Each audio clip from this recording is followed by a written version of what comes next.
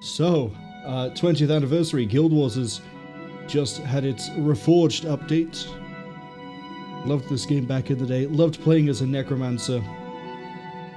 Really loved playing as a Necromancer. And a Warrior, I guess. And then in the other factions, I loved playing a Ritualist Necromancer. No surprise. Assassin I tried, didn't get that far. Dervish, though, I think is my favourite class of all, and that's only a Nightfall. But we'll cover all of that if you don't understand what any of that means eventually. I'd like to give Unknown a congratulations for getting first, beat Cass to it, and I know Cass was here from, well, about 30 minutes before we actually got the recording going. Because they even saw the title change. Look, I'll even copy and paste that into the chat. Yeah, there it is. There's the proof. They saw me change the stream title. And the category.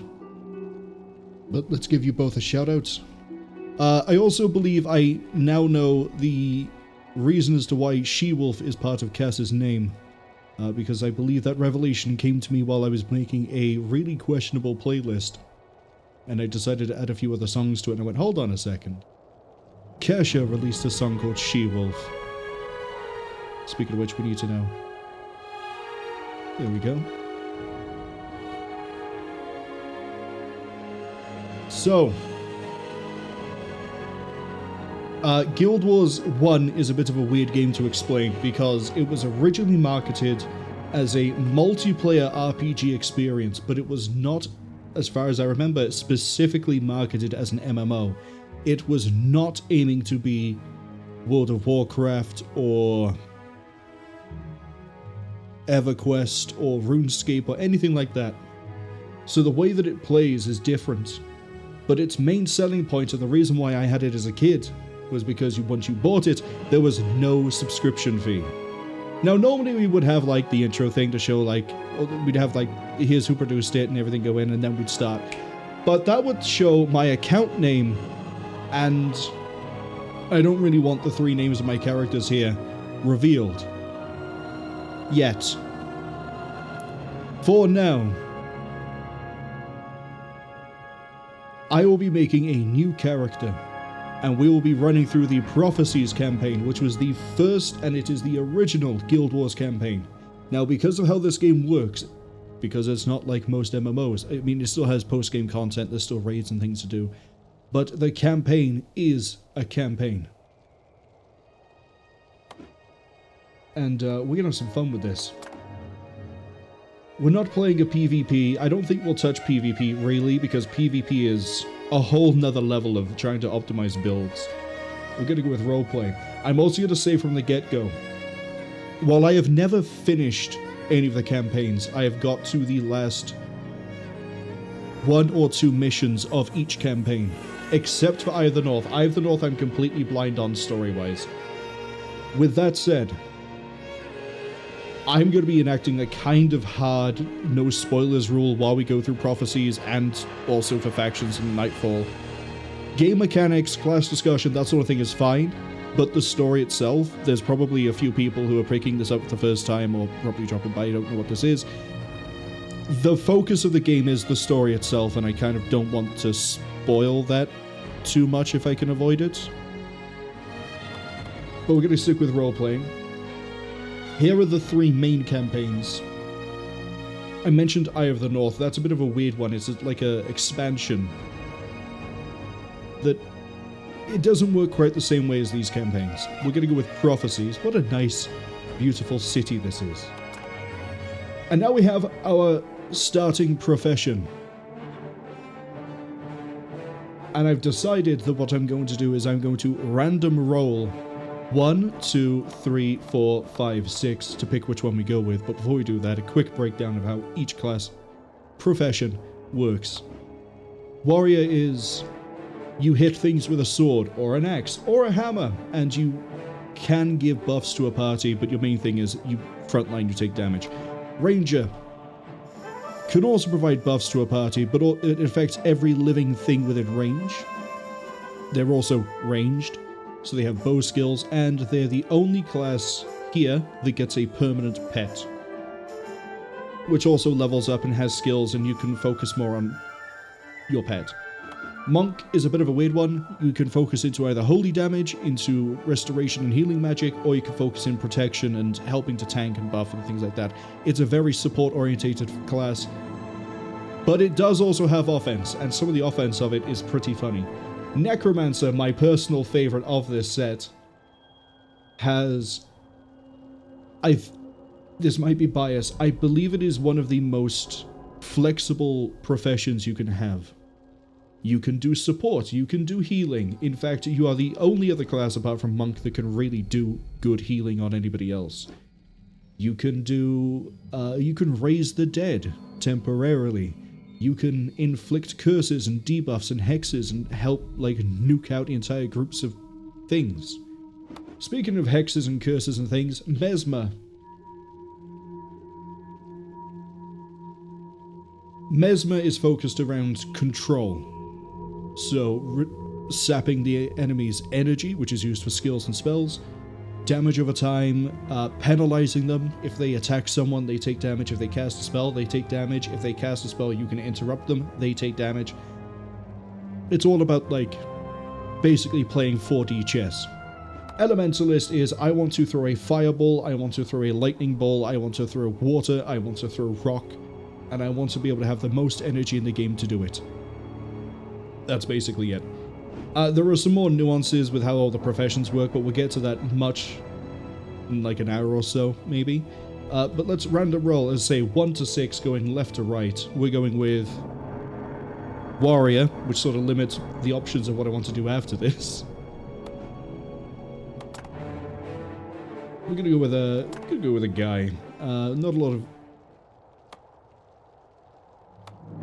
Go with that. Just quickly flip through the character creator here. I don't really care too much. I think that's the face I normally go with in pretty much every character. I'm gonna go with that one. He's more rugged. Skin color's fine. Colors are fine. I kind of like the idea that we're a small warrior. Makes it funny. And then we get to pick a name. We must use at least 2 words. Done.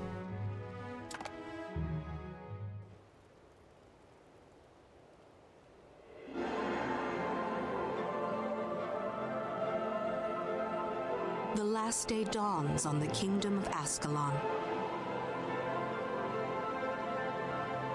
It arrives with no fanfare, no tolling of alarms. Those who will remember will speak fondly of the warm morning breeze.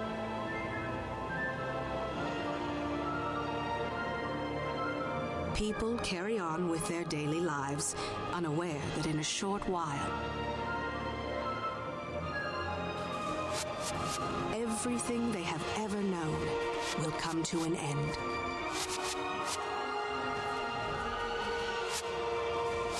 Scribe? Yes, my lord. These Charr are relentless, but we shall hold the wall at all costs. Yes, my lord. Take this message to Sir Titus. Go forth and recruit the strongest, the smartest. Bring to me the bravest in all of Ascalon. Find me the heroes who will lead our kingdom to glory. As you command, my king.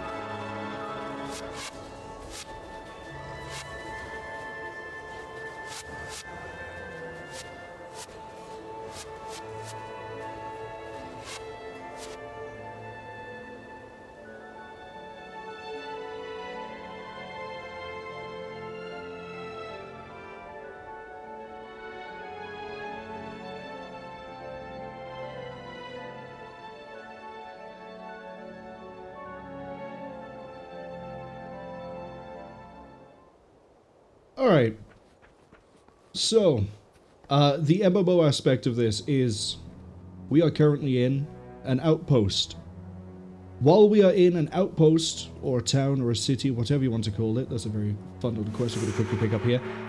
While we're in an outpost, we can see other players. If you look to the right, I have a party formation screen that has 1 of 2, because you can only have 2 people in a party this early in the game. Once I leave... I wonder if we can see it from up here. No, we can't. When we go to leave, there will be a giant swirling nebula, I think is the best way to call it. We'll go have a look at it now. But once we leave, we will be in our own private little instance. Nobody else can mess with it. Nobody else will appear. It is ours. This little swirling little nebula sort of gaseous thing here. Touch it, transition into a different zone.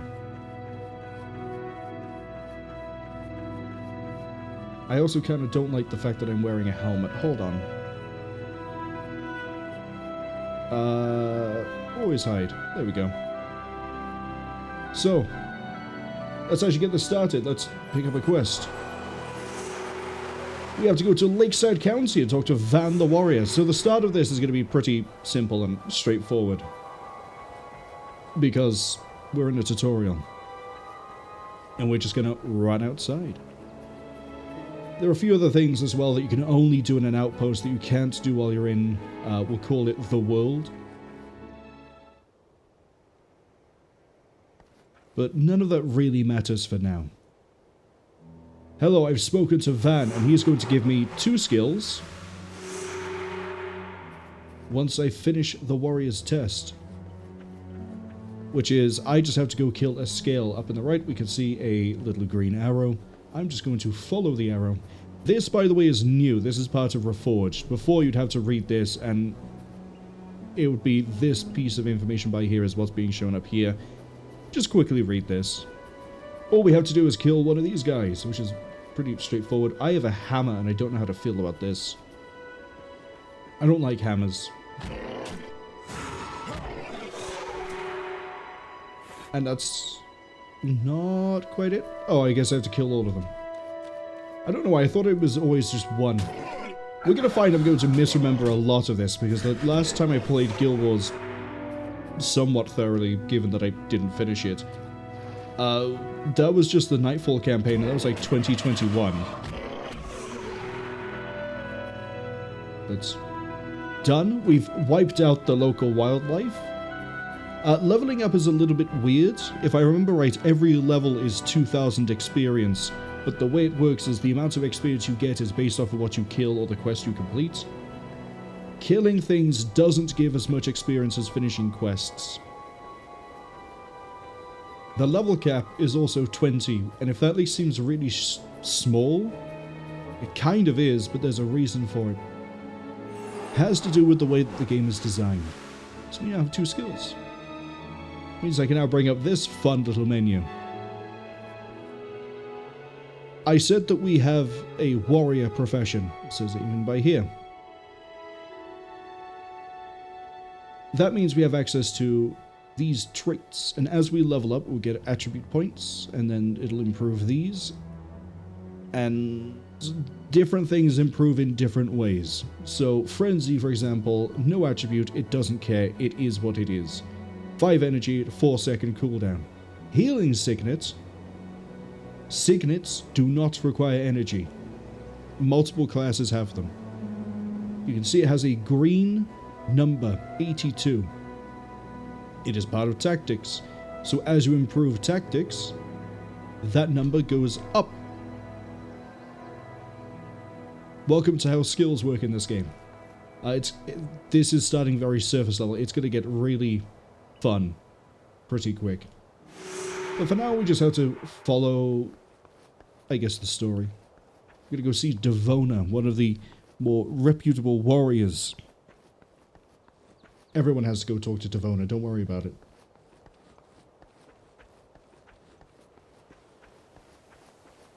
One criticism I guess I can give this game is there will be a lot of walking.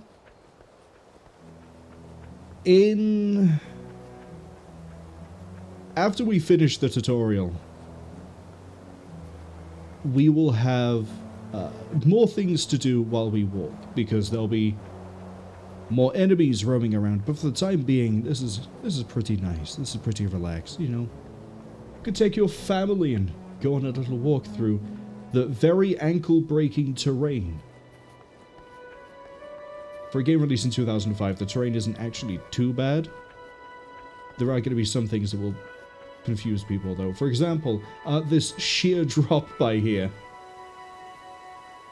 Yeah, that'll catch a few people out.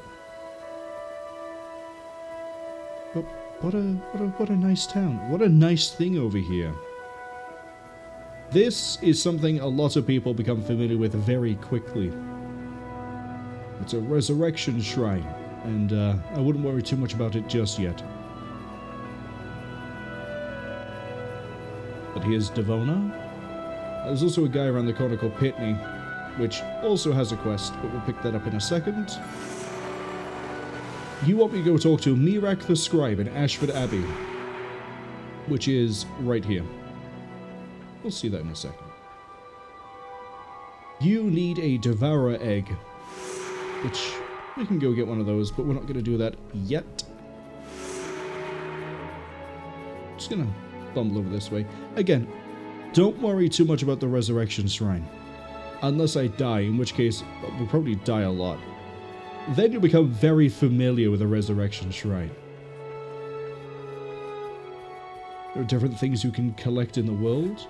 Sometimes when you beat an enemy, they drop a heart. And there's collector NPCs who you can give it to, they'll give you an item. We kind of need to collect a few of the red iris flowers. I don't remember how many, though.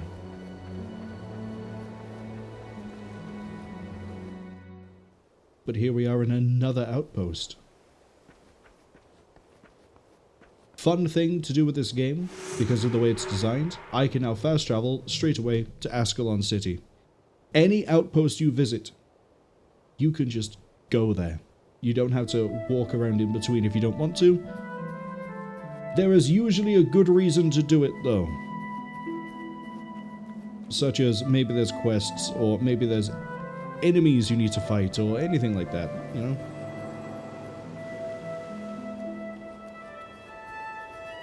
There's a bit of a reason why I'm trying to burn through this tutorial as fast as I can. For this quest, we take a second profession. And now we're going to go with...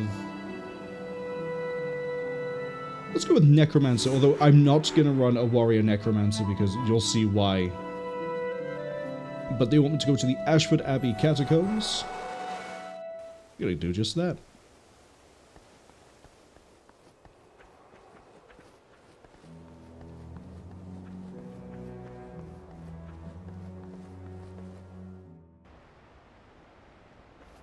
And then we could start talking about why you have a level 20 cap, why the game is made the way it is. Tell me about the Rites of Remembrance. Nope.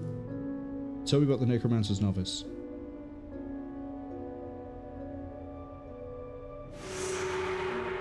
Okay. So, despite the fact that I'm a warrior, I now have Necromancer skills.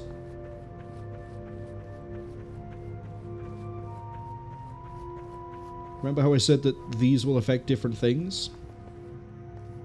If I choose, I can have a warrior necromancer. But there's a catch. I'm just gonna beat the skeleton, honestly. Downside is I take twice as much damage, but we also kill it much quicker. And I'm gonna save the downside for when we level up, because then I can talk about the attributes a bit more.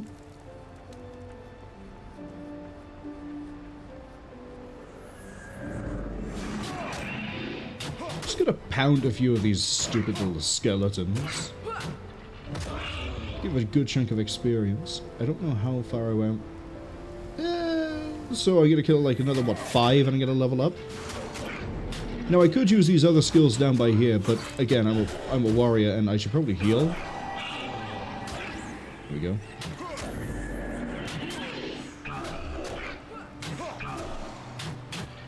This first fun little necromancer skill is for 12 seconds. Again, green numbers, remember that they get modified by attributes. You can see here that this is attributed to blood magic. For 12 seconds, the target suffers degeneration. I need to turn off the go punch it when I click on it thing.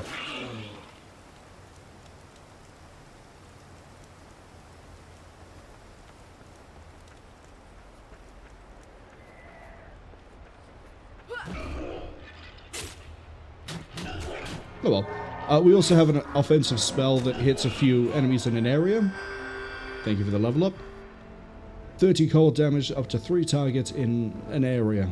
So we have, if we started Necromancer, we'd have a direct damage spell that also heals us.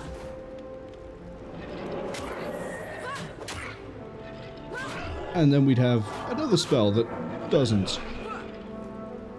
This spell, though, Animate Bone Horror.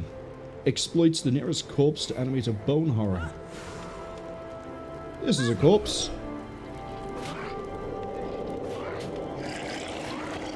And I now have a little friend who is slowly degenerating over time.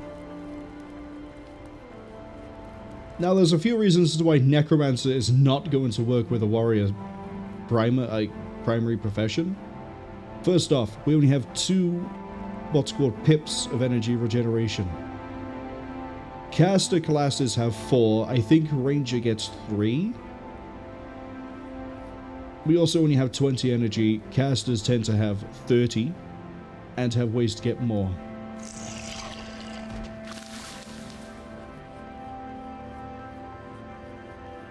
Now this Carrion Devourer is going to show us that that little thing on the floor will detonate and cause a lot of problems.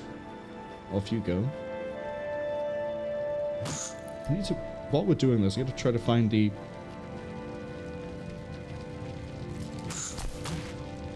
I just want to select a target, I don't want to attack it.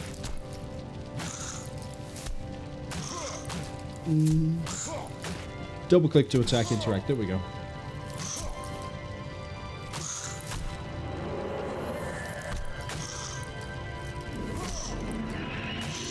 So, the reason as to why this game is the way it is with the 20 level cap and being able to pick 2 professions is because the goal, I guess like the skill behind it is how well can you make a build?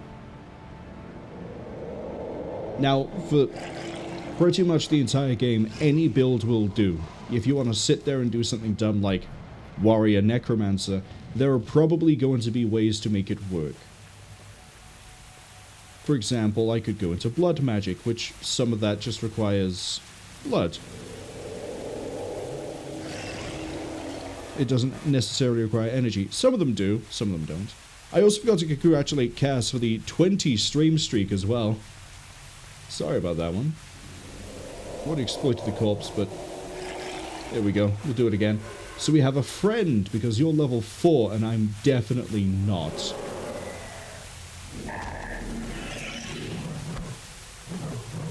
The difference is that I'm also a warrior and I take a little bit less damage in melee.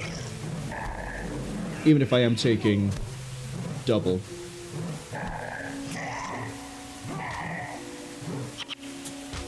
Don't have enough energy for a life siphon, unfortunately. Now we do.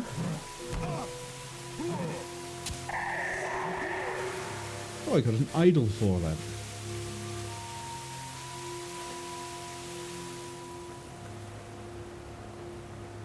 So, skills.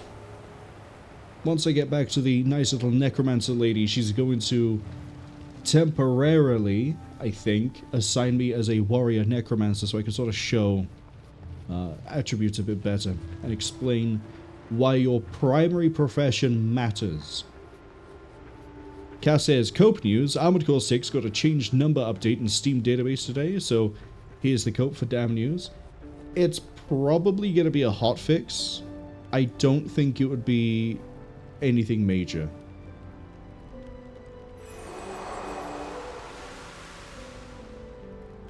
So, I think once we're done with, like, showing off the tutorial aspects of this, we might re-roll and go again. Warrior does sort of limit my options for not just being a warrior. Off the top of my head, I can only really do Ranger well as a secondary. But if we're using this as a showcase of, like, here's the basics. We are now a Warrior Necromancer. You cannot change your mind until about 2/3 of the way through the main campaign of Prophecies. At which point, there is then a long quest you have to do to be able to change your mind. At least I'm pretty sure it's a long quest you have to do. But as you can see, we now have access to blood magic, death magic, curses, but we got 5 things as a warrior. Normally, you get 4 when you pick a profession. Warrior's weird, because they have axe, hammer, and sword, they get 5. There is what is known as a primary attribute, and then these are secondary attributes. Our primary attribute is strength. Only the primary profession can get a primary attribute. Nobody else gets it. So if we were a necromancer warrior, we wouldn't have strength, but we would have a skill called soul reaping, which is a very funny skill where whenever an enemy dies within range, you gain energy back 3 times every 15 seconds.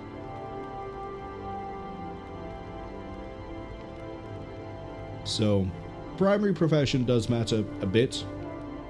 There's some leeway with it.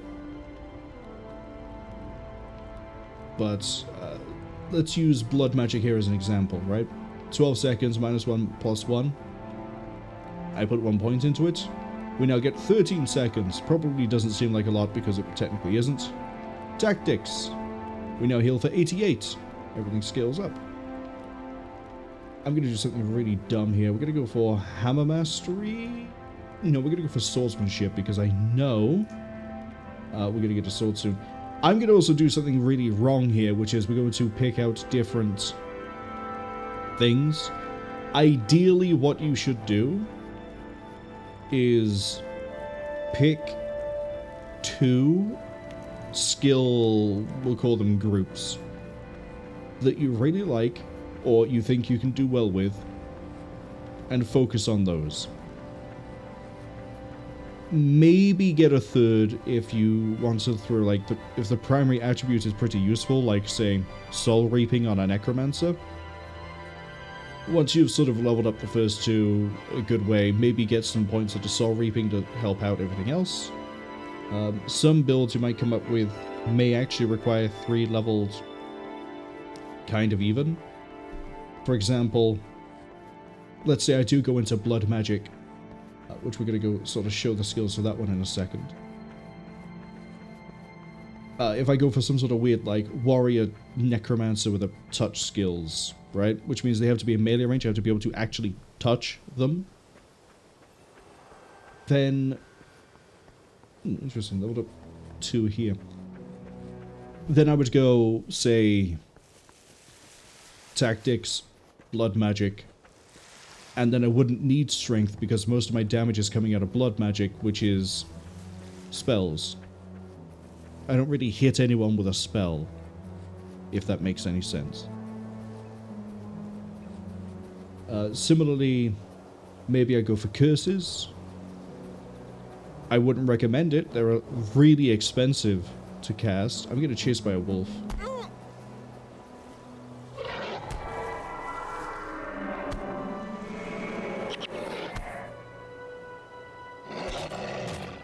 We're okay. Except for the fact that a Growl is about to join in. No? Okay. A little bit of a UI thing. This white circle over by here that I'm very poorly drawing a circle around is called the aggro radius, I believe. And it basically shows if any red dot gets in range and it would attack you, that it would attack you. The wolf went for us. The Growl won't yet. The plague worms will when we run past, I'm pretty sure. Nope, it went underground. These Growl might try to pick a fight with me, though. We'll see. No, they just... very passive. Very interesting.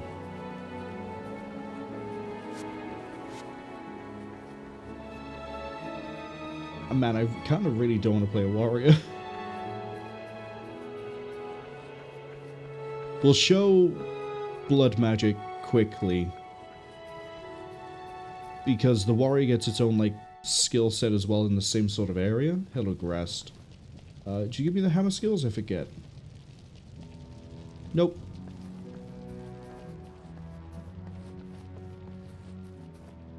See, there's a green quest over here. Kasha Blackblood. This tutorial area, a lot of people tend to... I keep double pressing R and I don't need to. A lot of people tend to miss quite a few free skills. Tell me about the power of blood. So, blood magic. Oh, that actually cost me 15 energy. That's great. You can see here, though, this one costs 15% of my health. 1 energy, 1 cast time, 1 second of cast time, to give me 3 health regen, and when it ends, I heal for 50. And this little green arrow by here shows it's an enchantment. I probably don't want to pick a fight with all those guys right away. So I'm going to pull them backwards. Kasha Blackblood's going to get involved. Don't worry, NPCs can die as well. Just going to definitely swarm that. It's going to hit all of them. I will just sit back here and definitely swarm them. Okay, let's go for it.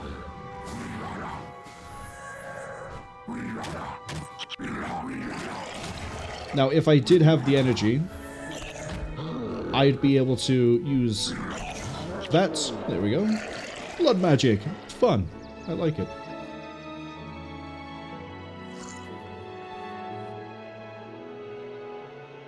There's honestly not much else I can cover that's tutorial-wise, but yeah, you got like skills, attributes, everything levels up, everything's based off of whatever.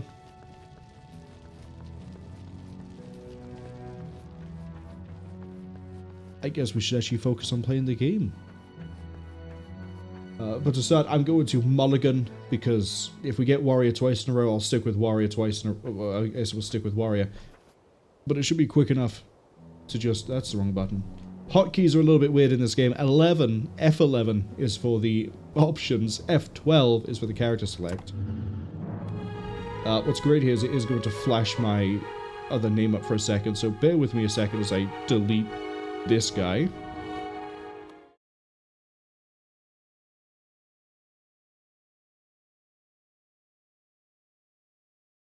And we're back in. So, reroll. Am I going to be stuck with warrior? Cass says, boom, stream ended. No. No, I'm actually going to have ranger. That one I absolutely can work with. I can absolutely work with ranger. Let's go. It's a lot more of an interesting class. There's a lot more going for it. What sort of hairstyle do I want? No. Just keep it loose and unkempt. Let's go with... I could go with like some sort of weird Witcher hairstyle here. No. Yeah, we'll leave it like that. As for faces... Yeah, that looks like a normal person. And then, that's all fine. I want purple. Give me purple. Let's just be just above the maximum. And go.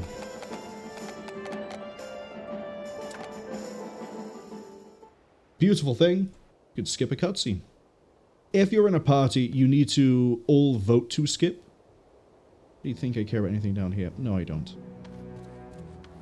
But we're going to get through this pretty quick because we've already seen most of this.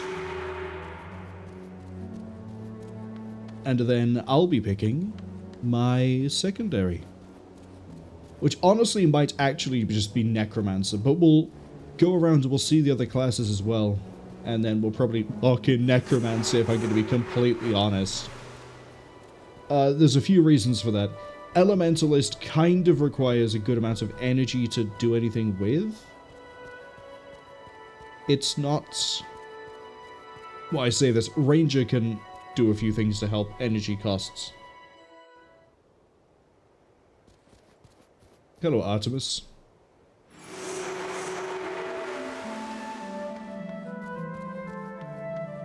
So, different quest here because we're a different class. This is what I mean by, like, it's instance and it changes. Oh, there's also another thing I need to do.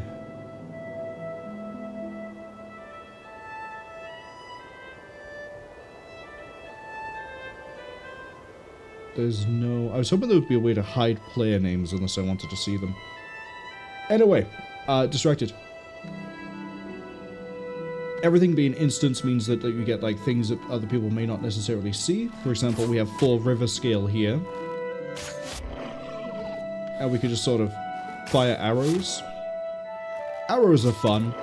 You can technically... Actually, no, I think you can dodge projectiles provided you move out the way, but I think it really only applies to arrows. I don't think it applies to spells.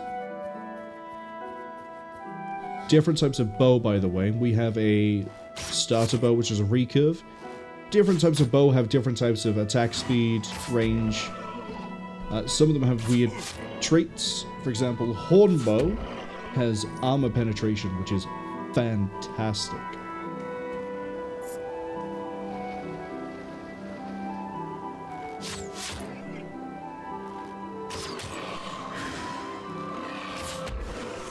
And with that, we won.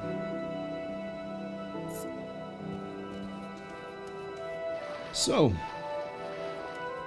what other skills are there? Let's talk about what we have. As I say, most classes get 4. Warrior gets 5 because it's weird like that. We have Beast Mastery, which influences the amount of damage our animal companion that we don't yet have can do. And it also improves the chances it gets a critical hit. Critical hit, if I remember correctly, is always double damage.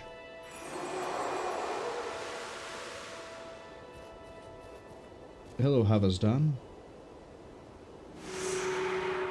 I'm also going to go talk to Lena the healer. We're going to pick up a lot of quests here.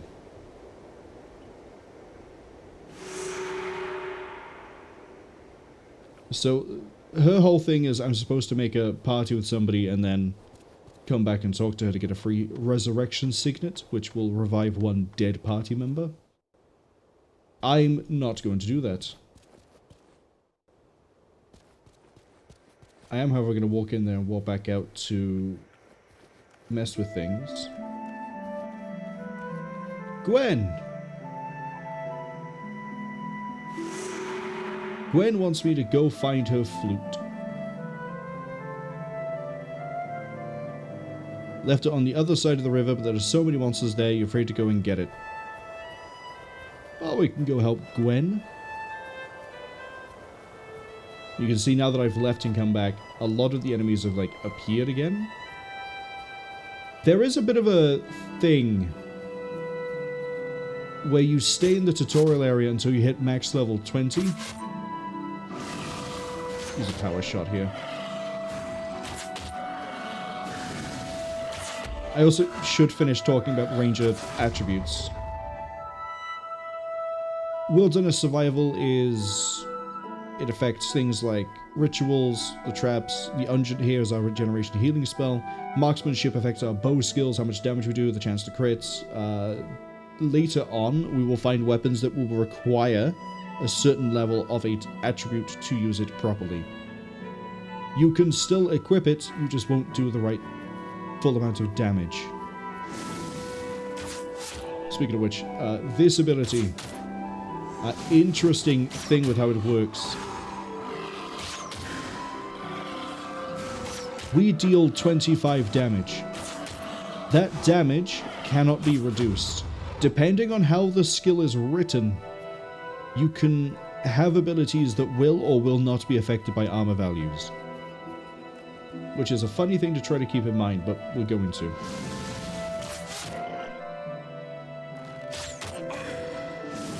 Excuse me. Thank you. Ah, is that a broken flute? Gwen? Guinevere? I believe we found your flute. I believe I found a blue unidentified air wand. Again, don't worry too much about that for now.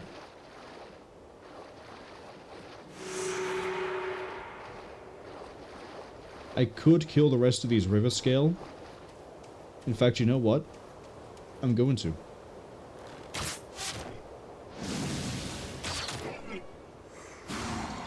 And then while they fight, expertise is the primary attribute of a ranger. No other profession will get it if you take Ranger as secondary, and it is a very potent, very useful primary attribute, and is why I can make Ranger work with basically whatever I want to do, but we're going to stick with Necromancer. People who are very familiar with Guild Wars 1 might already know why I might stick with Necromancer. Oh, I don't quite have the energy for it. But with expertise, I could. See, for every rank of it, I'm basically just going to read the tooltip here. For each rank of expertise, the energy cost of all attacks, rituals, touch skills, and ranger skills are decreased by 4%. That's kind of significant. Several skills, we don't really care about the last part of a skill attribute thing, because that's always the some skills that are part of this attribute will be affected by the level of the thing. 4% per level is huge, and you may remember during that little, like, worry that no longer exists section we did, I love how I said I was going to kill them all and then when just not. I pointed out that the Vampire Touch skill is a touch skill that requires you to be able to touch the enemy. I keep emphasizing the touch in this because I'm going to repeat the expertise right out. The energy cost of all attacks, rituals, touch skills, and ranger skills are decreased by 4%. There is a very... Yeah, you could follow me, Gwen. Let's go on a little adventure together. There is a very well-known build for Ranger that is basically, I am not actually a Ranger, I am going to touch things at a massively discounted price. Vampiric Touch was 15 energy. We can bump that down significantly. To the point where we could just sit there and do that. And remember how I said that Power Shot will always deal 25 damage? We didn't really look at the tooltip much for Vampiric Touch. But it also has a set amount of damage it will always deal. And it will then heal me for that amount of damage. Give me that scale, Finn. So one example of a build you could do is I am going to play a Ranger, and I'm going to specialize in touch skills. I don't know if I'm going to pivot to that. I might try to do something a little bit more different. I don't know if we're going to go Death Magic. Death Magic is kind of expensive. I'm actually going to hit level 2 before we go talk to Devona. Kind of funny. But the option is there. Blood Magic also gives me access to things like support. But again, for now, we're actually going to go and look at all of the other professions. Give me expertise, give me marksmanship. We're going to put 1 point into Beast Mastery because we'll be very quickly picking up that. And then, yeah. I guess I should finish that tangent. So, I mentioned there are a lot of trainers. We're going to go with trainers. Quest trainers? Skill trainers? Skill trainers. There's a lot of skill trainers that people tend to miss in the tutorial area. Because if you remember, we got that Necromancer thing by just not even going to Ascalon City. But once we got our second profession, we could have just gone to Ascalon City and left the tutorial area. It's just that easy. Instead, we're going to what I'm going to call full clear the tutorial section, and then we'll move on. Let's see what he has to say. Give me your quest. Thank you. We will care more about that later. For now, though, I need that red iris flower. There's a little bit of a hidden quest here involving the pigs. If we run up to it, you see it runs away. If we herd it in...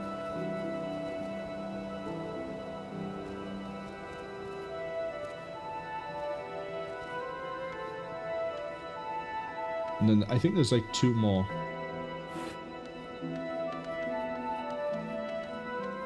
Oh right, you have a quest as well.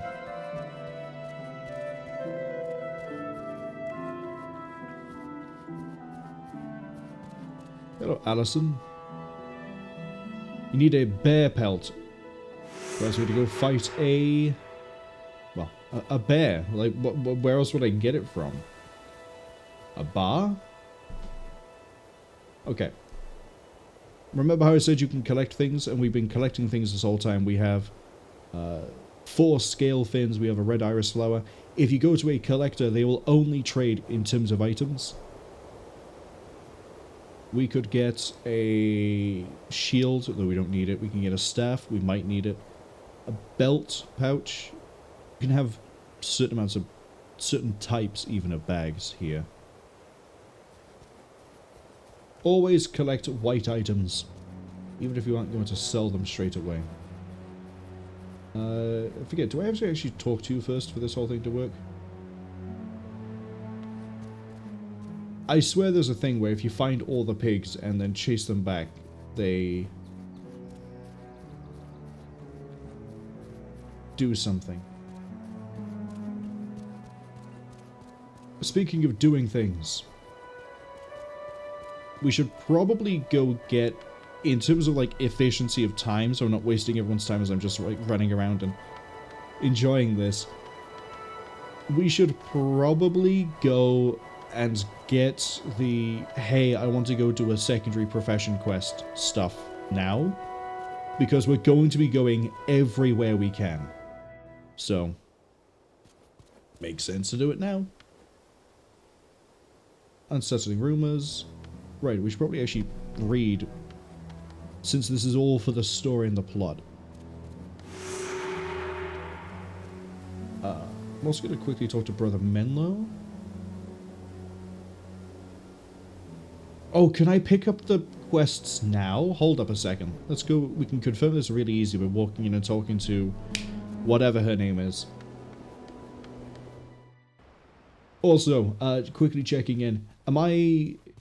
Is the audio balanced fine? Am I too loud? Is the game too quiet? Are we fine? Yeah, you can do... Okay, we don't necessarily need to pick up the quest, but I'm going to because free experience. Adventure with an ally I'm probably not going to do unless I just quickly find somebody and then we just like dip in, dip out. In which case, I don't think Bob Ross is going to be here hiding in the tall grass. Ascalon City.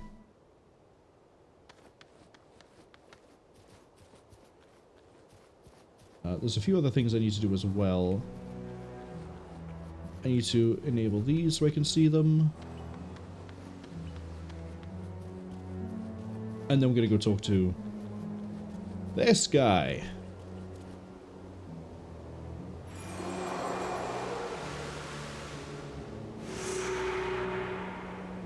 Let's start with... Actually, go pick up the rest of the ranger skills. Oh, that hasn't told me where it is.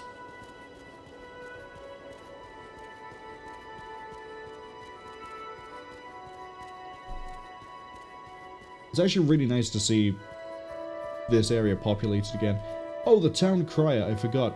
You need, haha. Trouble in the woods. We'll worry about that later. Haversdan, what do you want? Yeah, you tell me to go talk to the other guy. Now, this is a bit deceptive. Despite the fact that Haversdan has told me, hey, look, there's another ranger trainer. In fact, we'll pull it up. Becoming a good ranger requires extensive training in a number of different skill techniques. To begin the learning process, seek out Master Ranger Nent in Regent Valley. There's actually 3, I think, trainers for... No? There's definitely 3 for Necromancer. I don't know if I can make that same assumption for the other classes. I need 1 more for a belt pouch or a devourer egg? Really? Well, here I go killing again. Anyway, we're gonna go pick up that other ranger skill set, although we're gonna sort of go the round like that. If the map seems small as well, reminder, this is a tutorial area. Once we get to the main game, oh, it is big. It is huge. Excuse me, can you Can you stop? Yep. See, now that we're a level above the level 1 river scales, we're taking 80 experience, not 100. Although if any more of you jump me, I will try to take your fins. You'll become a martyr for your race, and I'll become wealthy with eggs.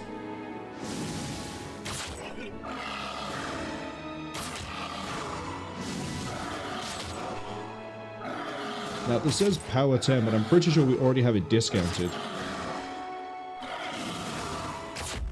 I think it's already down to like 8. Which is kind of really funny. We'll find out in a second. 25, let's see if it drops down to 15. Drops to 16. Look at that, I've already discounted my ability by having 8% knocked off.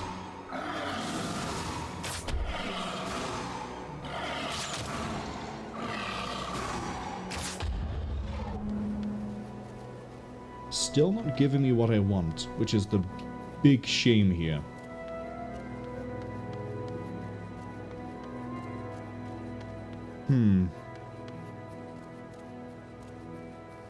What else can I talk about to fill the air while we run over to Regent Valley? I guess we can talk about these blue items. Just because I haven't really got a solid answer for this, I'm going to just raise everything a second. I'm going to raise that high. Dialogue can go up a bit. That's fine. Where was I? Oh, blue items. There we go, that looks like a better audio level. There are different items in this game where you won't know what they do until you identify them. And that requires buying an identification kit. So see, we know this is a normal light wand, air wand even. Deals lightning damage, same as this one, but this one's blue. Which means it has a... either it has a modifier, or it has an... something... what is it called? Basically, there is something about the weapon that makes it slightly better than everything else. The rarities, if I remember correctly, go white, blue, purple, gold. Storm artifact. Am I just getting like the same sort of things again and again? That's a better artifact than this one. Gives you an extra energy. If I so choose... I could equip a wand and the artifact to have 29 energy.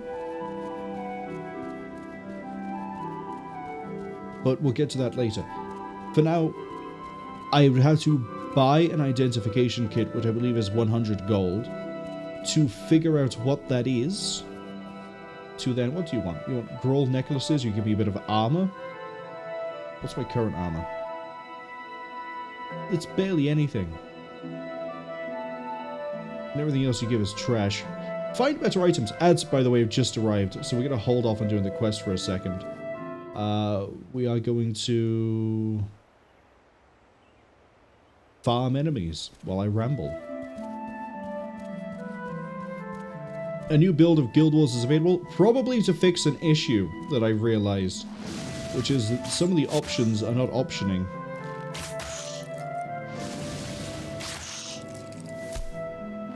But that's okay.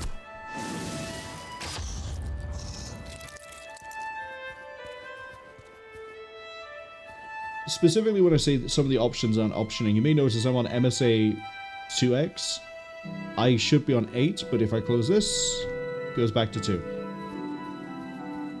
There's always going to be teething problems with a major... I say a major release. I just realized these are 2 level 3s. Oh, we can handle it.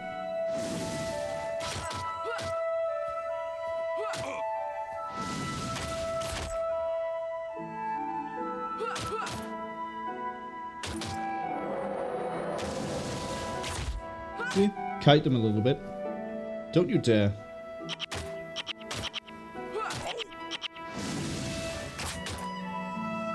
Drop dead. Go on. Thank you.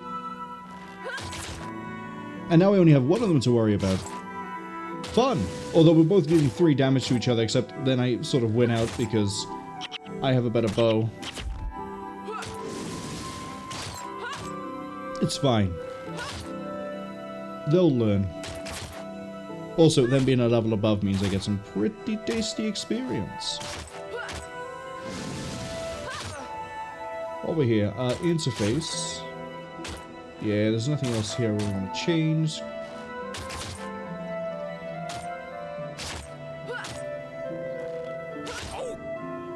Are you still not dead? We'll be in a second. 120 experience. I just heard gold hit the ground. Everything gold-wise is shared in a party. Although I should probably wait. Yeah, we'll shoot this.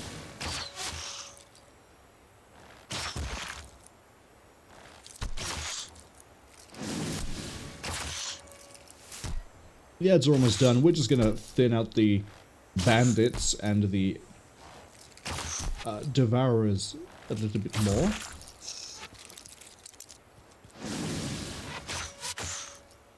Devourers, by the way, they can be melee like this is. You can also get ranged ones. I don't know if a lash devourer is ranged.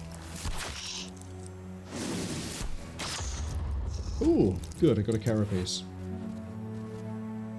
I don't think that's ranged. But you'll notice we're about to come up next to the rangers. Which is why we're hearing arrows, by the way. Nope, it's not. Oh, it is ranged. Shorter range than I am.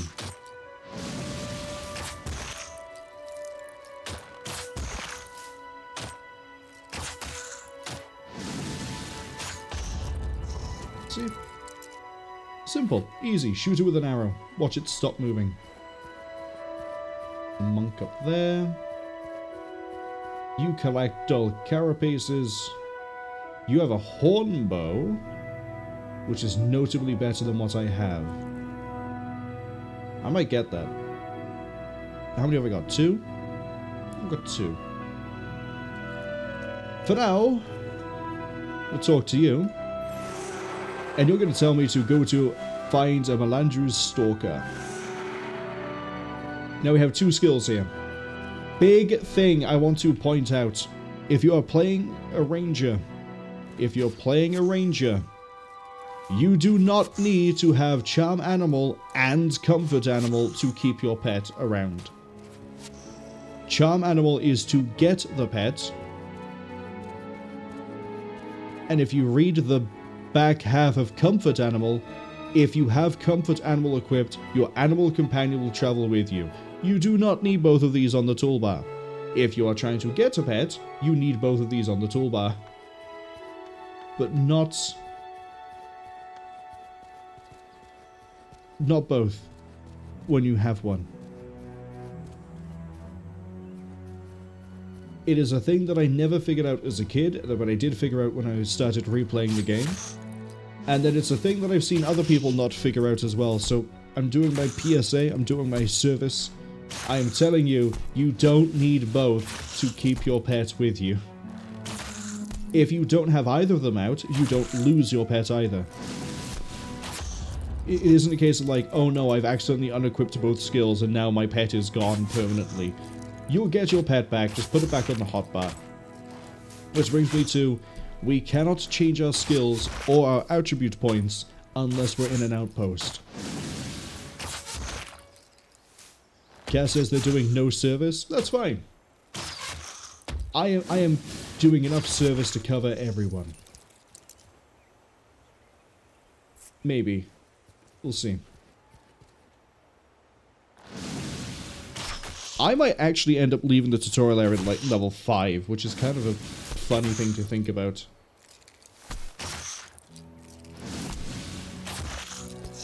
Oh. I'm gonna get me a new bow that does way more damage.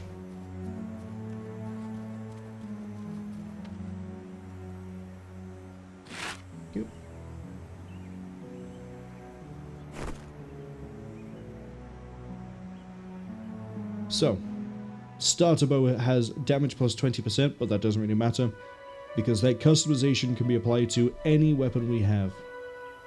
Hornbow deals a much better damage range, and I think I'm right in remembering a hornbow has a 10% armor negation, or it ignores 10% of the target's armor when it hits.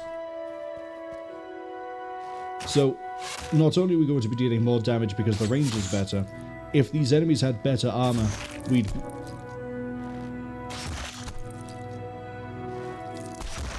I am absolutely butchering this thing. And then we found a normal hornbow anyway, but the one we have here is much better than the one we found.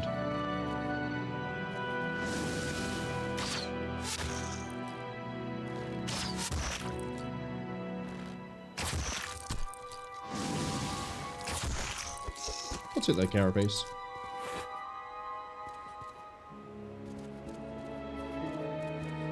I don't need to fight all the Devourers.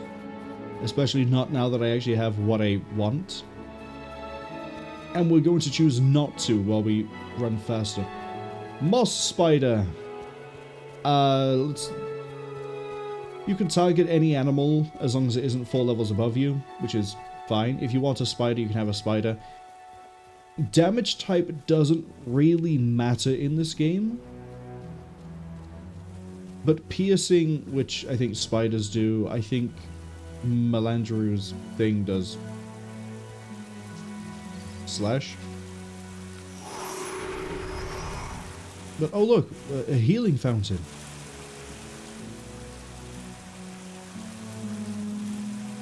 Now we just have to wait. And eventually... a cat! Now, attempting to charm an animal will always upset it.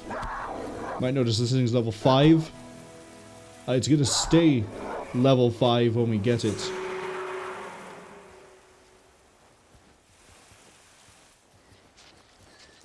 Although, debatably, it's not going to because we kind of have a quest to finish. But I can bring up the pet screen by here. Look at him. Look at that dumb little face. 180 health. Way more than us. Better stats, better armor.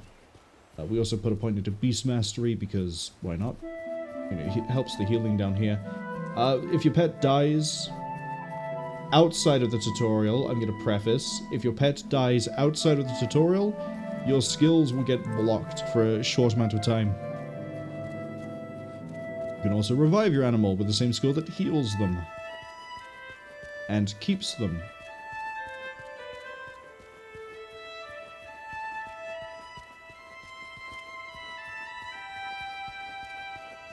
Just going to zoom past. Go talk to this guy. I think he takes my cat. I don't remember. Nope, it stays mine. So we now have a level 5 cat, and we can name it with pet name Kitty. And look at that, it changes its name. Pet name blank changes it back to Melandru Stalker. I can now take...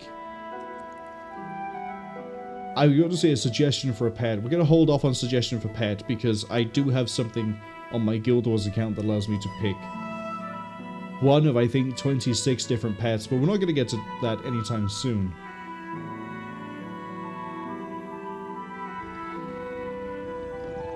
And because I don't really want to keep a cat with me, at least not this one, we'll leave it as Melandru Stalker for the time being.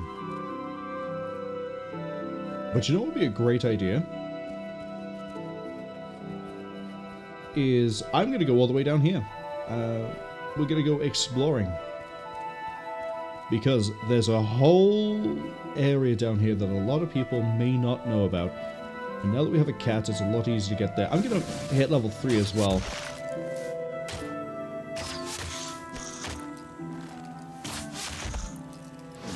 See? Ranger has it nice and easy this early on. We have a bow. We have a pet. I am functionally 2 people in a 1-party slot.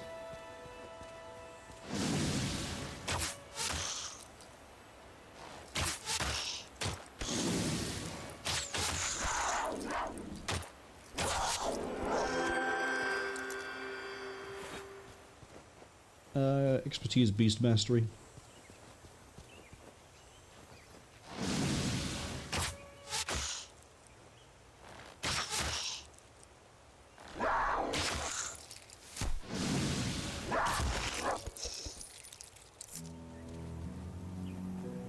Easy time.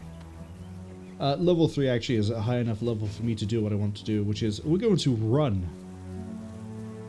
Now, once you know the game well enough, remember what I said that you can just sort of teleport to places you've been? There is actually a thing people can do in this game. It's called running. It may sound straightforward as I am just running ahead. A little bit more involved than that. It is specifically running to areas that are later in the game from early game places. Because, and this is one of the things I love about this game, everything is interconnected. Have I gone the right way or the wrong way? I know where roughly it is that I want to go, I just haven't been there in a long time.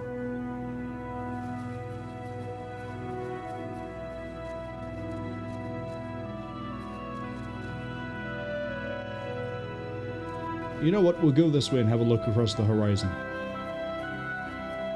If a bandit wants to attack me, a bandit can try.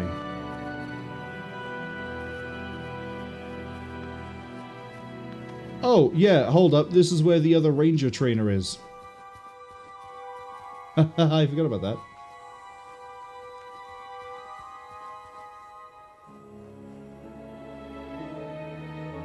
Kill all the plague worms in the allotted time.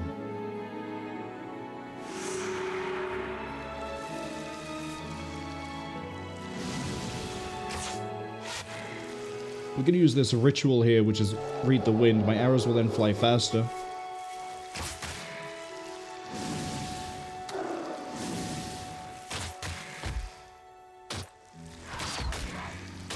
Half range plus 16 damage. We'll worry about that later.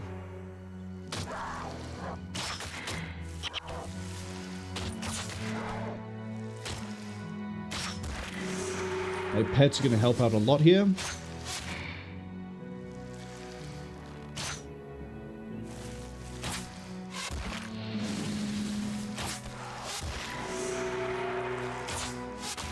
Two more worms. One more worm. Oh, that's a nice longbow. We'll take that.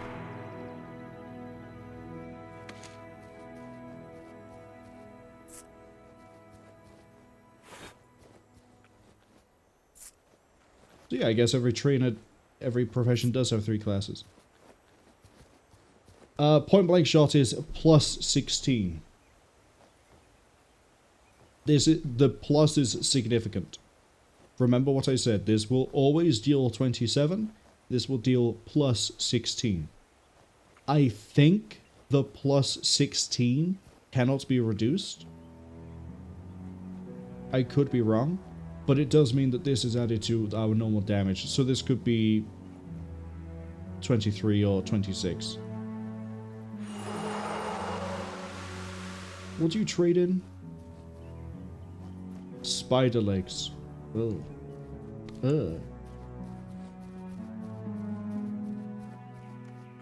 This is where I want to be. I remember this bridge.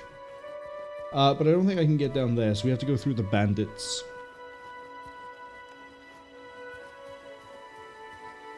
But hey, we have a cheaper attack skill. If we want to use it. It just requires us to be at half range. Oh, I can't go that way. It requires us to be at half range, though. Which, if something's ran up next to me, that's pretty nice. But if it hasn't, then that ain't doing it for me, Chief. Nope, here they come.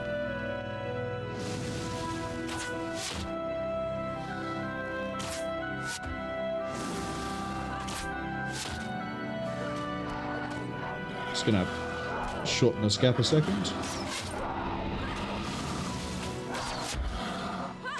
Because my pet has taken a hell of a beating.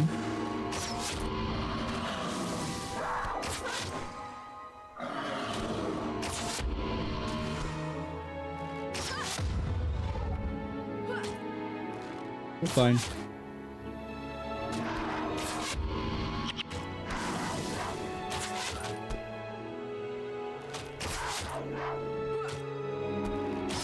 Having 2 attack skills really does help this out.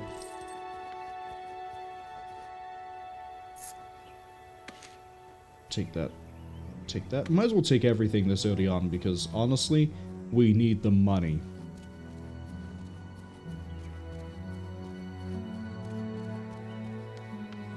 Alright, read the wind. Arrows move twice as fast and deal 3 extra damage is really nice. Because flight time does matter. It's part of why you saw that an enemy got to dodge. So if we do a ritual here, and then we pick a fight, that deals 30. 26. And we can just sort of hop between these two, deal some pretty good damage. Fancy longsword.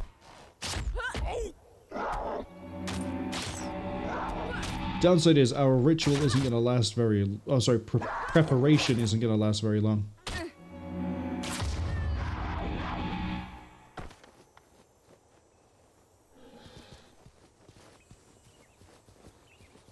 Now we just need to not get jumped by anything further ahead.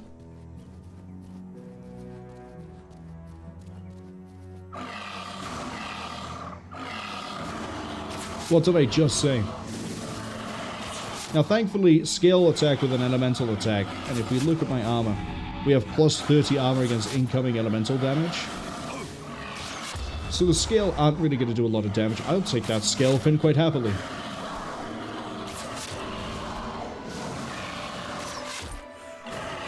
Just gonna heal myself here.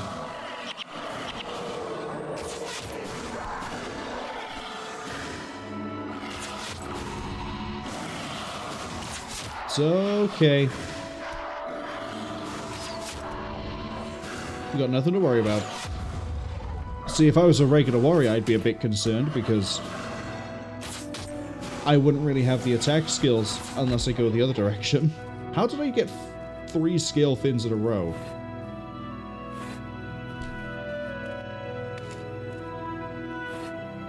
Well, yeah, I'll take that. As soon as I'll take that red iris flower. Hello, merchant. I'm gonna fight these guys.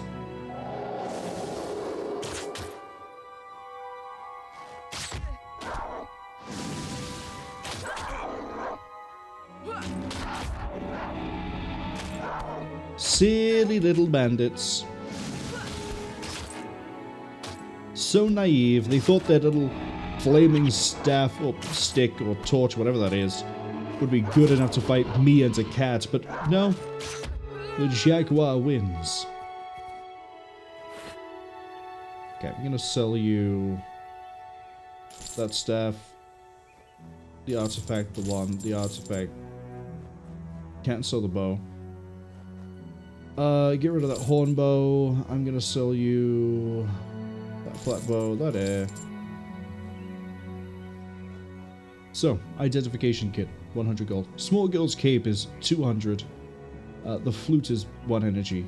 We kind of need the small girl's cape, which is why I want the money.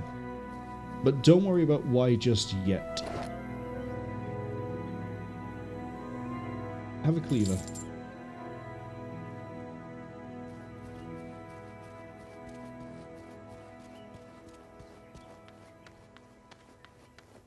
Almost where I want to be.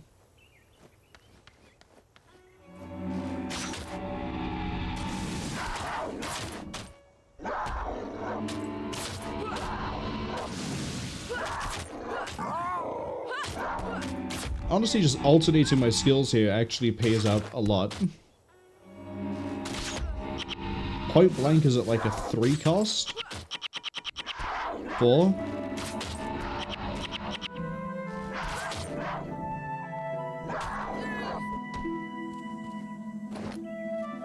And if we just keep running around, the good things will surely happen to me.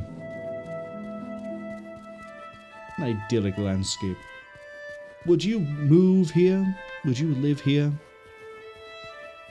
I mean, sure, the scale are a little bit of a problem, but... Just grab a bow. Tame a cat.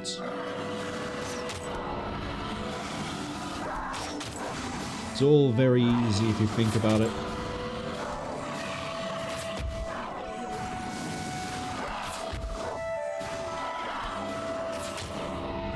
But for the time being, it's okay. While we're grinding our way through these enemies, I should probably talk about there are achievements in this game, kind of, sort of. I don't think the update added anything. No, it didn't. Oh, I've somehow flipped my camera.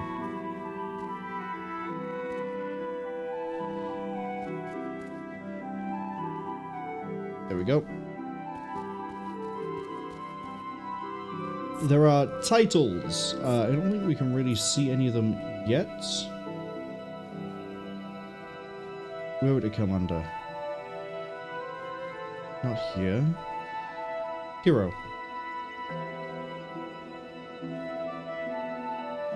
Different titles you would get will do different things. Don't worry about faction. Title matters insofar as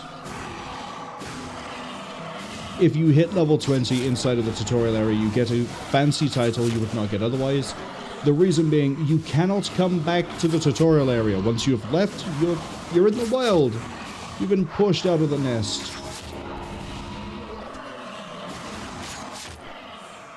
I just realized somebody is shooting me.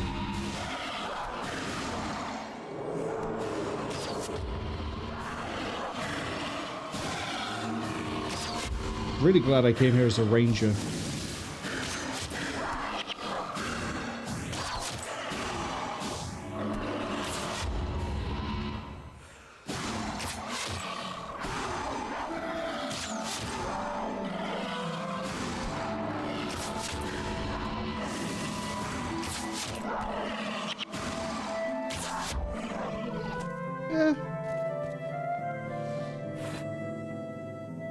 We'll take all of this. Oh, where's that? There we go. Get rid of the starter bow. Been customized, I cannot sell it. And that makes me weep.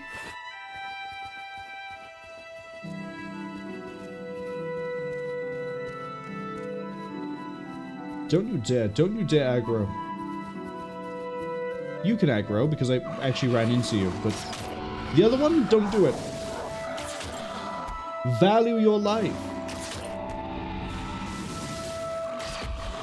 You also might be a bit confused. Marwol, why are you running all the way over here? There doesn't seem to be anything over here. There's a outpost that I forget the way to. Well, I don't want to go to Lakeside County. I'm going to go this way. Oh no! Giant spider.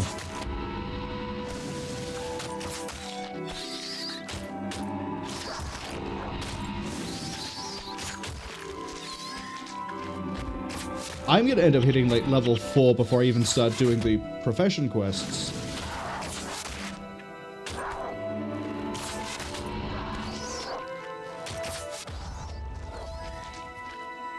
Spiderweb is a crafting material. That's actually pretty good.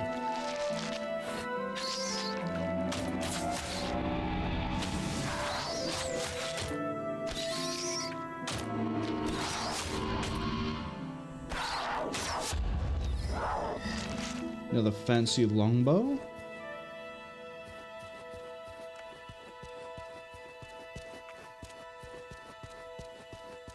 Now I forget if this is the right way to go. I'll be brutally honest. The answer seems to be it is not the right way to go. But it's okay, we're doing a service. We're taking out spiders in this idyllic, beautiful forest. Think of how the people will thank me. It's a basket of apples. And then we need to go save those apples.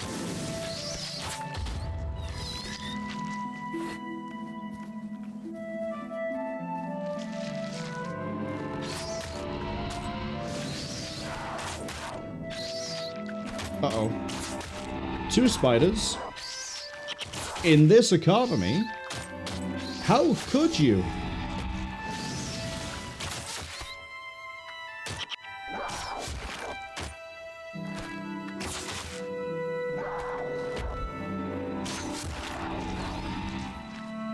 I'll take the spider web.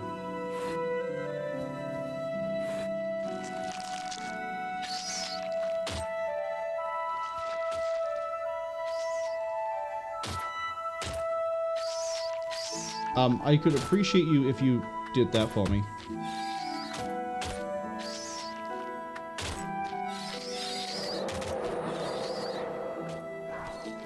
I don't remember where I'm supposed to take this.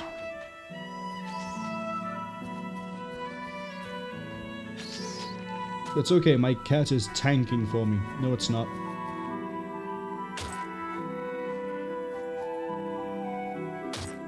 Well, I can also tank this with regeneration. We'll be okay. I mean, it's only dealing 1 damage. There's another spider. Oh, there's actually a few more spiders. I might actually accrue too many spiders here. Let's fight them off.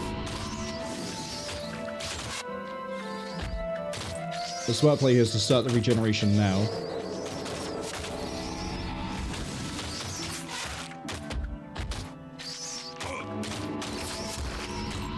Are you actually being body blocked from that spider? That's a shame.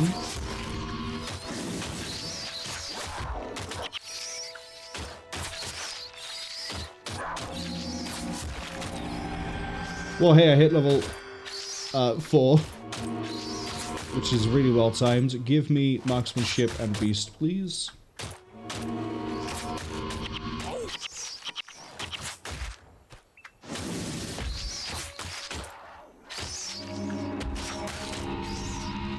$16.28. Yeah, I'll take that.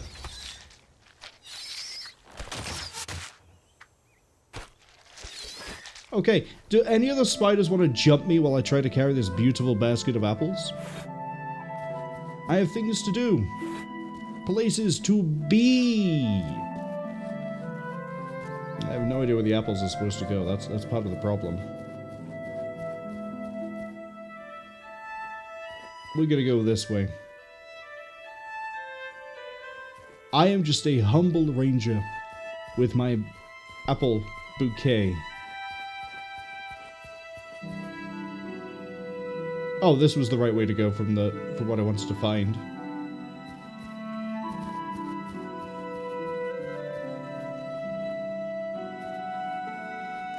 I'm gonna hazard a guess that Mary Malone wants her apples.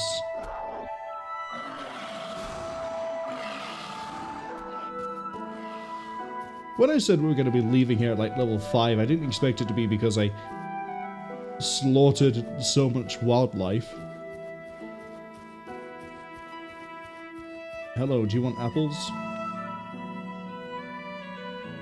Yes. Here, have your apples.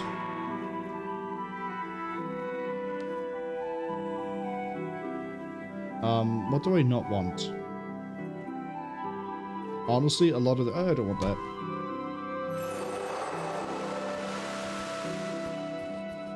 This is what I came all the way down here to find.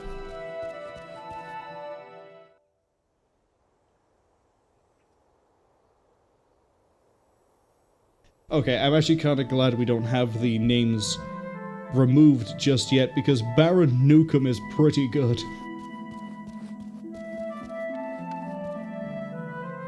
You want to give me that for Crichton leggings? No, thank you. I'm going to sell you this. You're going to then give me an ID kit.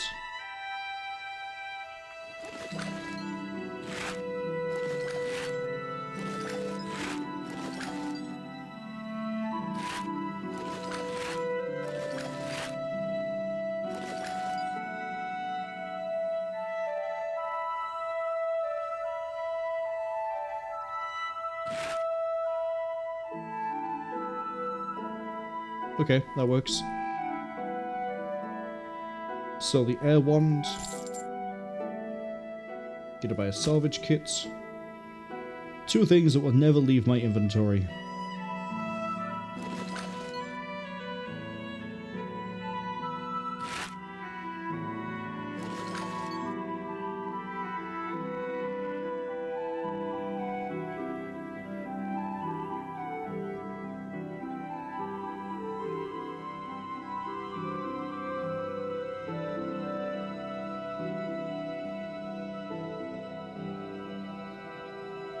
Honestly, just going to sell the rest of this.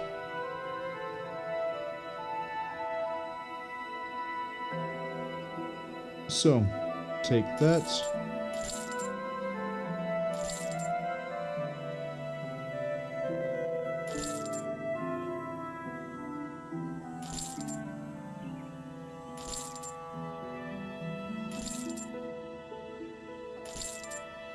See? After doing all of that, we've gained an ID kit. We have a salvage kit. And we are up 28 gold. This is good news. Lord Darren is over there. There's another collector down there. The game is desperate to tell me there is a new build of Guild Wars available. During the next ad break, I will pause the recording, and against better judgment, we will grab that new build. What do you give again? Is it armor? Yeah, it's the Crichton vest.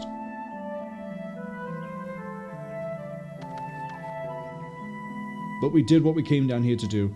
Let's go back to Ashford Abbey. Yes? Yes. So, it's time to start looking at the other professions, now that we're done with my little trip. I want you to show me the light. We have obtained 2 skills. I'm going to do what I said, which is get rid of Charm Animal. I'm going to switch this to there. I like my attack skills being, like, high up. My support stuff can be down here. Put that by there. Okay. Bane Signet, if you remember what I said earlier about Signets, they don't cost mana. Oh, sorry, energy. 26 holy damage. If the foe is attacking, they are knocked down, which is a great crowd control. Yeah, let's go. Let's go. I'm a higher level than you. You should respect your elders. Except we're not going to go. Because I'm going to pick up another quest that is pretty much in the same location. Rites of Remembrance. Thank you.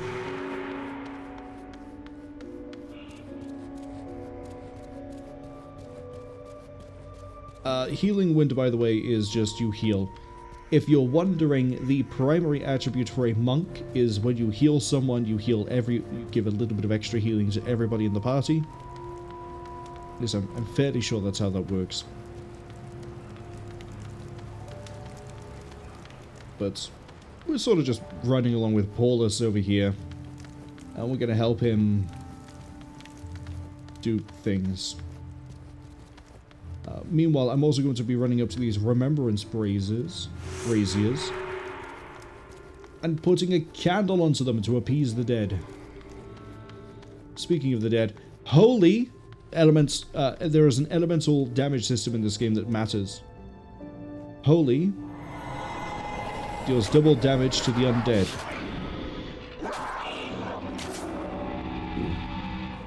Nice bow, take it. Because of the terrain we're currently stood in, we're going to take damage over time. It is poisoned, or it might not be actually called poisoned. Which is why we have a healing skill for our good friend.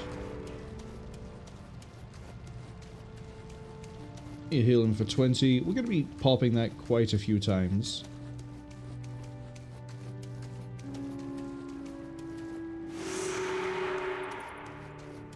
But we have enough health that we can get through it. He has enough health he can get through it.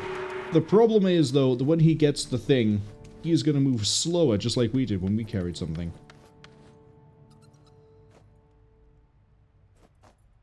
Now, Troll Unguent will offset the disease for us. Problem is, it only lasts for 13 seconds.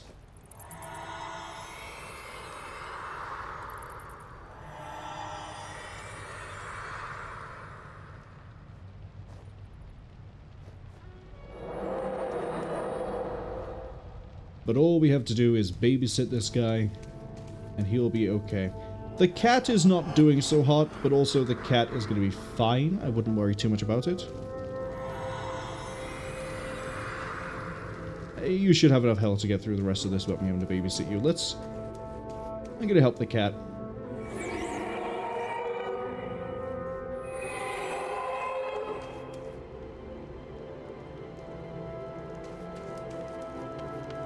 And that's 2 quests down.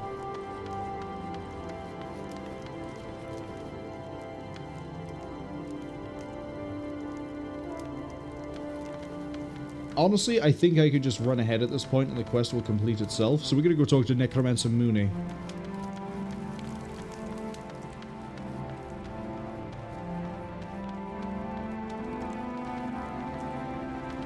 Unless he stops moving because I moved too far ahead. That is a thing that can happen with friendly NPCs. Which is why we're not going too far. Actually, I'm pretty sure he finishes once he reaches the Resurrection Shrine.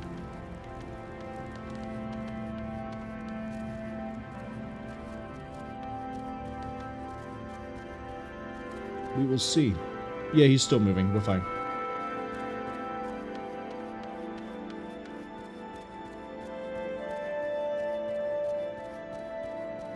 I have done what you asked.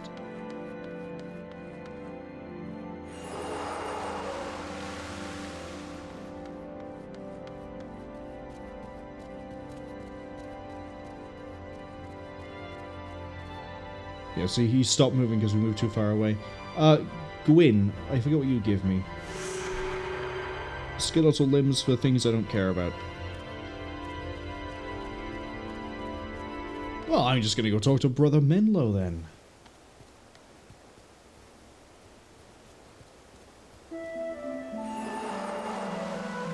All time to decide.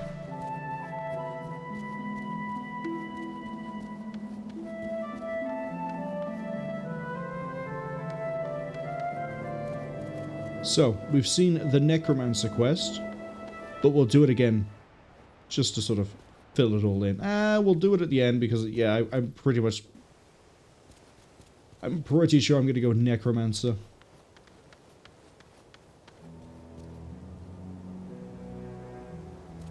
What are we doing next? We need to go find a different trainer. But first, I know where we can find another trainer. I would like, though, to go to a... Who are you? Oh. Yeah, you. I remember you have a quest here. There's another quest I think I can pick up too. Elias with the weapons over here is another person I want to talk to, because they'll let me customize my weapon. And then we'll go up here and see these people as well.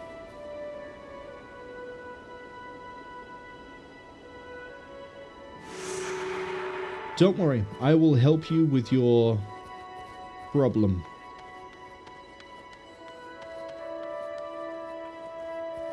Prince Rurik has a quest for us. Sin, I believe, would have a quest for an elementalist, but I could be wrong. Group of Charr broken through the gates. Charr at the gate? I guess now we need to talk about the giant cat in the room. During the intro cutscene, you may have seen, or you definitely did see, giant cats. They're going to be a huge problem. Very huge problem. Crafting items, by the way, go here and you turn them into better weapons, but there's nothing here I really want. But you may notice that there's damage versus Charr. And then you got, like, Rin Blades and damage versus Charr. But why is there another weapon person? Well, that's as I just accidentally let slip. This is for customization. It's, I believe, always 10 gold. Now we deal 20% more damage with our bow. I don't intend to sell it at any point. Thought there was another skill person up here. There's actually a skill vendor up here.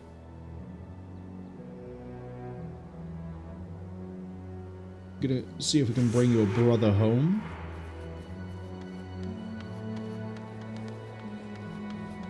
And then finally, there's Baron Egan. Hello, Baron.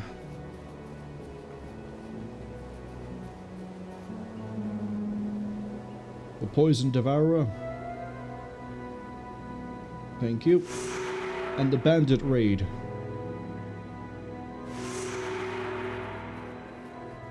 When I said we were doing a full clear of the tutorial, I meant it. In fact, this whole stream might end up being just the tutorial. But it's fine, it's a nice environment. You don't have anything? Oh right, you were put in for the people who tried to hit level 20. Yeah, okay. Level 20 people. Got it.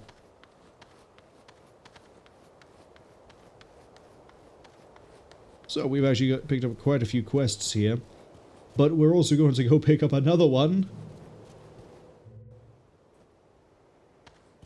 He says to the gate, follow him. We're not going to follow him. We're not even going to speak to him. For you see, there is a few things we could do. I don't want to talk to you. First up, Lady Altea. Hello? Mesmer's burden, I'd be happy to help. Teach me the Mesmer skills. So, she is the Mesmer, I guess, leader. Yeah, did you do anything? No. Her thing is go kill a bull, which is down here. Mesmer skills, you see this, if you remember, we had the green arrow going up when we were showcasing some of the necromancer things. That's an enchantment. This is a hex, or it could be a curse, or basically down arrow is bad, up arrow is good. For 2 seconds, deal 5 health to generation, which is actually pretty important. You basically counter regeneration spells, and also you deal damage. Ether Feast. Target loses 3 energy and you heal. And then Imagined Burden is the target moves 50% slower. That is a level 5 bull, but unfortunately for it, I exist as me. So we're going to imagine, we're going to prepare. Then we're going to Imagine Burden it. And then we're going to shoot it a lot.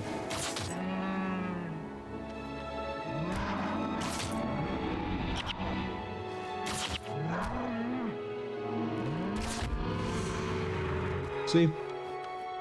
1 dead bull.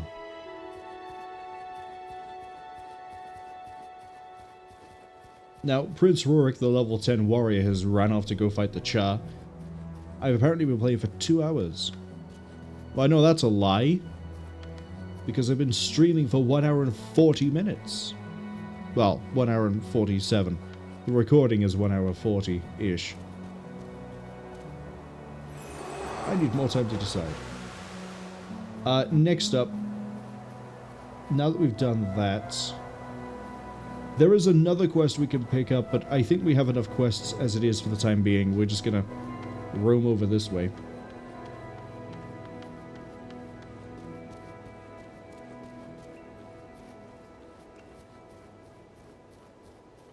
Just run and run and run and run and run and run. Okay, so I don't know where Prince Rurik is, but I do know that the Charr are right here. You may notice at level 4, level 5, level 5, level 5. They're going to be a bit of a fight. Gate Guard Torrin over here is going to give me another quest, but this one I will pick up because there's nothing weird I had to do to try to trigger it. You want me to go find someone who's gone beyond the wall. To open it past her, you'll need a companion. This is a lie. There was a patch that was delivered that makes it so that I can push this lever and run through. This will be the last quest we do. There are reasons for this. There's also reasons why we picked up the Mesmer skills over here, is so I can sort of go, hey pet, go fight this.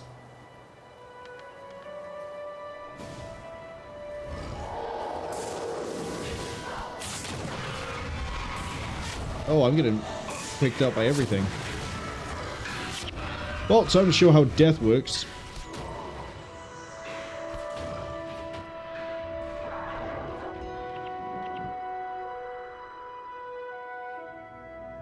we come back to the shrine and there's no downside in the tutorial. There will be in the main game, but tutorial plays, no penalty.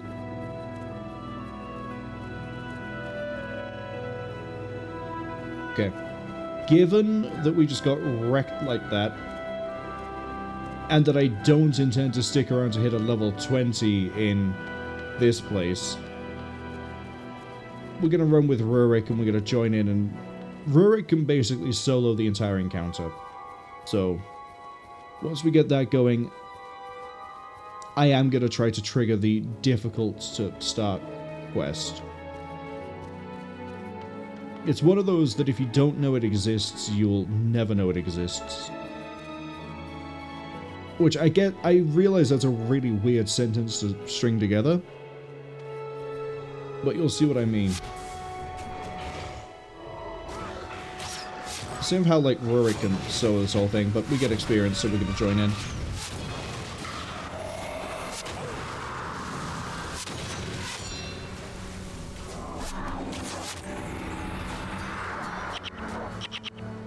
Go on, kill this one too.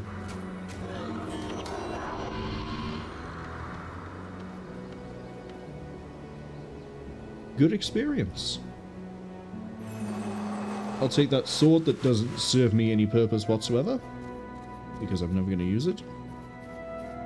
More damage when you're above, take less damage. That's actually a pretty good sword, if I was using swords. As it is, though, I'm not.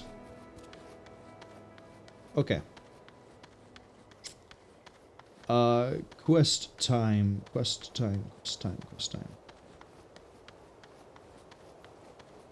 Trying to think. We've done Ranger, Monk, Mesmer. We know where Necromancer is. There's only one class left. Well, there's two. There's Warrior and there's the other one. Elementalist. We're going to quick travel here for a second because I need to be sure where the Warrior Trainer is. I don't think I remember where they are. Warrior. Grast. Okay. We know where Grast is. We've seen Grast. Go back this way.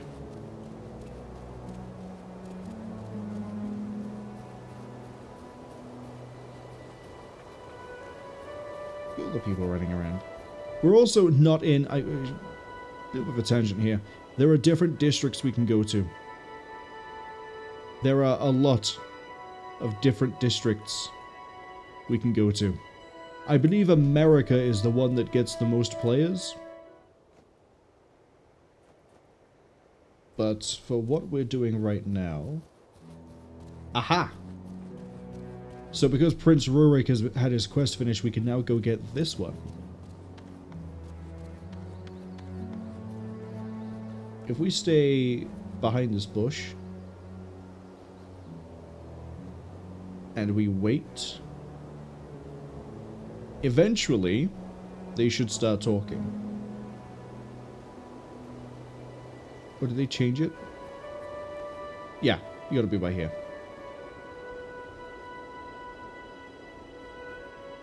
Or maybe I waited long enough and running over here was just happenstance.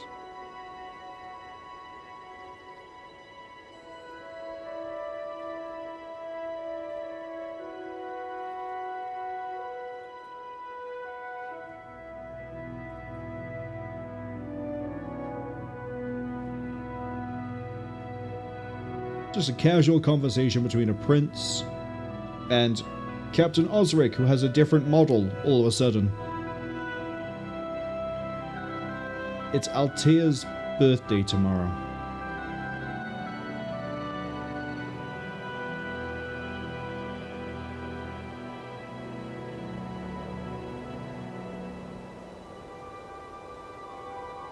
Hello, I was eavesdropping on the conversation the whole time.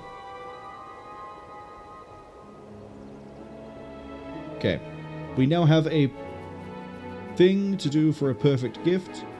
I'm gonna go talk to Alt Mac to pick up another quest. got a deal.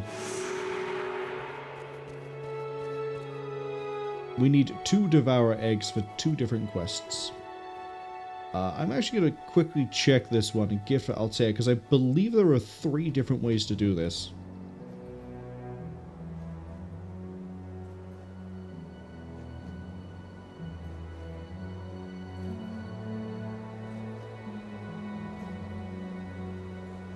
No, there are 3 items you need to find, and then it doesn't really matter what order you give them. Okay.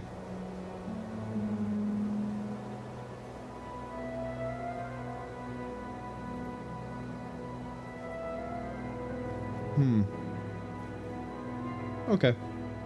I remember the feather, I remember the pendant, I remember the pearl. Actually, no, I remember the pearl, definitely. The feather, not so much.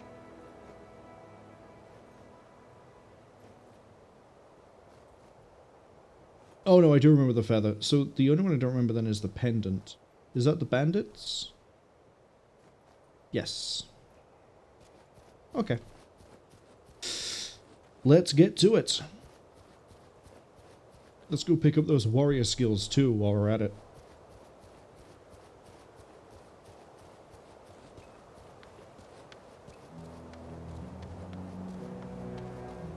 Now, the reason why I want to go get the warrior skills is because, as you sort of noticed,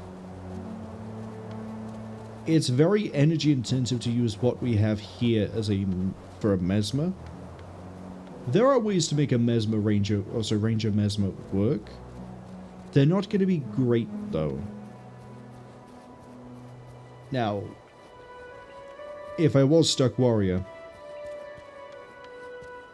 we would go warrior ranger.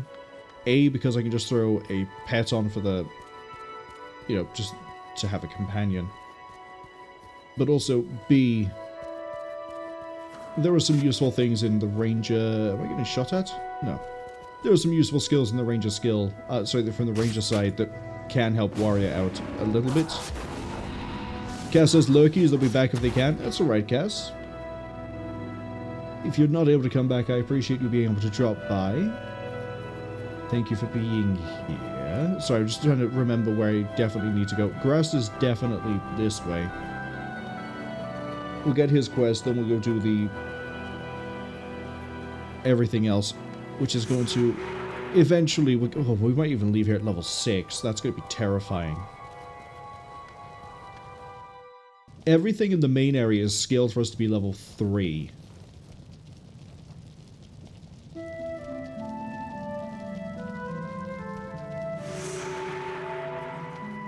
Okay, you're the one that gives me the sword skills. Thought so, but I wasn't too sure.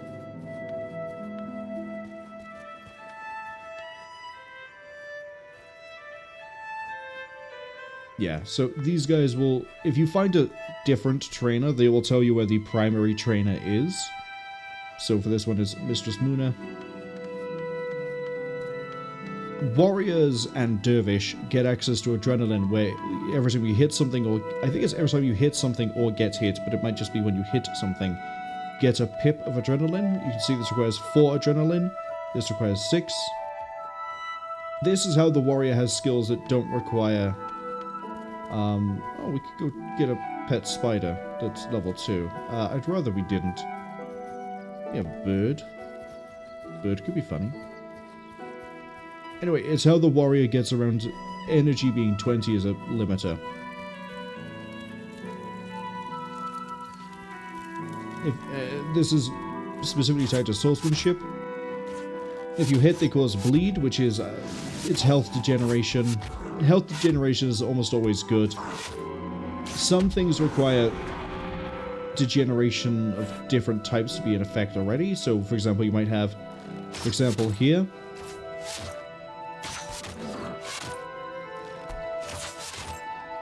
Gash, if it hits a bleeding foe, you deal more damage and they suffer deep wounds, which reduces their max health by 20%.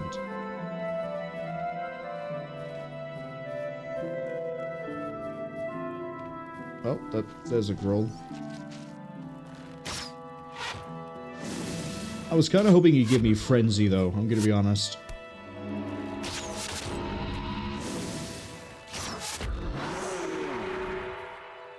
Either way, that quest done. Similar to how we sort of ran over here and found Fort Ranik, there is another place we can go to for another, well, just outpost. But I wouldn't worry about it just yet.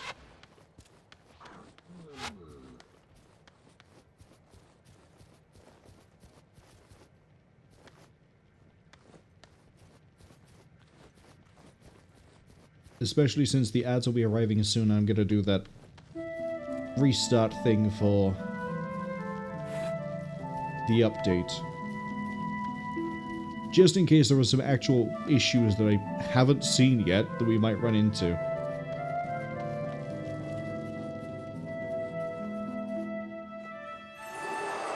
More time to decide. Can I get there in time? We're gonna start running. If we don't get there, we don't get there. But I believe it is the second to last place we haven't found.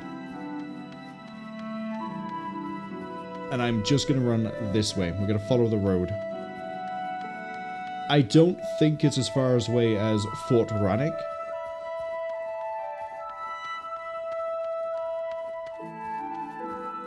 But you never know. I think it's like by here. I think it is fairly close.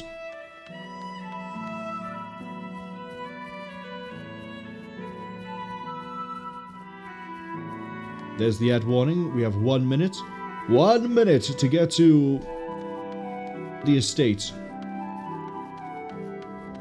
There is no way I'm running up past those stone elementals. You know what? I guess I don't have a choice. If you don't look at them, they won't aggro. That's not true, by the way. Don't take that as how this whole thing works. Oh, we're right. Actually, I was right. It is like right here. Because this is the vineyard.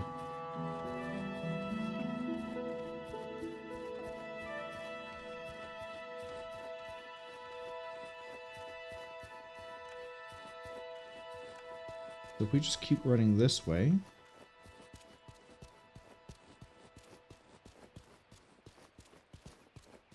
Given how close we are, we might actually finish the run. Rather than, you know, tapping out. Because that means we'll start... The ads have just kicked in. That means we'll be starting in the outpost. And I love it when my memory pans out. We are actually pretty much on the point for where we need to be. There are more quests over here. I love how I'm saying this during the ad break. I should probably wait. Baradin Estate. That's what it's called.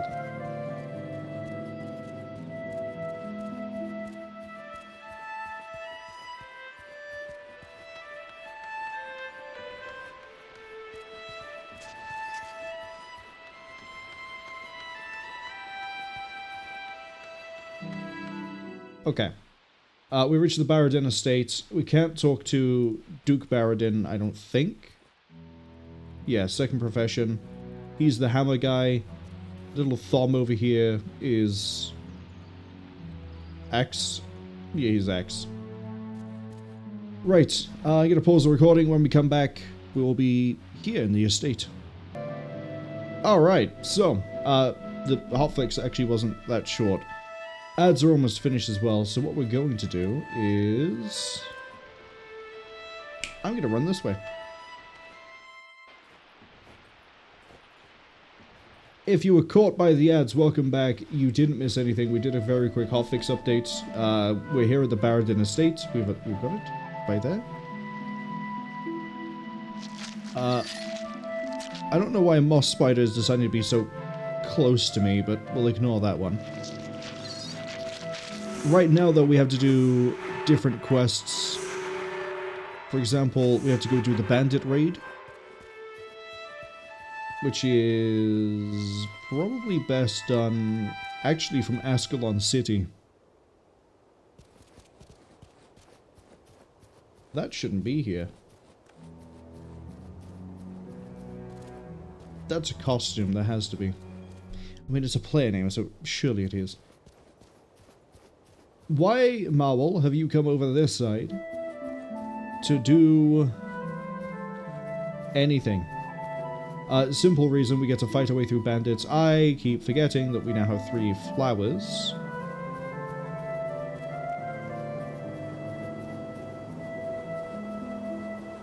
I forget who I need to give the flowers to.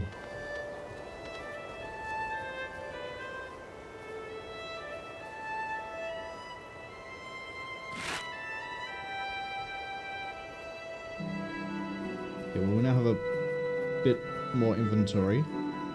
Do I just give the flowers to you?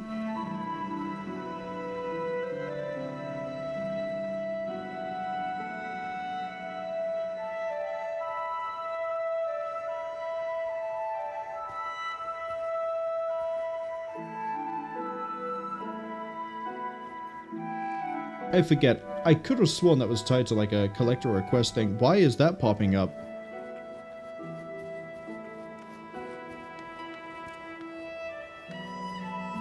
Do you wanna run that one by me again? OBS? Hold up. One technical mishap later, we're back into it. Unknown as do I got game capture on screen? I use game capture, and I have it toggled so that you don't capture Steam overlay or any other weird overlays. And 90% of the time it works, but I did catch one time during Armored Core 6, when I was doing the YouTube archive, that for some reason it did turn up. And I don't know why it happens. I don't know what causes it. But it means that, like, when I need to quickly double check something, I'd rather not flash my entire friends list and everything else on screen. I mean, you can already tell when I do it because my mouse changes from the in-game to the normal cursor. Anyway, quests. I double checked the red iris. It is not actually tied to a quest per se, but it is tied to a mechanic that I guess I've always done just by doing everything else in the list. Good, he's not going to fight me. Have you got a quest for me? Wilton, Pace? I don't ask, also this isn't Warrior, what happened? What happened is that because I basically used it to showcase, like, I guess like a quick tutorial breakdown of how everything works in the tutorial area, I then called Mulligan to re-roll because Warrior doesn't give me a lot of options for showing anything that isn't just Warrior. So I re-rolled, and as I said, if we rolled Warrior again, we were going to stick with Warrior again. But we got lucky, we pulled Ranger, which does let me do different things. There's the beautiful pendant. Dead bow, we'll take the longbow. Are you worth selling? Yes! 61 gold. Look at that, we're one step closer to getting that beautiful thing. What was it? Red cape, there we go. That I will need a guide for, because certain collectors have it, and then or merchants have it, and then others don't, and then it's annoying and weird. I'd rather not fight all of these bandits all at once, so I'm going to be smart about this. I'm just going to aggro from back here. Never mind, we're fighting the whole camp because I didn't aggro it properly. Unknown asks... Unknown says even, there was them thinking hardcore permadeath run or something. It's funny you mentioned that. I don't have my heal on 3. What am I doing? That's fine. We'll just resurrect. Because I was too busy trying to double correct myself on what I was saying. There used to be an unofficial hardcore thing. So we're going to bring this up again. Under titles, there used to be... there still is, but they've changed how it works now. Titles are basically achievements, they track what you've done. They do sort of carry across, I think, to Guild Wars 2, but I refuse to touch Guild Wars 2 for the time being, so I don't really care too much about titles. But there is a title that in its original implementation was, it's called Survivor, and it requires you to never resurrect. So I would have failed it by now if we were going for it on the original implementation. But they changed it in like 2010 to you need to achieve a certain amount of experience without dying. Which means that every time you die it gets reset, which is... it's a lot better for sanity reasons. We'll do a little bit of preparation here just so we do some more damage. Don't tell me that. I can see him. He's right there. Of course, now we also aren't getting jumped by half the camp as well.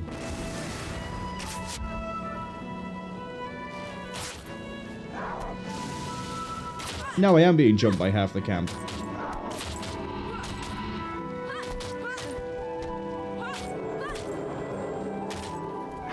Gonna move over here a second, let the cat take aggro.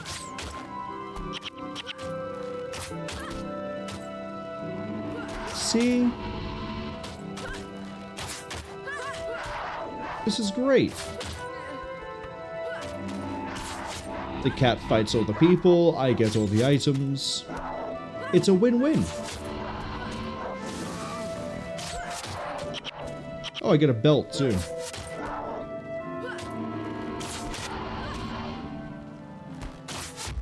All so I can get a lockbox. 2 belts! Lucky me. Brings me to 3. I think I need 5 for anything in particular. Give me that. Give me that. Give me this.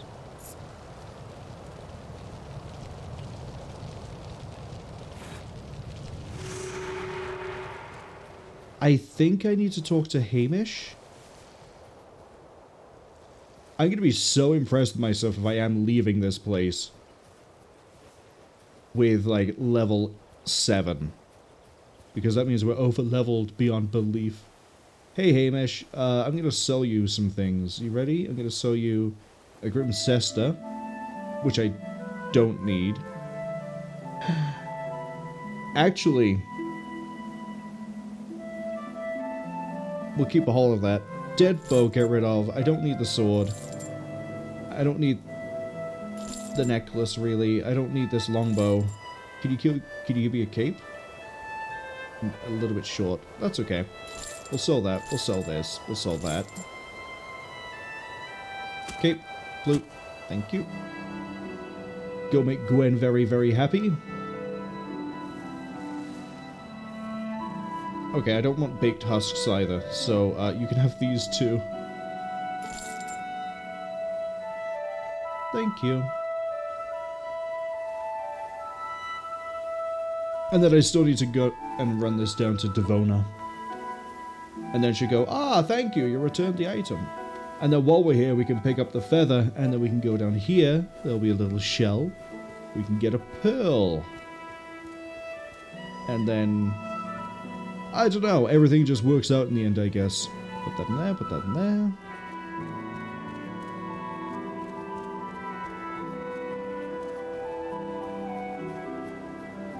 Miller Upton's over here. We have to talk to him for another quest resolution. And then once we've sort of done everything here, I'm going to go that way. Tyther Ashford Abbey.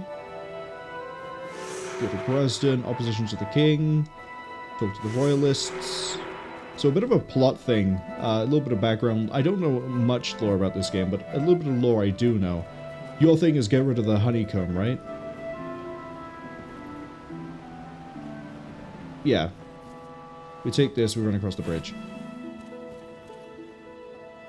King... whatever his name is. The king. There's a little bit of a weird divide where the Baradin guy is actually, I think, supposed to be the one on the throne. But because of whatever political reason, he's not. Get out the way, bees. And because of that, whatever the political reason is, he's not. I've gone far enough for this, right?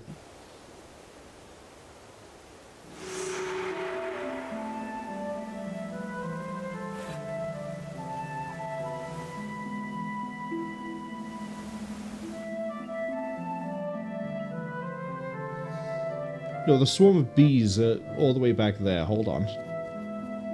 Oh, because one of them's ended up down there.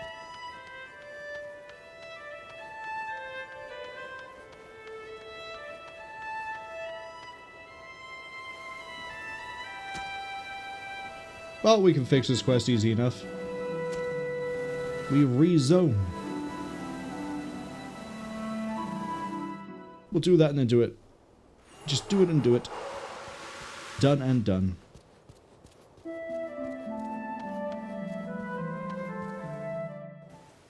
And then we also have to go to the Necromancer quests. All of them. There's the beautiful feather up there. We might as well go this way to get that now. But, yeah, I don't remember the exact reasons as to why, but the king is technically supposed to be the king. But, no, sorry, the king is the king, but technically it should be somebody else, which is, I think, his brother. Which is why we just got the quest about go check the loyalists. In fact, if I probably read the quest, it might explain it. King Adalbern, because he was not born into nobility. They forget it was Adalbern who saved us from the guild wars and the old king, Grenth be just, who nearly brought Ascalon to ruin. Yeah, so Duke Baradin is... Oh, okay, so he was voted, or I guess was the popular one to become king. And then, yeah, as I say, it should be Duke Baradin, but it's not. But to appease him or to keep him happy, he was, you know, he was given the estate. Okay, let's try to get the bees across again. First time I think I've ever had an issue with this quest. Let's try running down more of the middle this time. Yeah, they're following me.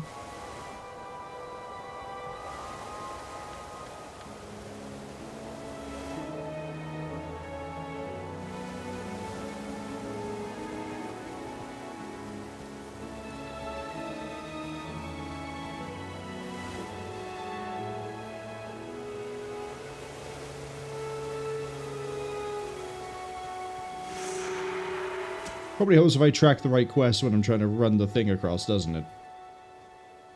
Take this. Gonna quickly check.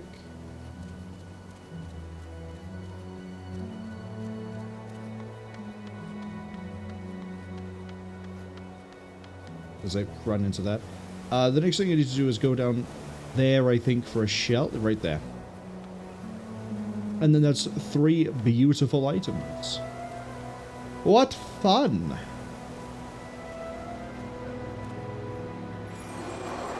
It actually gave me a lot of experience with that one. I'm definitely going to be close to 6. If not already 6 when we leave. Again, welcome to what happens when you explore in an RPG. Do you need anything? Do I still have a quest for you? Oh, Trouble in the Woods. Right, I have to do you because you're a story quest.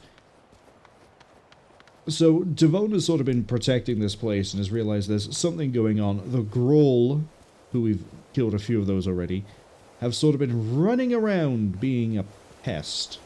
And these civilians... Oh, Spirit of Favorable Winds? Groll? Groll? What is that Charr doing south of the wall, she says, as she goes to pound the face of a... There's no Charr, by the way. For some reason, he's not there. But she's going to go fight the Scale for reasons I can't fathom. We're also not done picking up quests just yet. Welcome to level 5. Might as well spend these points. Give me marksmanship.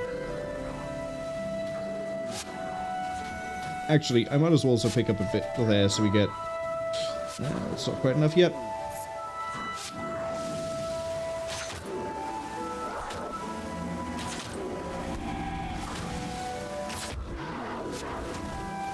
Take the necklace, it's worth money. But yeah, she's a little bit early in saying what is a Charr doing south of the wall, because we couldn't see it and I have the extended range render distance. But there was supposed to be a giant green Charr stood by there. Can we not run through the bees? Thank you. Right. Next, we have those eggs to go get. You may remember we were asked to find 2 eggs for 2 quests. And we're gonna do them right here, right now. Look at all these quests we still have to finish as well, except for Adventure with an Ally. That one I might do late. I might just sort of put in a, just be like, hey, can anyone help me do this quest? And then we get a resurrection signet. Sorry, I'm trying not to hiccup. Which you think would be pretty easy to do, but no. Apparently not. And then I also have to go turn in the beautiful pearl, the beautiful pendant, and the beautiful feather. Where's the feather? There. Let's move those to here.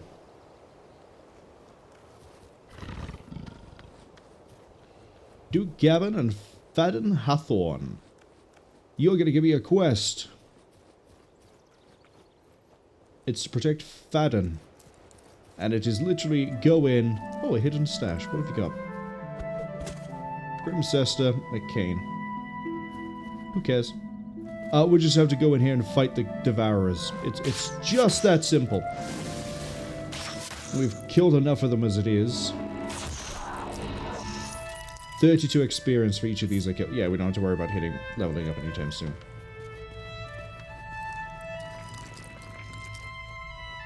Thing is, though, as he runs through, we're going to end up running into more and more Devourers. He's a bit of a coward, so he's not going to come any closer while we still have to deal with, well, everything that's trying to stop us from stealing their eggs. Completely understandable, by the way. I've got like 20 eggs in the fridge. I'd protect those as well if somebody tried to run into my home and steal them.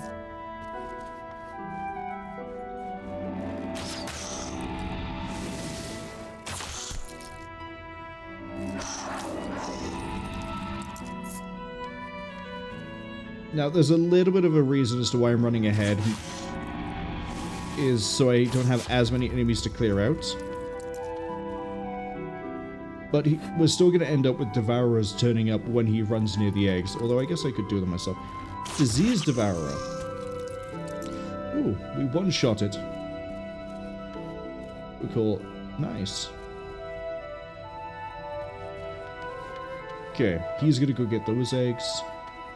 We got another hidden stash. Boring little flat bow.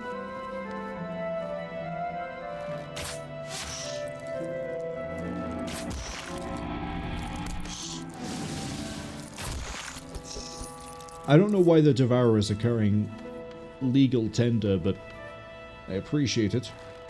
I did just buy a very expensive cape for a little girl who probably deserves it. I mean, her flute got broken by the savage scales.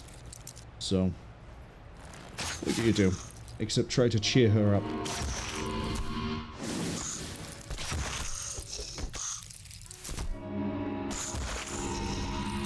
Look at how this works. Again, I'm confused as to why they have tribal blades and cleavers, but I guess they eat anything, don't they?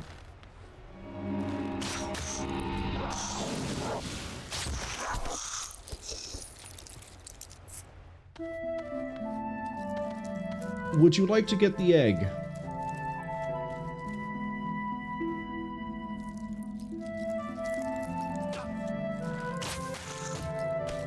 Oh, did you not pick up the egg from the last one? I know there's not an egg up there. Oh, poisonous stinger. I need these.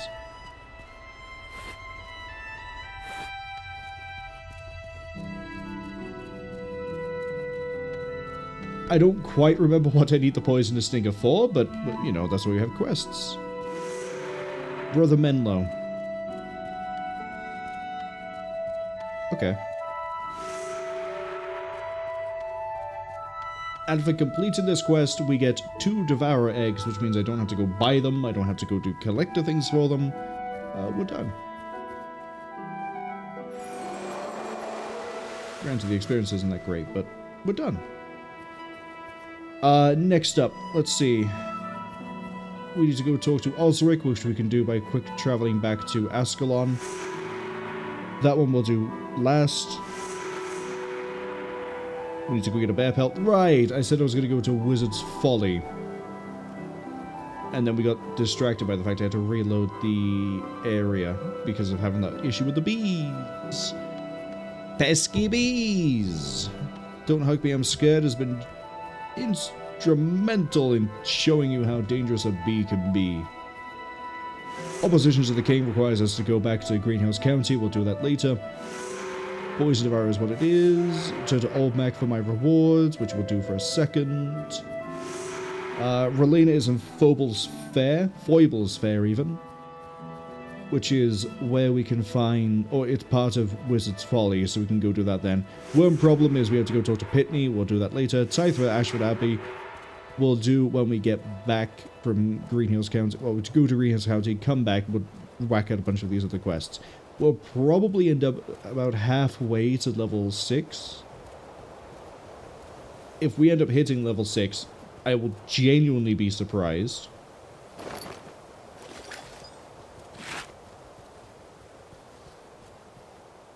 Hold on.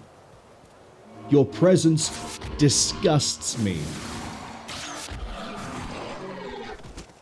And your presence is now removed. Thank you.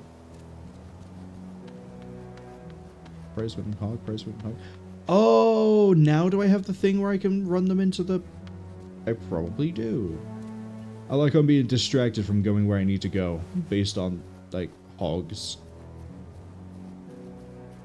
Yeah, all of your hogs have escaped. You know what? No, you can wait.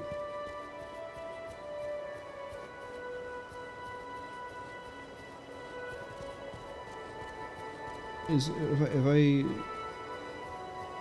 Allison the Tanner, Humphreys the Collector. Right, you want the cloak. The pelt, I should say. Which is absolutely understandable.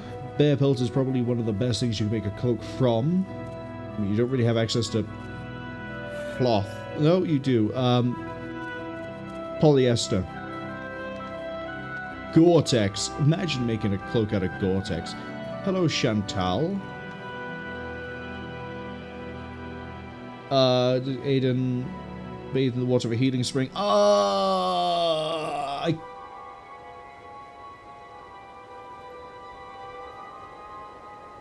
forgot you had that quest. I'll be completely honest. That's okay. We've been to the healing spring. It's where we got our little cat. So we know where we're going. It's not too far away. It's like, what is it? There? Let's try that again. We go in there, and then we go this way, and then it's like here. No, it's down here. It's here. Right? Or it could be here. Either way, it's not too far away to get to, but we're not going to get there from here. Because I'm nothing if not... Yeah, you can go down here and then... All these areas connect together. Don't worry. I do need to kill a bear, though. Fortunately... I was about to say Bambi. Bambi was not a bear. Bambi was distinctly not a bear. Bambi was a deer. Yogi! That's what I'm trying to think of. Since we're high up here, we have a bit better range.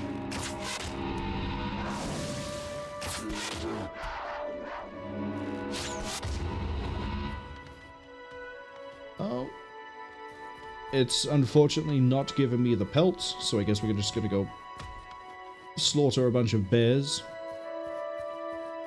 I don't know that many bears, so I think Yogi and then, what was it, Boo Boo? Was his little friend?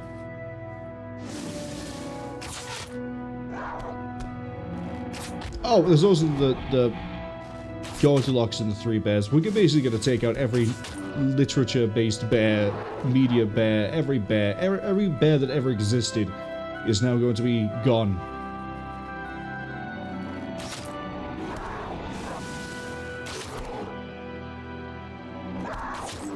I'm glad the bandit is just here running its cardio up while we're fighting bears. I wouldn't really say this is a good place to do it. Although, again, I guess being chased by a bear would really get your heart going. So, what do I know? Maybe there's some sort of logic to it.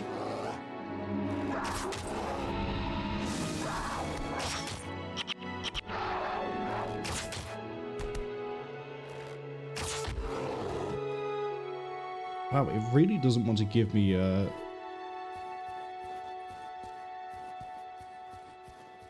cloak. And I'm running away from where I want to be.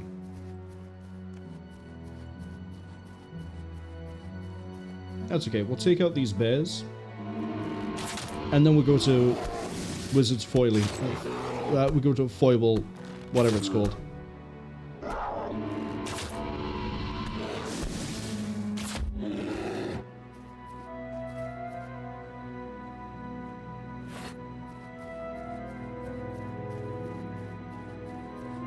Okay, 2 bears here, another bear there. If I get jumped by scales, we kill the scales. Am I getting jumped by bears? These are really small bears, actually. Am I killing baby bears? Man, now I actually kind of feel bad. Oh no, I got hit by brutal mauling.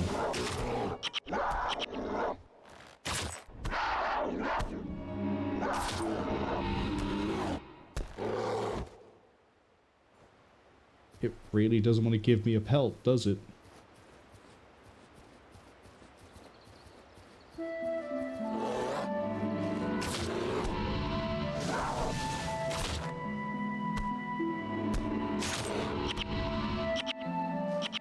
Hello? Pelt, please? Ah, finally! We found a bear that... What do you mean my inventory is full? What are you lying to me about? Ooh. That's nice. Get rid of this.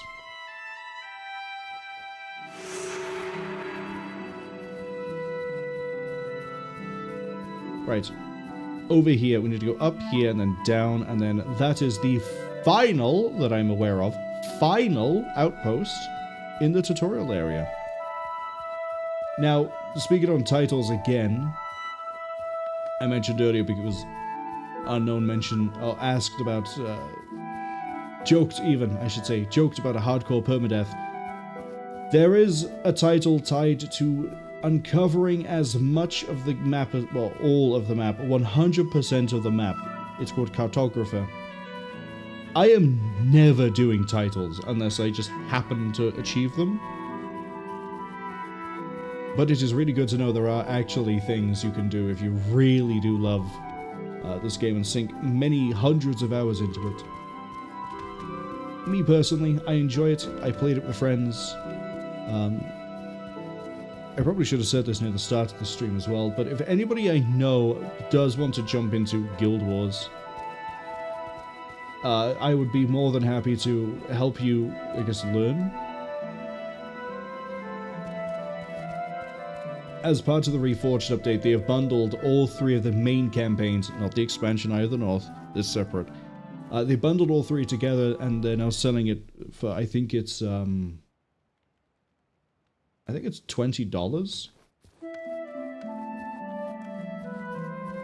I know it says not feeling and not unlocking all the map, then that's the thing. I have unlocked all the areas that matter. Everything else is just like, oh, there's enemies over here, there's enemies over here, there might be a collector over here, there might be like... But for the most part, all of the outposts, we've got them. The areas to the north, which we can see the, like, nebula by there, we're doing that area last. And then we're dealing with... I don't want this. I don't want a shield. I can't get rid of the starter sword. I have to drop that on the floor. I don't want a hammer. And then we're fine. Who am I yelling at again? Is it you, Rowlena Stormbringer? Wayward Wizard?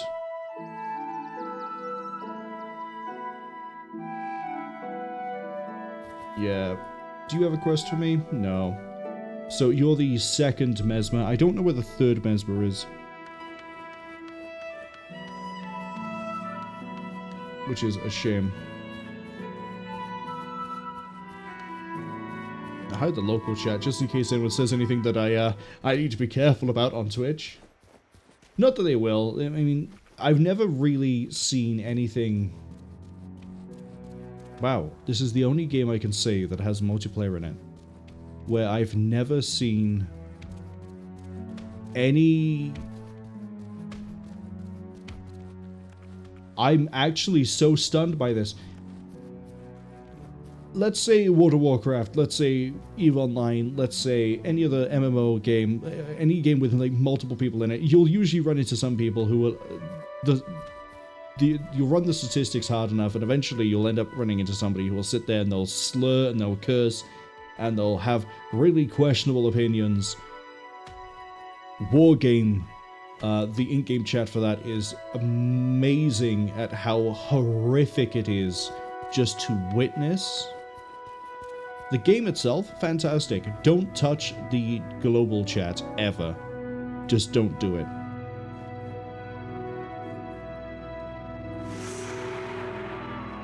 We need to go, yeah, all the way over here.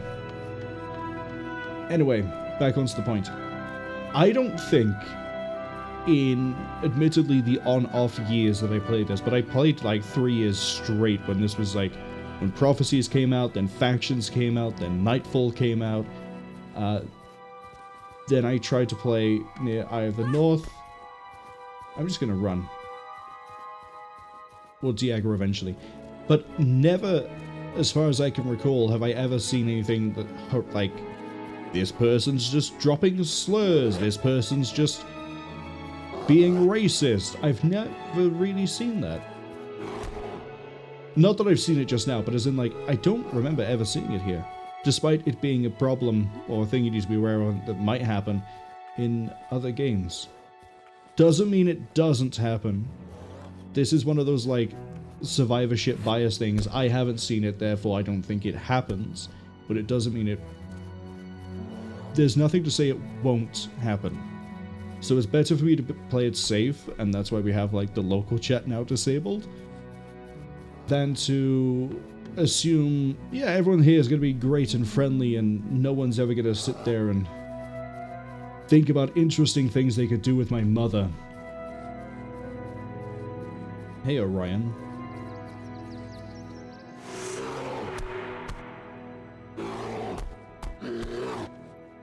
Jumped by bears. So many bears.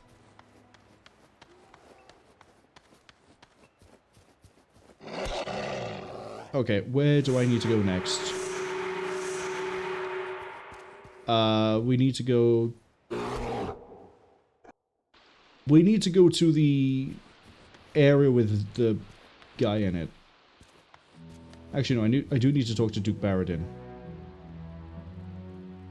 Someone deliver a letter to Fort Ranik. Yeah, opposition to the king.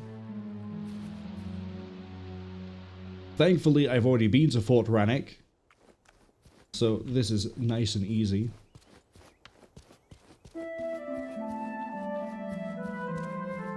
Just run on up.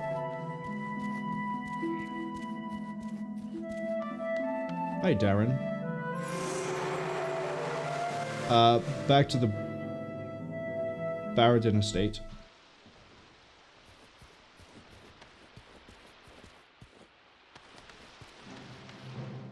We're actually halfway to level 5 already and we're still not done with all the quests. Because I haven't even picked up all 3 of the Necromancer ones.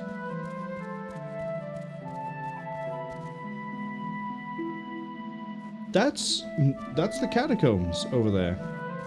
Remember how I said that all these areas are connected? And you might be like, oh, well, you have to go through Ashford Abbey to get to the Catacombs. Wrong! You're so wrong.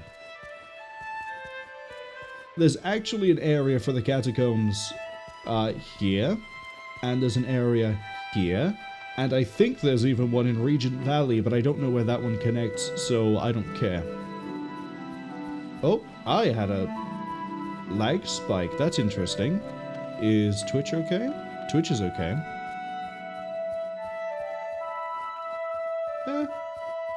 Frame rate, by the way, is capped at 60 FPS because, as always, if you're recording or doing anything with, well, especially when I'm doing 2 encodes at once, it's safer and easier so that nothing goes wrong with it. I'm seeing everything popping in really weird. Finish the thought. It is easier for the encoder to handle 2 stream or 2 encodes like I'm doing.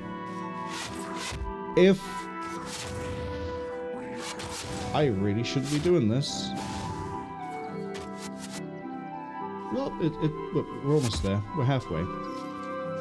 Again, finish the thought, Marwol. It's easier on the encoder to do the 2 encodes if I don't have my FPS uncapped.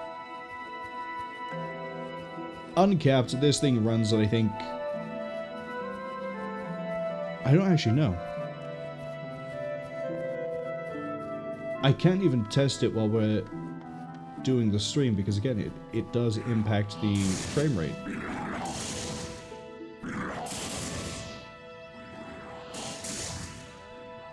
Alright, you two nerds, I need to talk to you. Well, Kasha, I'll be back here later. Dresden, I'll be here at some point.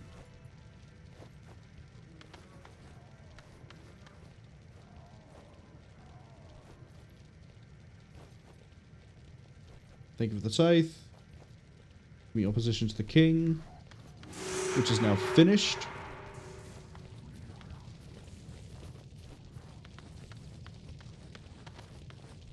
I'm... Bro, hey, what's your thing? Oh, right, you can talk to you if you want to do opposition to the king.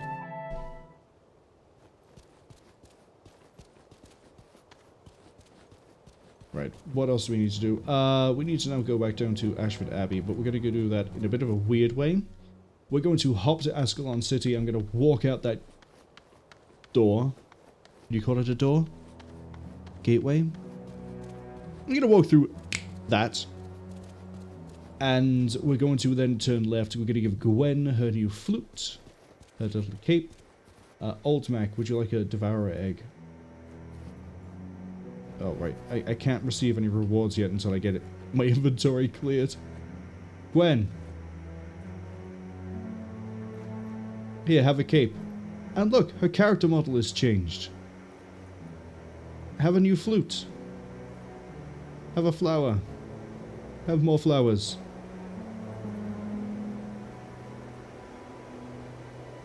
I am her favorite person after Mommy. They think they give me the most favorite thing in the whole world. Can I get more than one?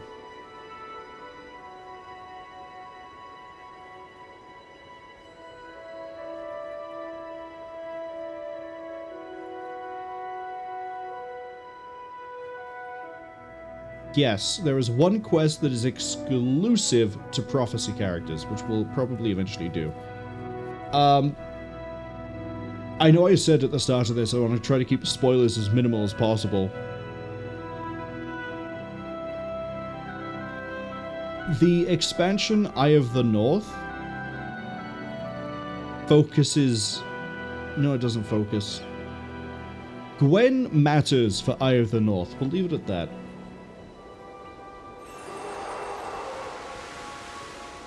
Oh look, Osric has changed his character model again. He is no longer just generic grunt man. Have the feather? How about a pearl? How about you give her a pendant? Third item is always the one. Okay, what else have we got to do? We need to go do the... Basically, we need to give everything to all the people down here. Then we need to talk to Menlo. Then we need to go and do... The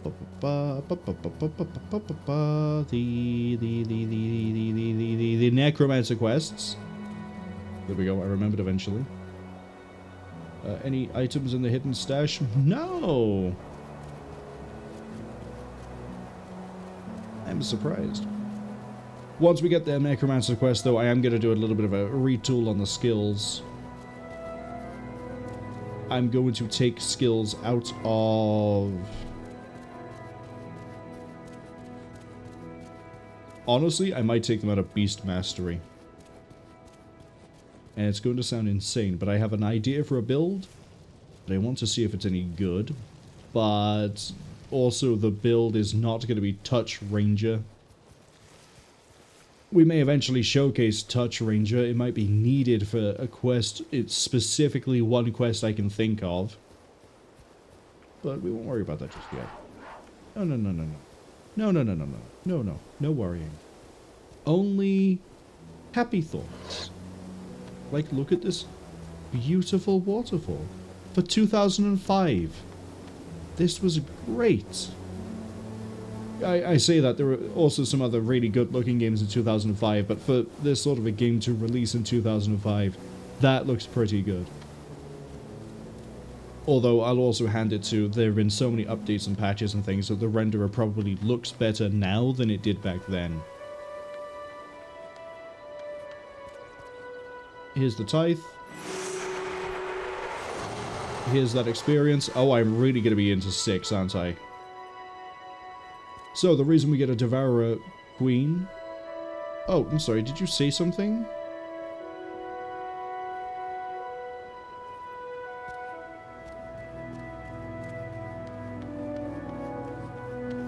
I don't think the NPC dialogue gets kept. But Gwen is coming with us. She's going to help us kill a queen. We really are about to recreate Alien. I'm Hicks, he's Gorman. And then we have what was her name? Newt? Shows how long it's been since I've seen Aliens.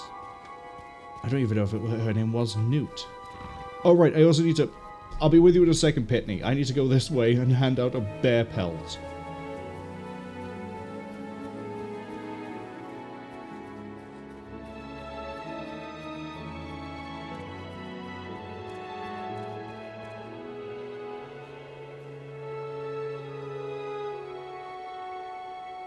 Okay, we'll take that to Little Tom, because that's going to be teleport to Barradin Estate. I'm going the wrong way again. Panda, hello! Welcome in. Oh no, I had a lag spike. It's fine. It's fine. Don't worry about it. Panda says that the prophecy says, a naked man fears no pickpocket. He probably fears customs. And maybe the police. And maybe an uncomfortable feeling if something breaks. But yeah, he doesn't fear a pickpocket. Yes, Gwen, you're on an adventure.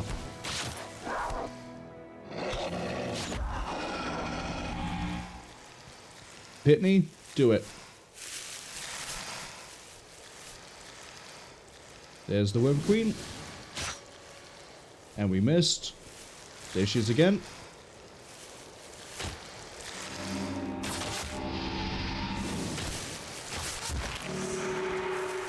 Look at that. Wasn't that easy, Pitney? And now you're going to tell me to go find your prize bird in the catacombs, which is a quest we will do later.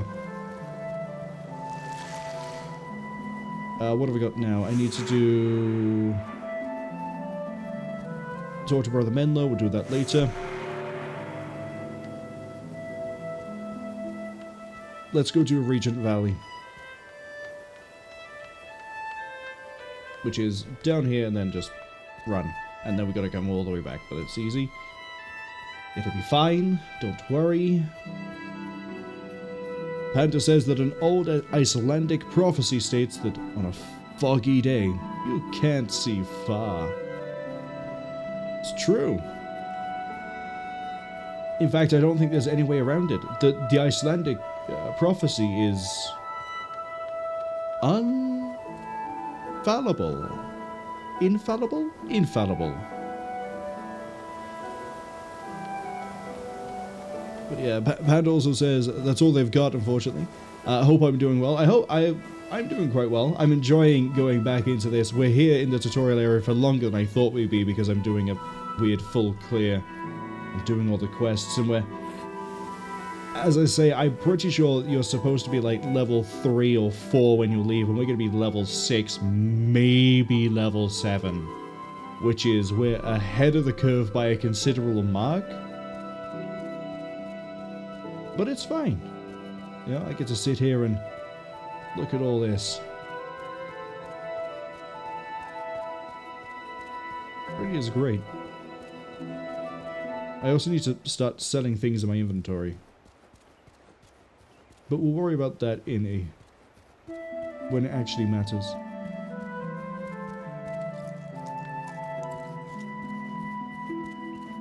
But I'm running around. I've got my cat with me. There it is. We're going to go to where we found that cat in order to do a quest. And then I'm going to proceed to instantly teleport around the map. Which is what every ranger... Well, everyone is capable of doing it, but I like to think that every ranger can do that if they put their mind to it.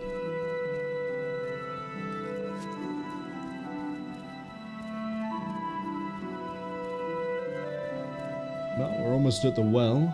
Is it a well or is it a fountain? Is it just a shrine? I don't know. I don't really care either. We'll see.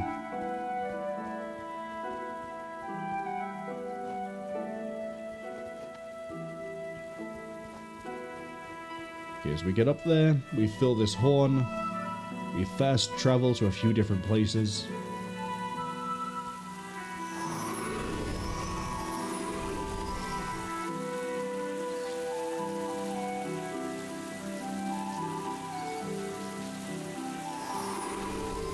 This is a healing spring. Now I need to remember how you use the horn. No, it's not that. Okay. What was the name of the quest? Hunter's Horn. Forget if this is the right place to do it.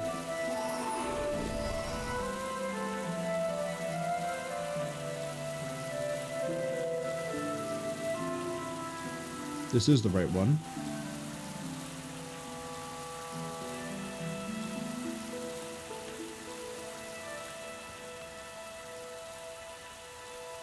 Right? Let's look at a map. Yeah, that's the right one. No, it's not. There's a separate actual healing spring. Maybe if I actually looked at the map, I'd know this. That's okay. We'll just run this way past everything else. And then I need to take this to somebody that's, like, over here. Which is...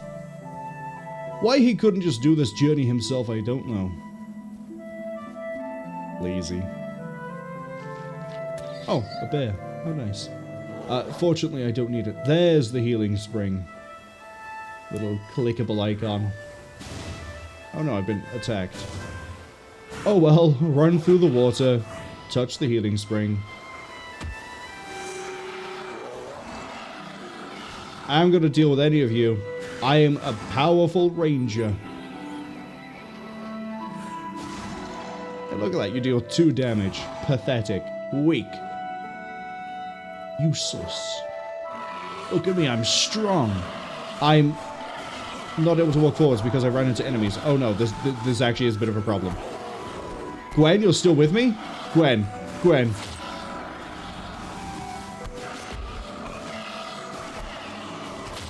I might be about to be killed for my hubris. Gwen, I'm so sorry. I didn't mean to bring you here. We need to get out of here for Gwen.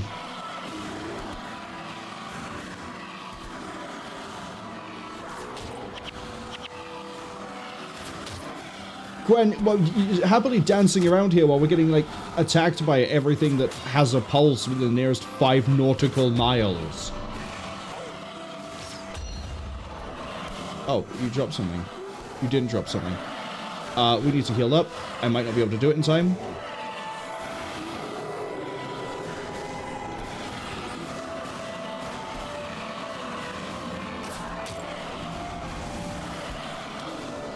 I'm just going to pick targets and hope.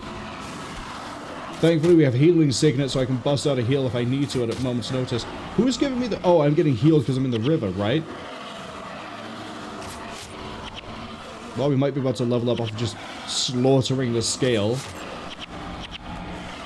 We don't do a preparation here just so we improve my damage.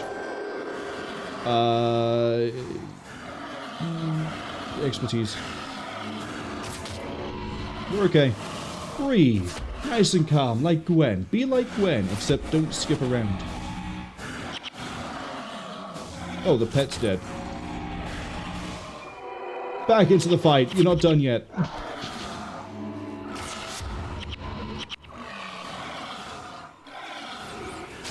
See? It's okay. I mean, the cat isn't doing so hot, but we can fix that.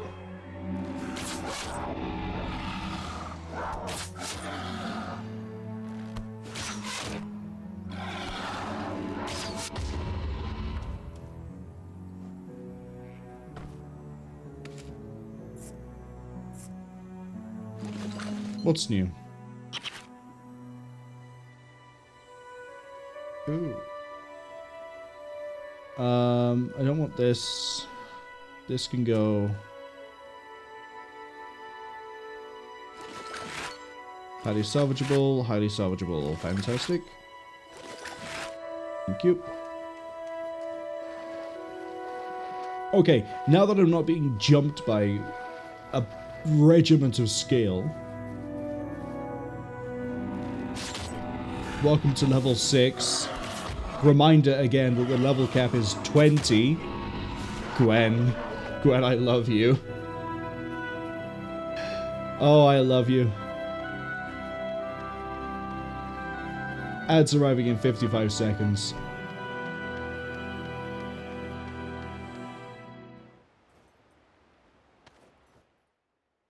I was about to say, is she not going to follow me here? But she did. We need to go... Can I just run down the river? Let's try it.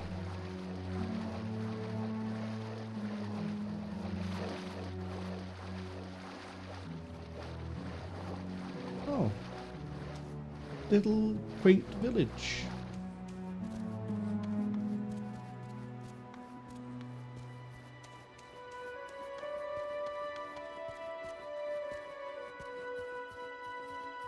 I'll be completely honest, I forgot this area exists.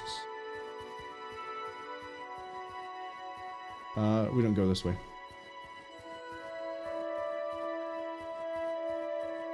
While the ads are running, I'm gonna find something to ramble about. Don't worry. Oh, Aiden, you're over here? Oh, no, spiders. Don't worry, Gwen, I will protect you from the giant enemy spiders. My cat will help too.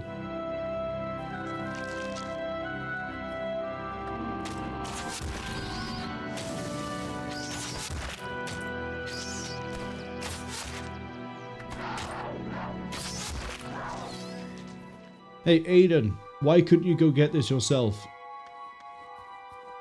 Something you want to tell me?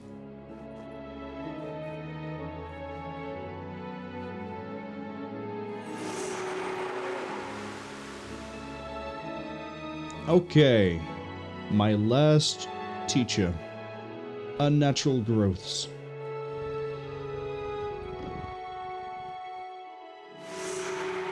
Oh, you give me ignite arrows? I should have come here so much sooner.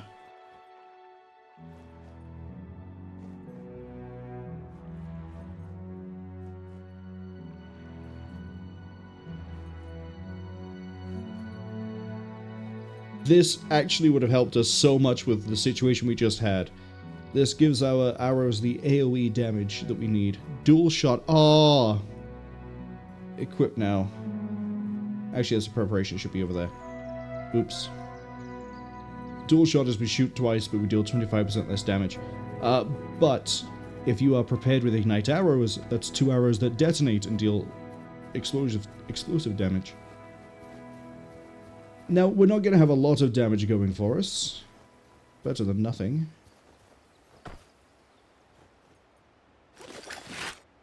Improved sail. Fantastic.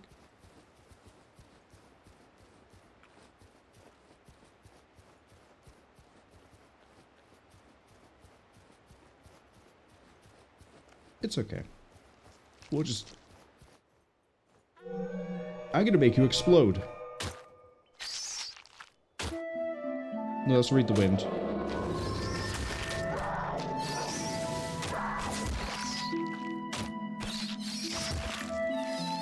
Oh, right, you can only have one preparation at a time, so me pressing that button really did sort of shoot us in the foot.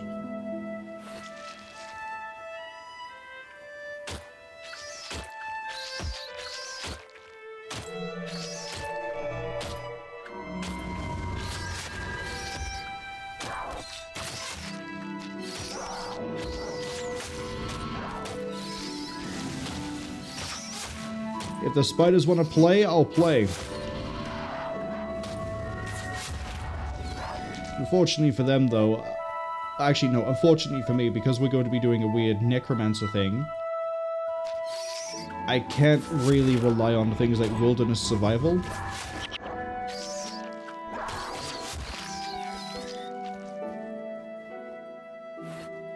Boost it just a bit, though. Improves my healing, improves my damage a bit more.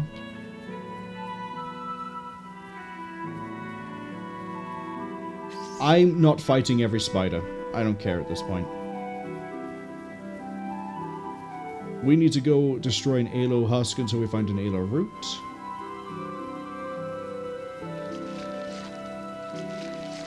More spiders I don't care about.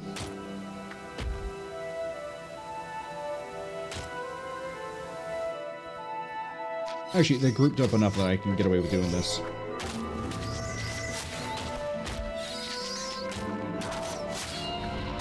If you got caught by the ads, welcome back. We found out that the person that I had to go give the horn to is the 3rd ranger trainer.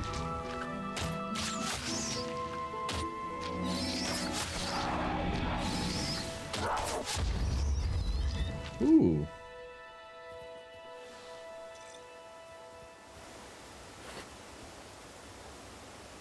And as a result of him being the 3rd ranger trainer, he's also the one for wilderness survival, has given me ignite arrows and dual shot. Dual shot doesn't skill if anything, it's a no attribute thing, but we fire 2 arrows.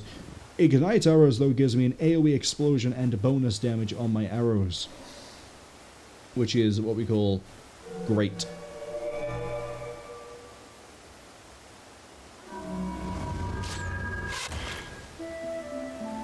Now, remember what I said earlier about elemental damage matters? Plants will take bonus damage from fire. Crazy concept, I know. But they do. Oh, there's the Alo root I need.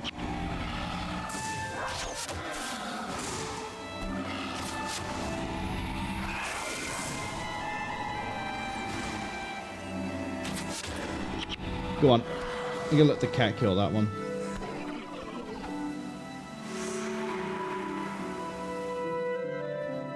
Now we just take this back to Aiden. We have all the skills I could possibly need. Well, no, I don't. But we've at least found all 3 ranger trainers, and I know where all 3 necromancers are. 2 are in the catacombs. 1 we've seen already. We saw it with the warrior. We saw it as we walked past. We spoke to the loyalty quest. They are in the area over here, right where my mouse is. Does that spider want to die? Oh, I like being able to click out of my window. That's great. We need to move that over. Please stop taking my inputs for that, OBS.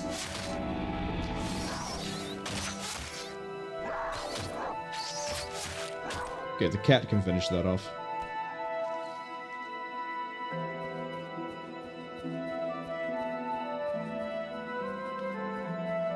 If anyone else is being driven insane by... Sorry, I say if anybody else. I'm fine with the music. But if anybody is being driven insane by the music, please let me know. I have a backup plan.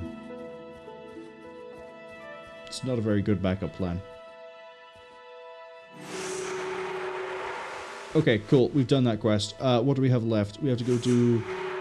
Right, Baradin's estate.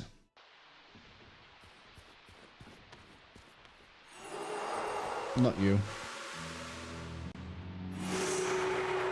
Then we have to go do...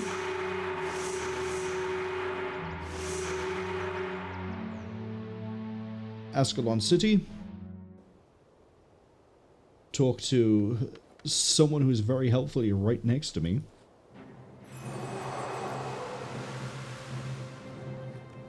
Doesn't Neymar have a second quest for me? I could have sworn he did. I guess not. Clearly not. Let's go check on Prince Rurik. And then we will... Oh good, he has another quest for me.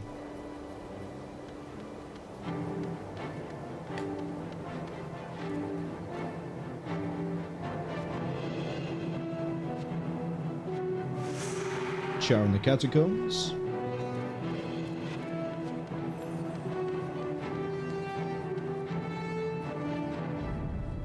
Which is also going to double check that the Baron again doesn't have a quest for me as well.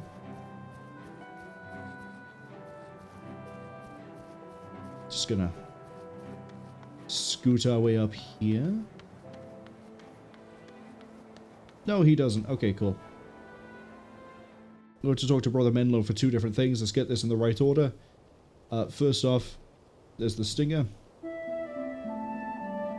I don't have the inventory for the Ankh. Do we have a merchant here? We do. Time for the time-honored tradition in an RPG. I'm gonna sell all my useless things to you. Have a divine symbol, have a warhammer, have a battle axe of fortitude, have a longbow, and a tribal blade. Then I want you to take the staff, the chakram, the die, this, and this. Thank you.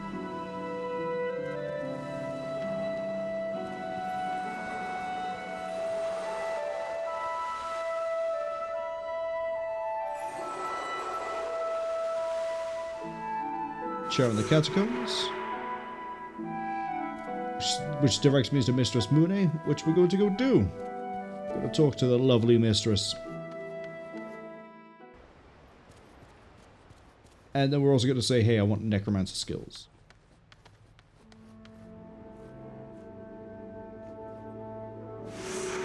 The only one I need is animate bone horror. I don't need the rest.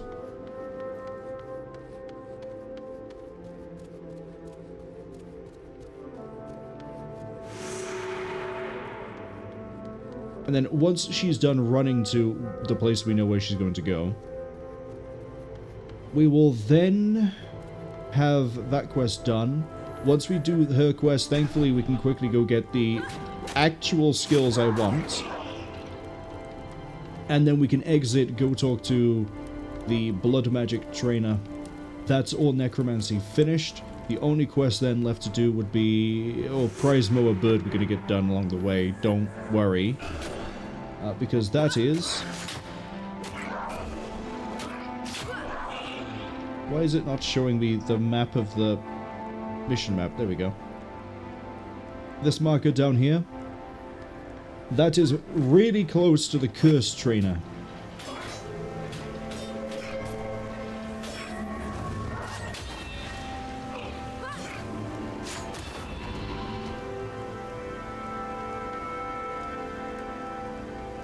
I do appreciate that she's using a hammer of all things. No, I thought she had a hammer out.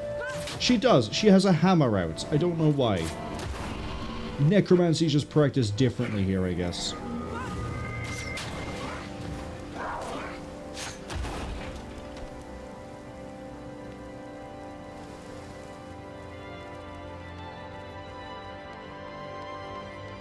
There's a way to have that map visible, and I don't remember what the hotkey is for. Is it Alt-M? Nope. Oh well, who cares? Ruh-roh.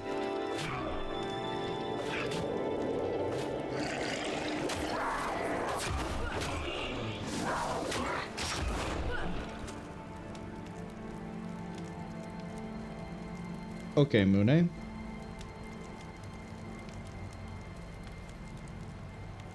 Charr and the Catacombs. Yeah, so she tells me to go talk to Oberon. Fun thing, Oberon the Reviled is the cursed trainer that I just mentioned, so everything ends up tying up over there, which is why we left the Necromancer stuff till kind of last. For now, though, we have to go do the Necromancer's Novice. I like it even tells you, use Bone Horrors to trigger the traps. In case you didn't figure it out. Oh, I wanted to raise a Bone Horror. Oh, yeah, we'll do it. Yes, minions!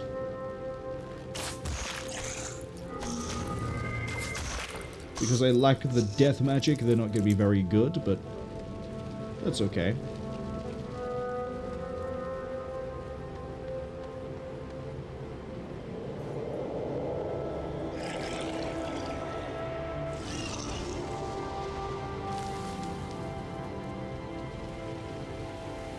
Now we just have to deal with the Tomb Nightmare.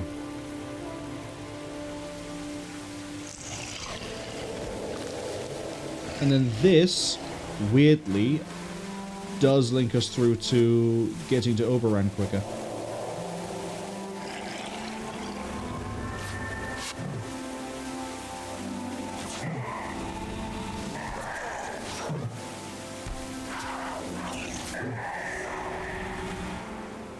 So we're going to go back. We're going to accept. We haven't done the Elementalist. I can't accept her thing. My plan has been scuppered.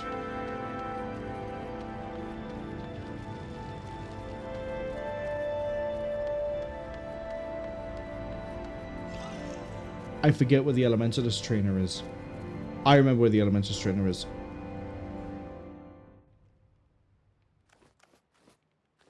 If it's not you, you're going to tell me where they are. Yeah, I have to actually go up. They're up here. There's like a little wizard place you can go to.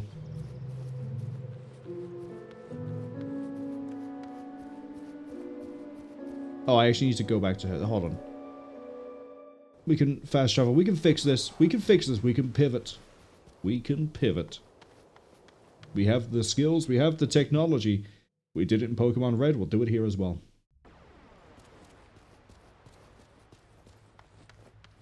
Hello. Okay, go back to Foible.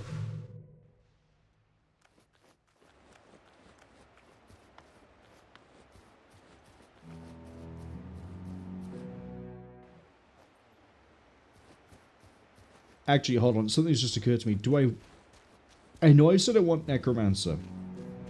Because there are some really funny things I can do with a Necromancer. But if I end up doing this again for factions, I know I definitely am picking the classes for that one. And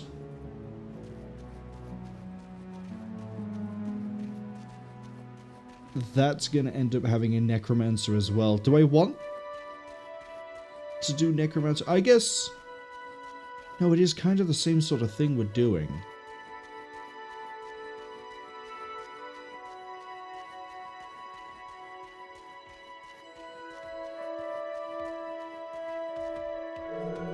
I need to think about this.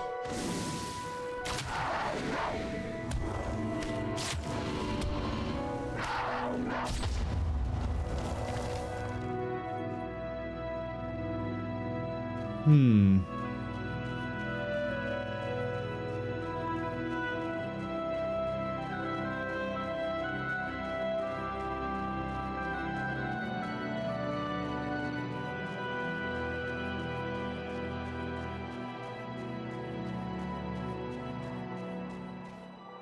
need to talk to you. While I pull up a quick thing to quickly check.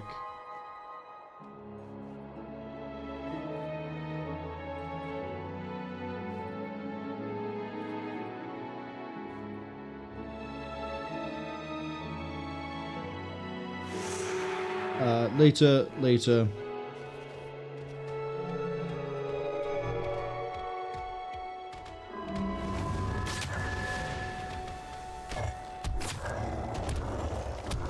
Honestly, this is a lot easier to do as a ranger.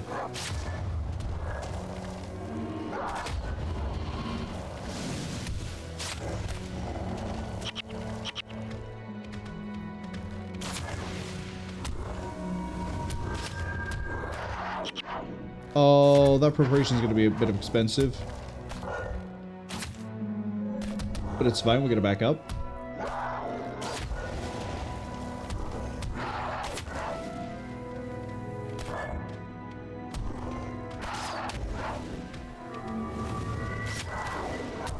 See? The joys of AoE.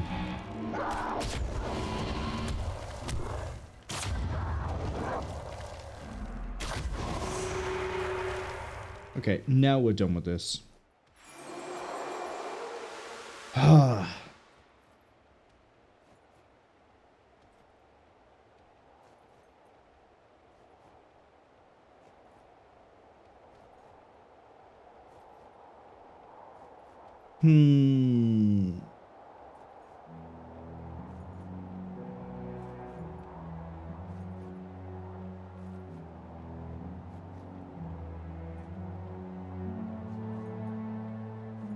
I think to decide this, I need to go look at what I had planned for Necromancer, which requires looking at curses.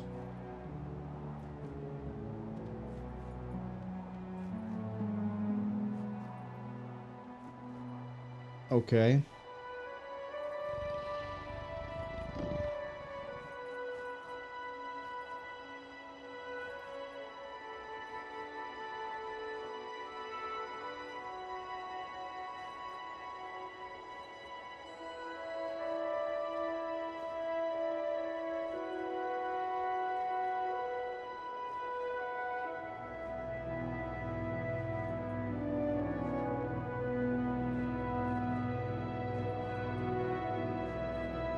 I think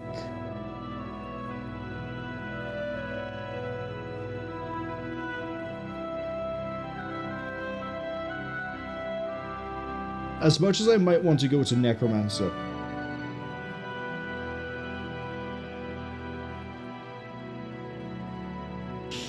oh,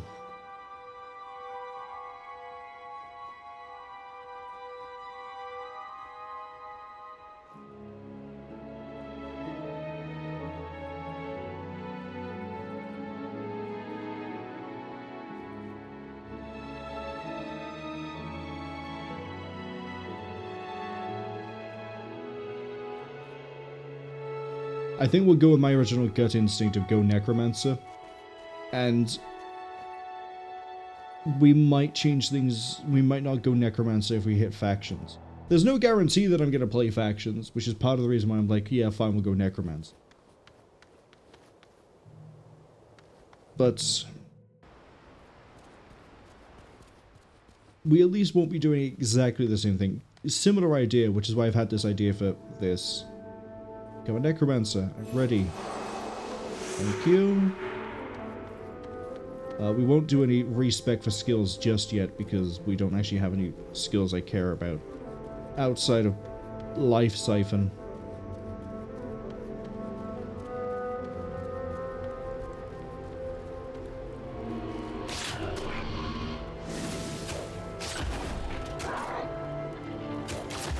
Okay, good kill. We just need to get through this, and then we need to get to Charr and the Catacombs over there. Fresmo birds down there. They're relatively similar in terms of where they are in place. I want to go to that quest with the Moa bird last of the two.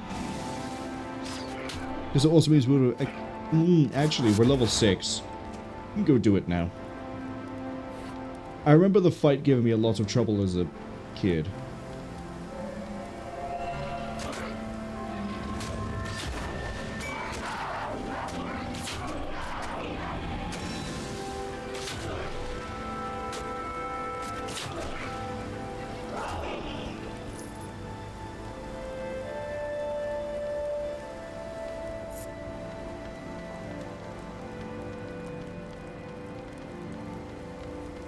You can also just kind of run past all the corpses.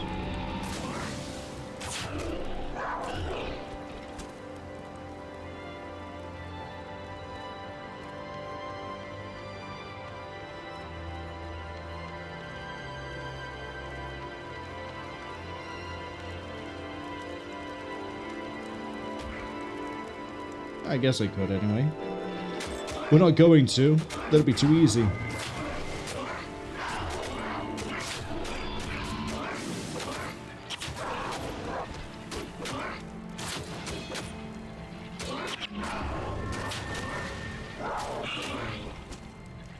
See? Easy. 2 bones. Wow, really? I'm so lucky. I should probably heal myself though.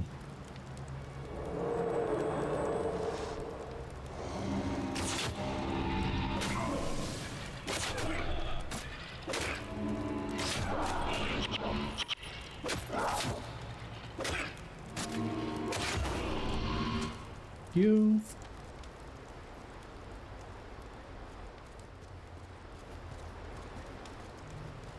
If I remember right, we're about to run into spiders.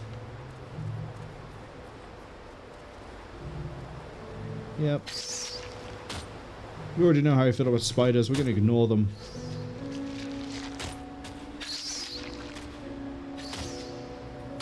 What are they going to do? Throw their horrific barbs at me at a long distance?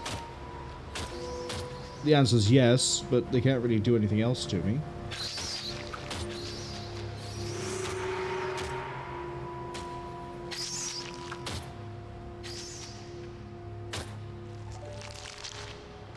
Okay, now we need to dip down this way. The catacombs, I'll admit, they're a bit of a maze, just like under Paris. But they're relatively straightforward when you understand that they're all corridors that link to other corridors. So, for example, here, we kind of need to deal with this fight.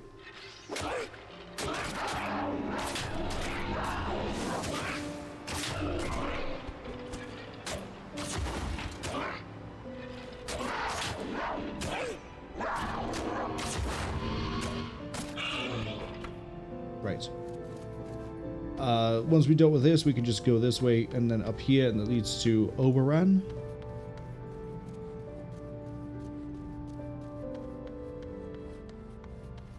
Going to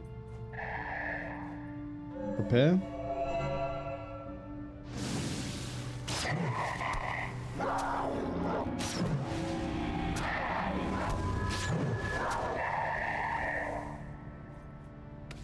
Is this a valuable staff, or is it just highly salvageable?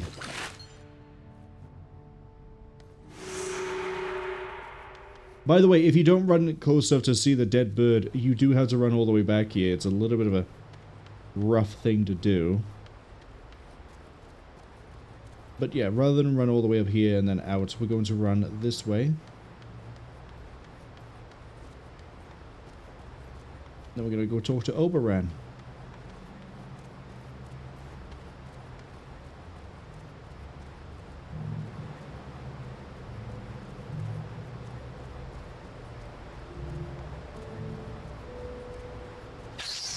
Again, I don't care too much about spiders.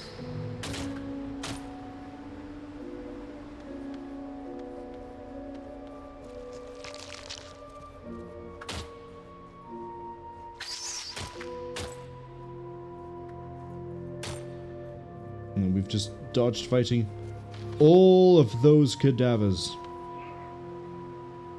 Oberon is right there.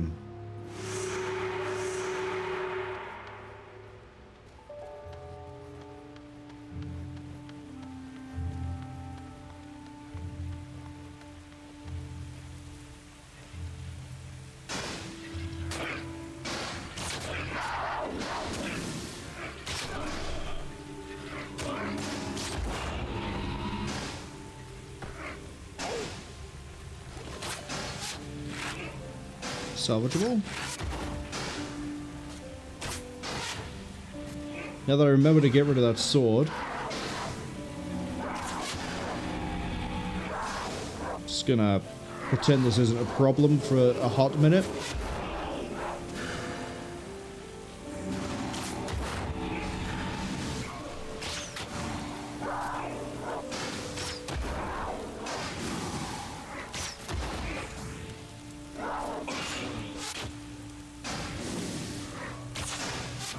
Gonna hopefully jam a heal in here. We're okay. Don't tell me to life siphon to regain health. I know what I'm doing. I know I've died twice already, but I know what I'm doing. The accursed path. Soul Barbs is quite nice, but it's a bit too high in energy for what we're doing. Faint-heartedness is nice, but again, not quite what we're looking for.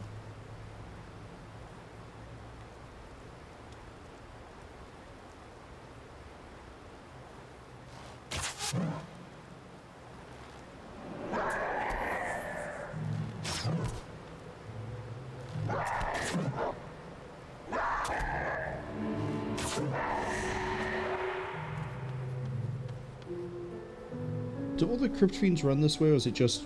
Yeah, I guess they do eventually.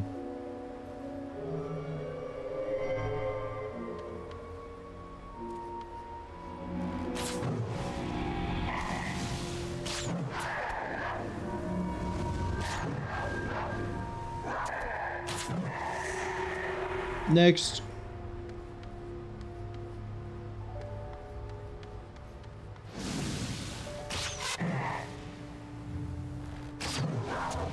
So the plan I have is going to be reliant on some curse hex spells we won't get for a while. Good, we can sell it for a good amount. Kind of the same as how Soul Barb is. When a hex or enchantment is cast on the enemy, they take damage. We can also get a curse that deals damage when we hit them, or they take damage, or they do anything, really. It depends on what sort of curse we want to go with. The idea I have is that I want to be able to throw a curse onto an enemy and then have that be the AoE on a lot of things. Or we pivot to being a touch ranger, because the build plan I have for when we play... No, not when. If we play factions, that is heavily dependent on the if hit deal damage trick thing. Curses, I really am going to be level 7. We now need to go... Everything says to go back that way. I don't want to. But I also don't immediately remember where the exit is. Oh right, the boss Skull Reaver's up there.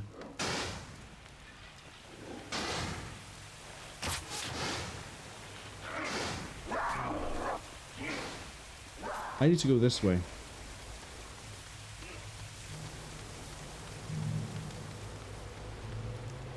I think the connecting area that leads to the Green Hills zone, Green Hills County? Green Hills County is this way.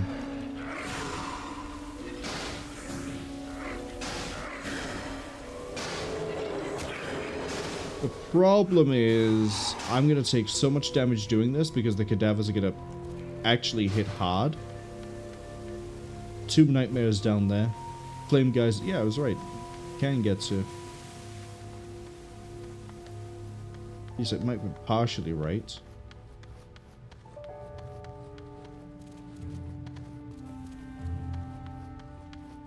Gargoyle. Oh, I might be right. I might be right in remembering where I need to go.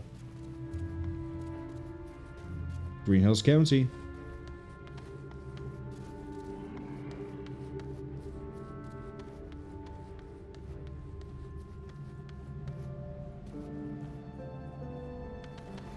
We won't worry too much about that. No, no, no, no, no, no.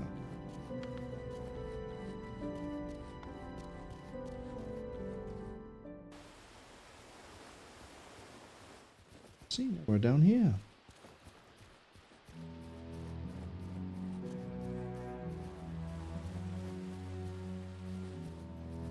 Okay, I now need to run all the way over to the vampiric trainer, and she will give me skills. Very helpful skills. One of which is going to replace Troll Unguent. Unguent? However that word is supposed to be said. We've seen it before, we didn't really get to use it. It's called Blood in Power. Shorthand for it is BIP. At least I think that's the ability we're going to get. It's the one where we have to pay blood to then regenerate health, and then when it finishes, we heal a flat amount. Or a good amount. It's multi-purpose. It's going to replace, say, this. It's why we don't really care about wilderness survival, which is going to make this a bit sucky.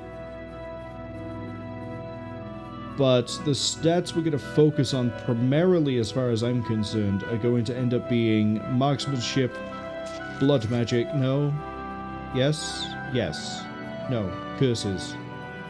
I will figure it out when when we actually sit there and go, we have skills. Because there is another way to get skills in this game.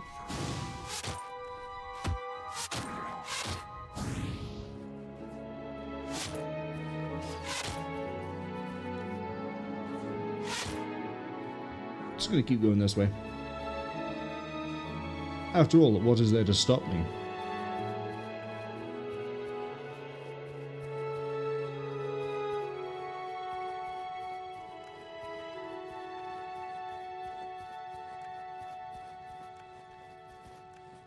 Well, I mean, apart from 3 shaman. Apart from 3 shaman, what is there to stop me? I have a funny feeling you don't tell me to go into that catacomb. I have a funny feeling you tell me to go somewhere else.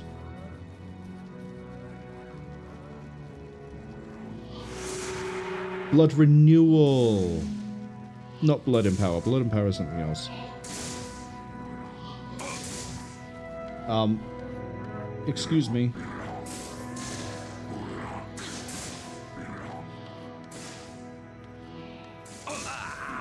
That's fine, we'll just resurrect right here. So she does tell you to go over back here, so we have to just run back the way we came.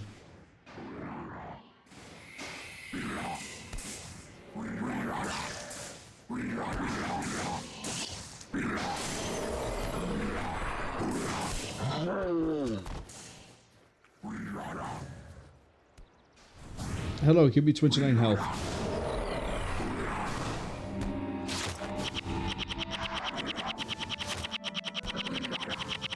What price? 13 energy.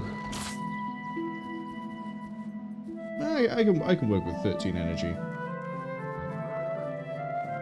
But again, we're not really going into being a touch ranger. It's just how things are at the moment.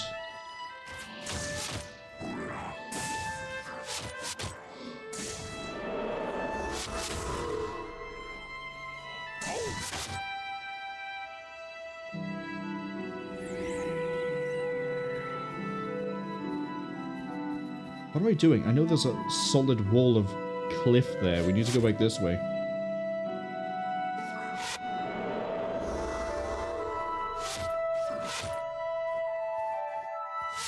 Yeah, I'm just gonna end up aggroing everything as I run. That's okay. They'll get bored once they realize I'm not gonna fight them back. It's okay. Oh. Blood renewal again, let's go.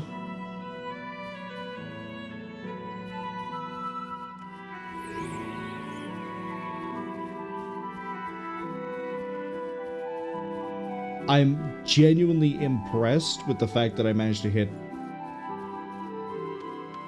We'll most likely hit, because we still have a lot of quests to hand in, level 7 in Pre-Searing. Don't worry about the term that I just used. Don't worry. Go back to enjoying the atmosphere. It's great. You should live here. Look at the vineyard. Look how many grapes are here. You could be eating grapes and having this beautiful view and relaxing with your loved ones. Or your Funko Pop, if you aren't able to celebrate this sort of thing with a loved one. Okay, so having these guys clears out the blood fanatics. Let's go kill them.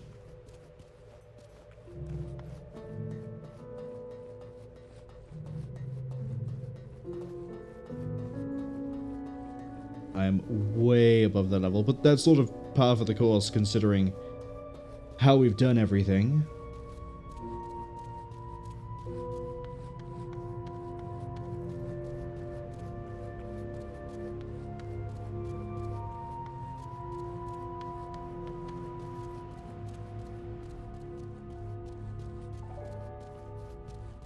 Running back is going to be a bit of a pain, so we're actually going to go to Ascalon City and run across that way. That way I don't get jumped by all the Grawl.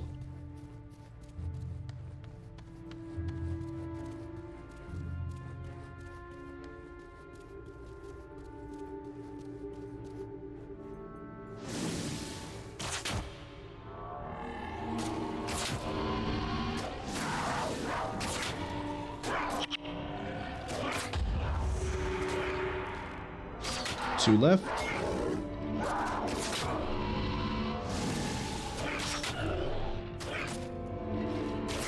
What is the reason for this quest, by the way?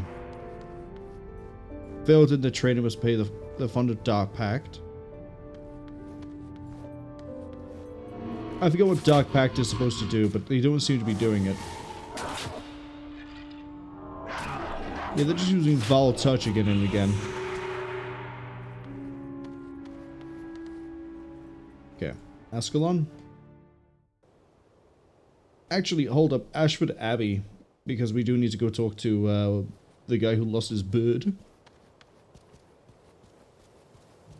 It's okay, he'll find a new bird. He'll learn to love again. Hopefully. Well, I really hope he does.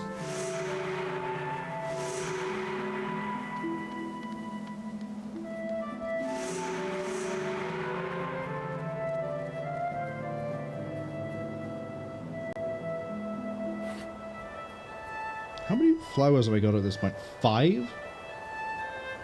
I feel like I can get more. I don't need to, but I feel like I could.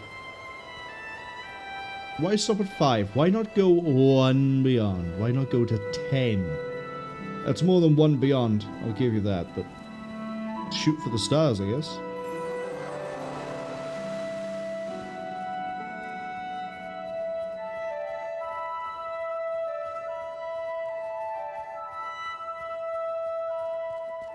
Ooh. A long sword that has a 5% chance to lower the cast time of your spells.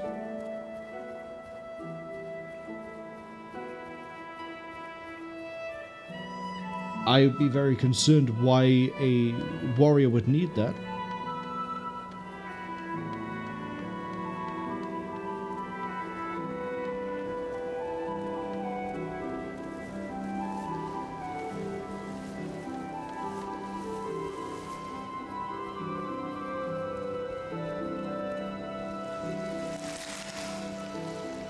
Pretty sure these guys are level 0, so you can't farm them very easily for experience. I don't have any proof for that though, so don't quote me. Or quote me.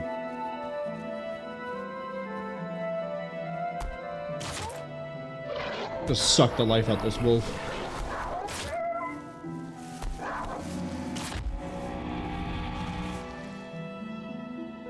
It learned. It could regret.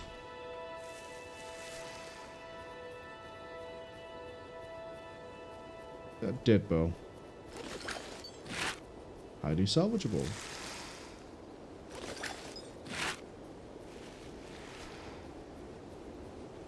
I have 20 wooden planks. Eventually you'll see what crafting materials are used. I mean, we kind of already have with the weapon smith, but they're going to be very useful, trust me. It is good to... I should have stockpiled bones, but here we are.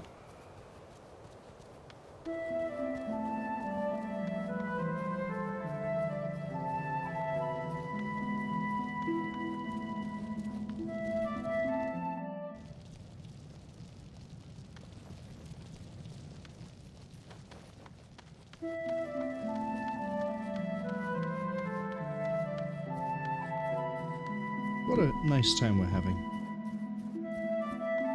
I also love how my encoder has apparently been recording at like 50 megabytes a second this whole time. Ooh.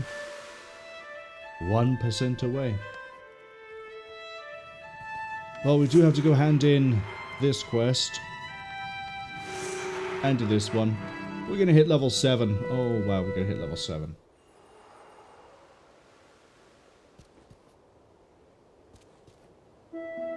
Go talk to Rurik.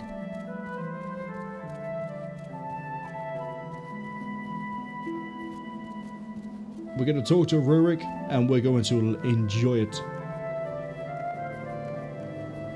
He's going to be like, oh no! No, we won't. He'd be like, oh no. The Charr, south of the wall. Actually, I can't do a good Rurik impression, but we have heard him. Oh, we've heard him. Not in this game. But if you've been to any of the other streams, been in there too. With this, the prophecy of fate is severed. The string of fate is severed even. We also now have all the skills we could possibly have for now. I am going to... what are we gonna do? What are we gonna do? What are we gonna do? What are we gonna do? We need to go across the wall. Adventure with an ally. I don't particularly care about the resurrection signet. I could just get one myself later instead of for free. I don't need the 100 experience. Across the wall, though, I'm gonna need to do a little bit of work here. So, Beast Mastery is out because we only needed to revive the pet.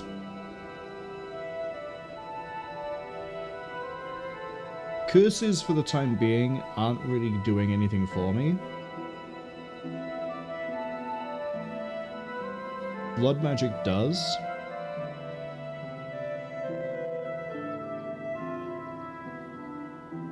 Wilderness survival doesn't do anything for me. So yeah, it's between expertise and marksmanship and blood. So we're going to go up to expertise there. Up there. Bring blood up as well.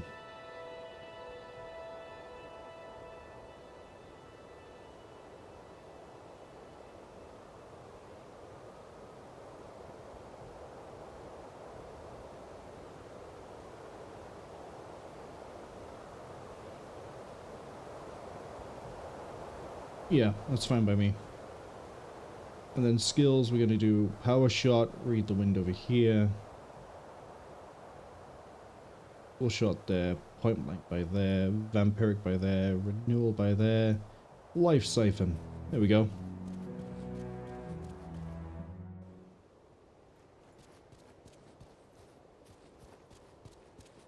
Osric, I swear you keep changing your shield.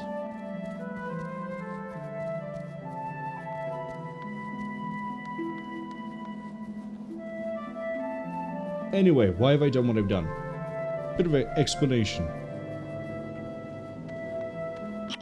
I should switch these two. Attack skills, because marksmanship is our main thing we're going with for the time being. Expertise is what scales point blank shot. So, you know, extra damage, extra damage.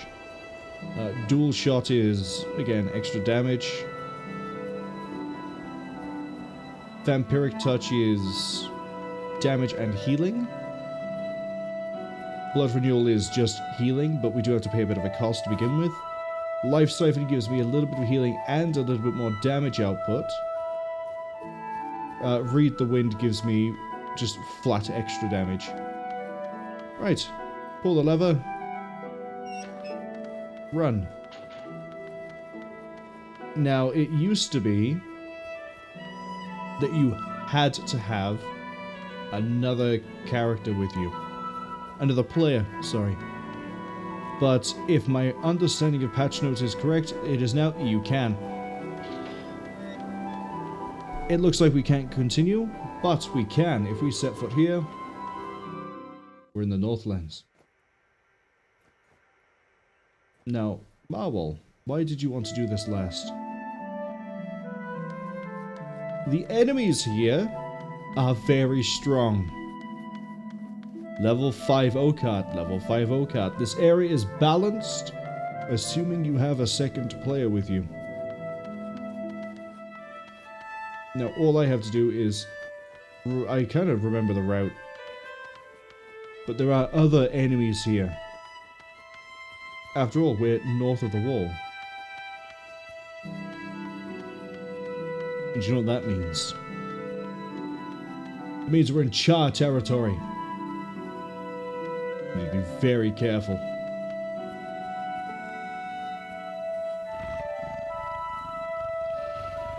I forget if I need to go around...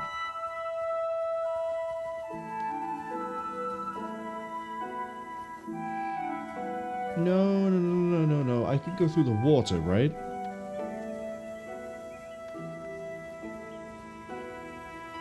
So, people who try to power level... Oh, sorry, power... People who go for the achievement, the title of beating or reaching level 20, yeah, level 8, level 8, level 8, level 8, level 8, level 8, level 8, yeah, there's a lot of them. That's just one group. But the people who try to hit level 20 in the tutorial area, this is where they go. And there's a guy we spoke to earlier, so it's like, oh, I think it was added for the patch notes for the people who should hit level 20. That person gives a repeatable daily quest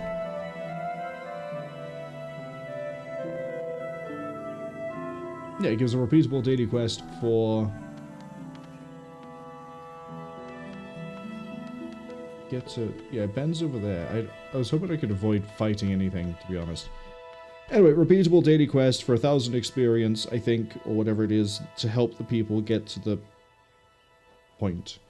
The enemies here also sort of scale, I think, off of your level after a certain point. Anyway, fighting an Okard. Oh, good, they're ranged.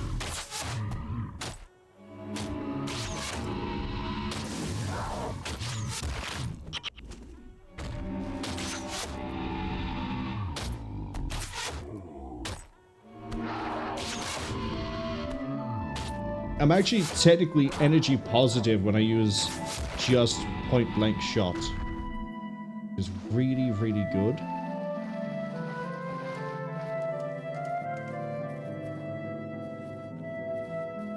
Oh, Grow Long Spear aren't actually leveled up. Let's go from...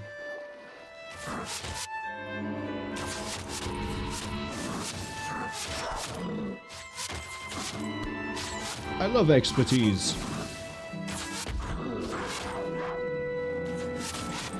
Gonna queue up a heal after this. There we go.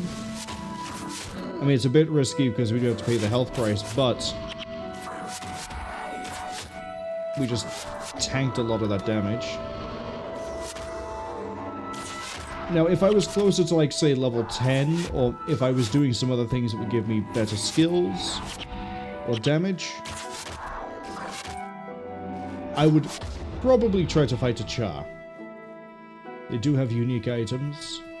I am not going to do it, though, because you saw how quickly I got wrecked by the Charr when I tried to solo them when they were level 5, 4, whatever it was. That's an interesting statue you've built.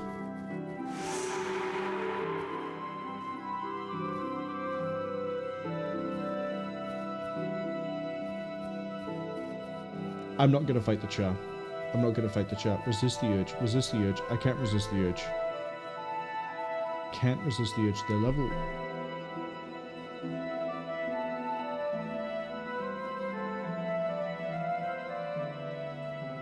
I'm doing it.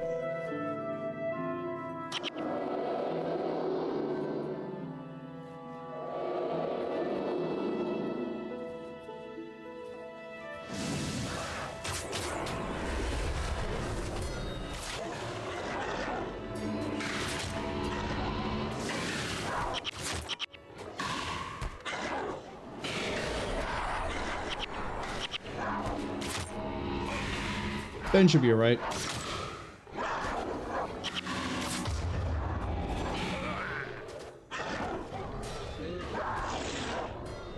I don't think I got any experience with that, unfortunately.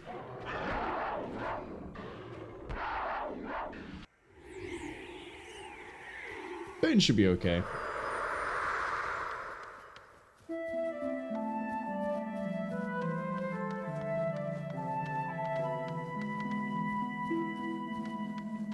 What happened there was I lost track of what I was doing. What I should have done is I should have blood renewed when my health hit about half. And then I should have kept blood renewing, but I was too focused on trying to do vampiric touch that I was like, hold on. I don't have the everything I need to resist everything that's happening right now. If he's dead when we get there, we'll avenge him and then we gotta do this again.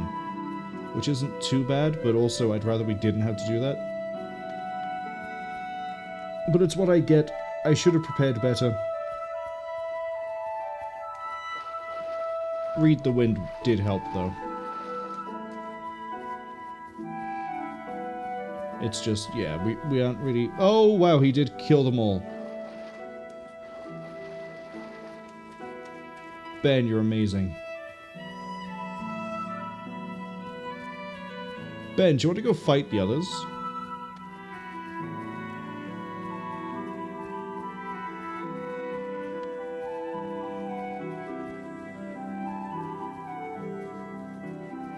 Yeah, I don't mind going around the outside rim up here. That's weird. I didn't realize they were...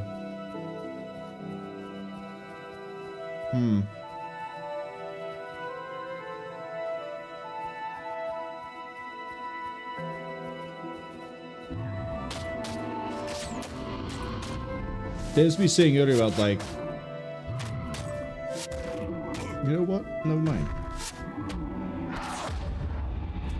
I'll take them off when these finish.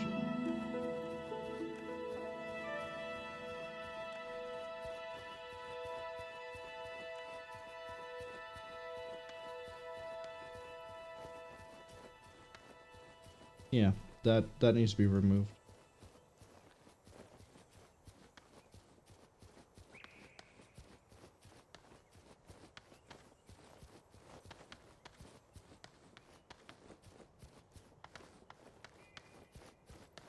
If I felt like fighting all the Charr, I guess if we planned it well enough, I could. But honestly, I think it's time we leave the tutorial zone. Otherwise, I will actually end up sitting here and doing a level 20 in this place. Which is not something I really want to do.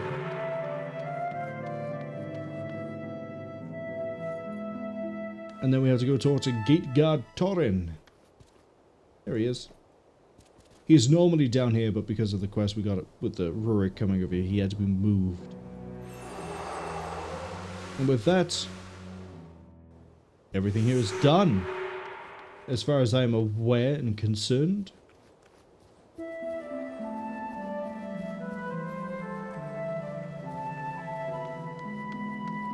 Let's go hand in this quest.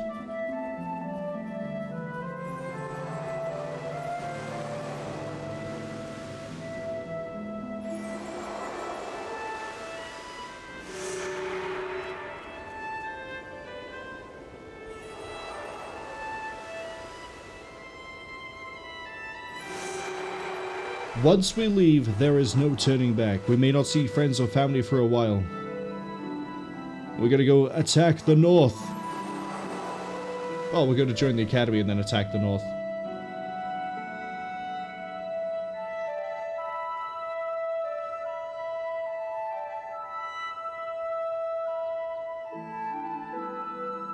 We are about to enter a mission. This is how Guild Wars does its progression, I guess, through the story. You can, of course, as I say, just run around everywhere you want to and a sequence breakthrough if you know where you're running. But right now, we have... don't tell me I'm fighting 3 players. I think I might be. We're about to do a arena match where I am level 7. You can tell that we are supposed to be around level 3 for this. NPCs can fill party slots. This is how you can do things solo. If you can't find people, or you just don't want to play with people, you can have henchmen. And Nightfall and Eye of the North both add heroes as well. You can also have any level 20 character you have become a hero, provided you pay for a mercenary slot, which are what my 3 level 20s are. They're fun, I like them. One's a dervish, one's an well, I say one's a dervish. I don't quite remember what their class combinations actually are. But what we're about to do here is PvP. This is the tutorial for PvP, and the way it works normally is people who would have finished the quest and join the thing, they... Yeah, this is about to be funny. Yeah, we got level 6, level 6, level 5. Yeah, I'm completely wrecked here.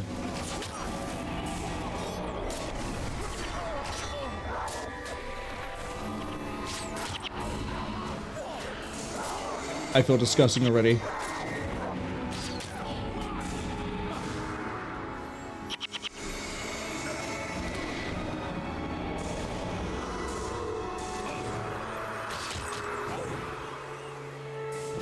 Actually, what am I doing? As long as I keep moving around like this, they're both gonna stalk me.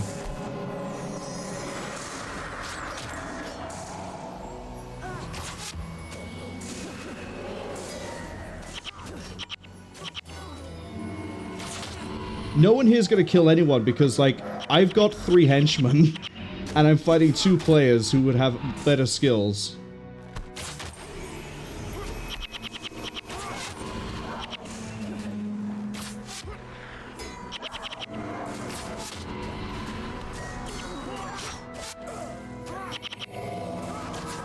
Oh, wait, go for the mage. What, monk, what am I doing?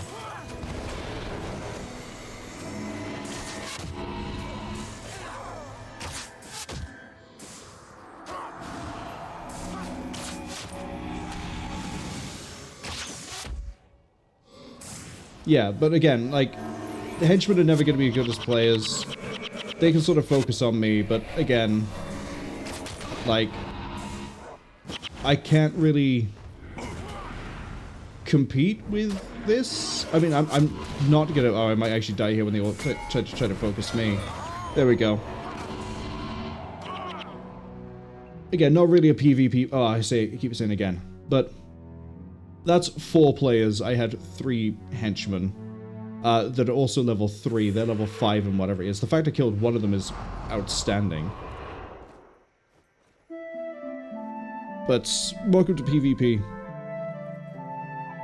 My build, honestly, if I didn't think we'd do the PvP thing here, but I guess there's enough people here that it will randomly do it. But it won't give me 3 players. Ads have just arrived, unfortunately. So I'm going to spend this time to ramble about things I could have done for PvP and things that, kind of what happens there. If I had taken the points out of marksmanship and thrown them all into blood magic, and boosted vampiric touch more, we probably would have been better. Also would have been better if I realized that they actually had a monk. I saw the necromancer NMO and I was like, that's fine, it's a necromancer. I was like, no, that's a monk actually. focusing on the monk so we wouldn't be able to heal everybody else would have made it a lot easier, because none of those classes can really take a hit apart from the ranger. But again, also the fact that we're like level 5s and 6s, but I have a monk, a warrior, and an elementalist of 3 is not great. This is why heroes were eventually introduced into Guild Wars. So, I guess you could have had one skill I could have thrown on would be Soul Barb, so they'd be, you know, take damage whenever they throw an enchantment on, which would be funny, because the healing is an enchantment, I believe. Besides the point. Henchmen are very limited in what they can and can't do. Heroes are functionally they actually are customizable NPCs who level up as well. You can give them equipment, you can customize their attributes and their skills, and thus are just AI-controlled players, which means they get all the bonuses of being AI, like knowing exactly when to do an interrupt, knowing when to do different buffs, different healing things, without running into issues like, I am level 7, the things I'm fighting are level 5 and 6, and they're players, which means they have more skills and they have better improvements. It's, yeah, it just works out better to have heroes and henchmen. But since we're going with Prophecies, I won't have access to henchmen outside of one henchman that we will be getting around the point in the game where you could then go to play factions or Nightfall.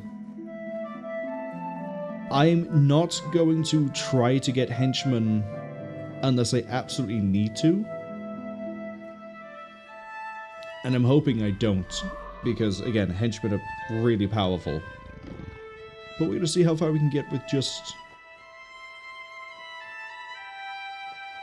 hopefully, anyway. As for things I could have done differently in that fight, as I say, the healing I thought was just their own skills, and then I realized, no wait, they have an actual monk. And I realized that in the last 30 seconds. If I'd have focused onto the monk, then maybe my henchman could have done something to the other players. But I think the level disparity would have not been in their favor, and then also the fact that the skills as well, not in their favor. It was kind of weird that I didn't die until the end when I'd basically stopped trying to survive. That was a bit weird. But for those who caught by the ads, we are in a mission. We have to journey to a bunker and defeat that Lord Doomtooth, which is the Charr guy that I should have seen in a quest.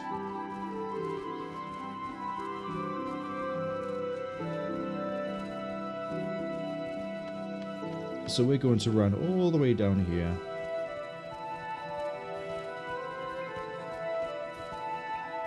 You having fun speaking to nobody, Rory? I kind of wish the text for them did pop up down here, but it doesn't. What a shame.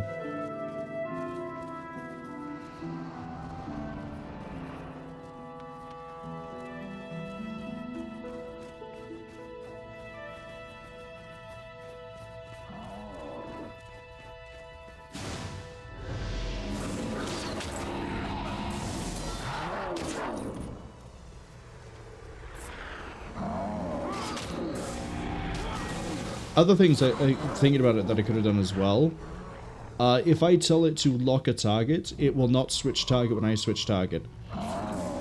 So their Mesmer that was trying to lock me down, with things like empathy and other annoying skills like that, I could have told the pet to go fight her, and then as she runs around, if you're running around and a melee character hits you, and you're in the, like, this arc. If I run like this, I'll take... Oh, no, I won't, because it's what target.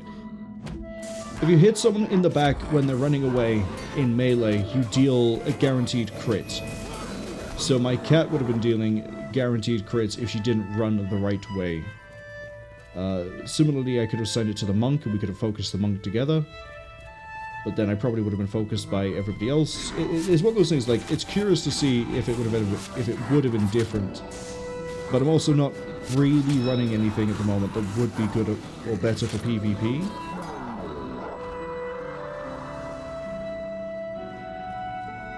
Their monk has more options than Alessia does. By far. Alessia has, I think, maybe 2 healing spells. Which admittedly, so do they, but they also have offensive spells. You can see Alessia just spends her time throwing single attacks. Favorable wind. Iron moves twice as fast, deal like bonus 6 damage. Go kill Flatlaw.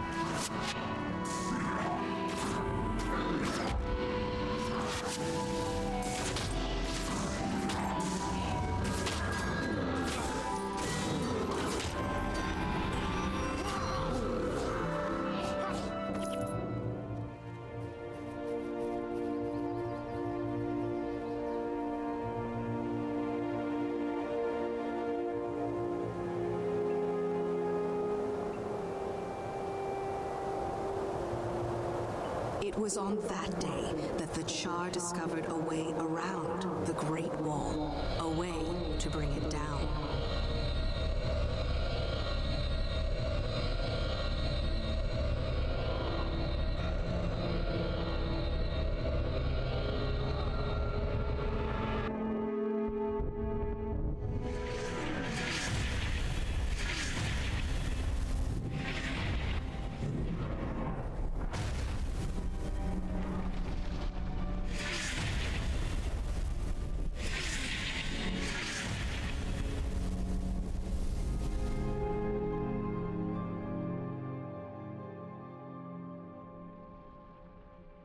This is where the true story begins.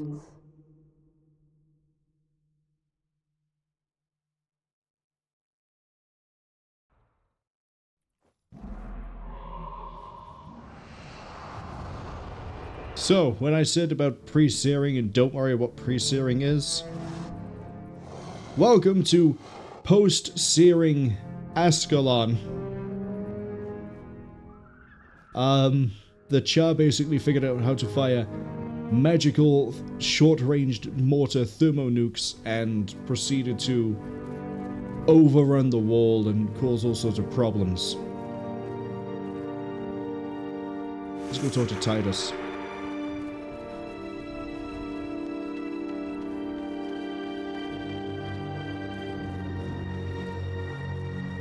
How much money have I got? I got a good amount of money.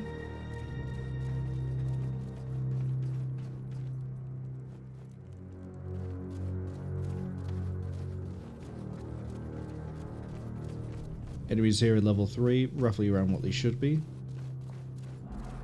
And welcome to the first actual hub. Take that. Hold up.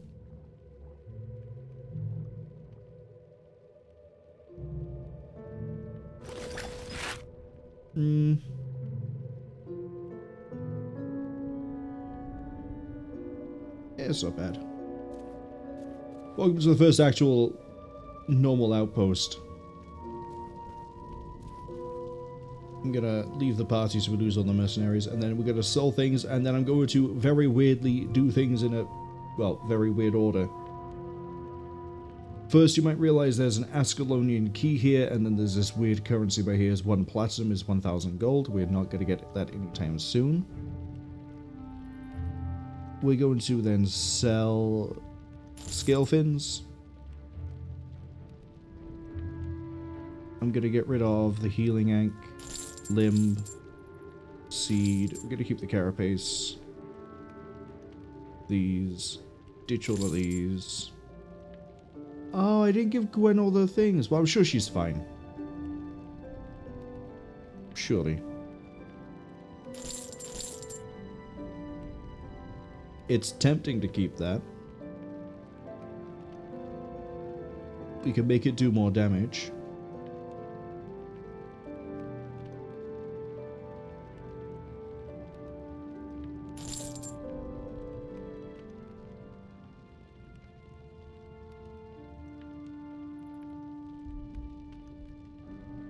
Do you not have expert salvage kits here? Or is it going to be over with you?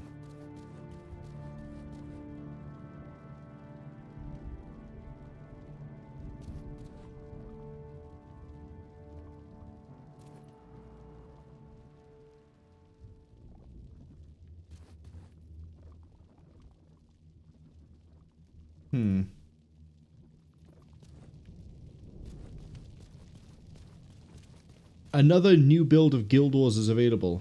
Interesting. I refuse.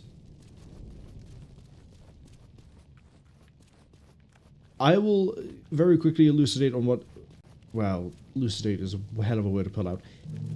Basically, this is how you trade things between characters. You have to pay in-game 50 gold in order to do it.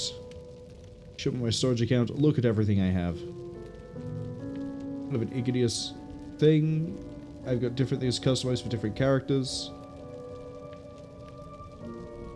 I've got these wonderful inscriptions you can apply to any weapon.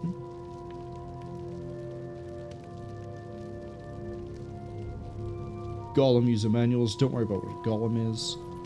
Weapons here that I believe... That's nice.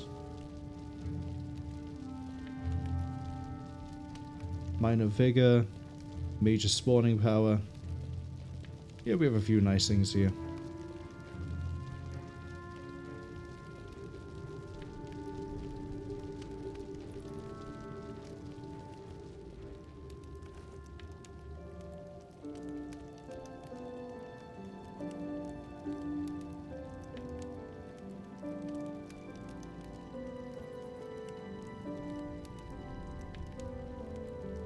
That's all fine.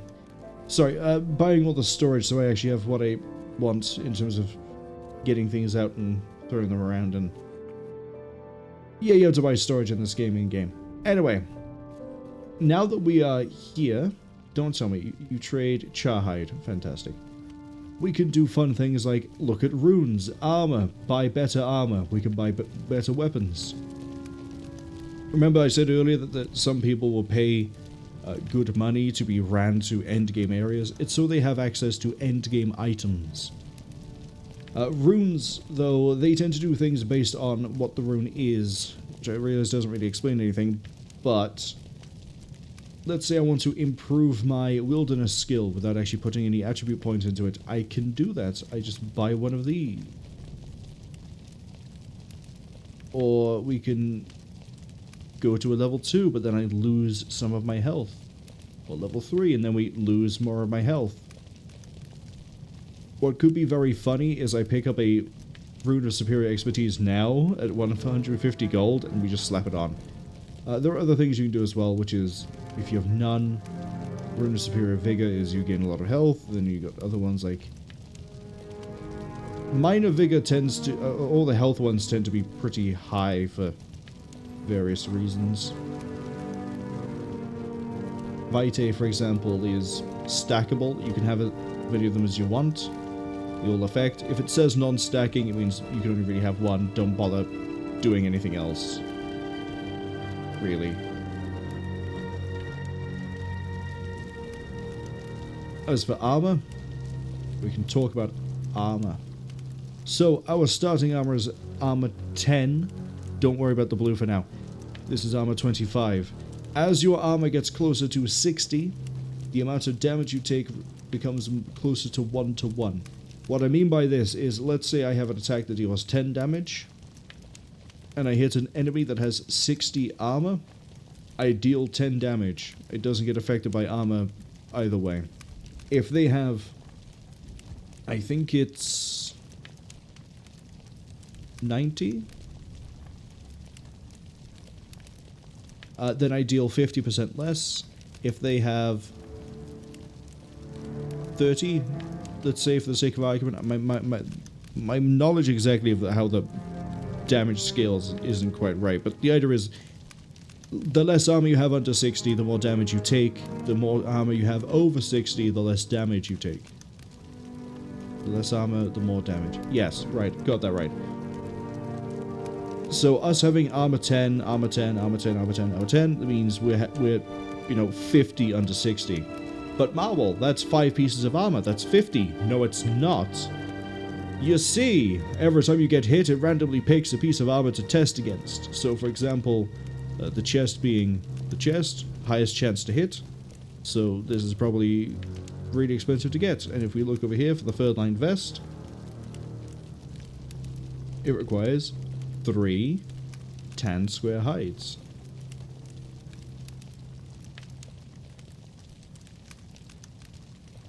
Or we can get fur lined at 2. But they offer the same amount of, those are leggings, that's why. So, when you get taken to an end game, I say that, an area that has the best armor you can get, it is usually capped at, I think, it's class specific.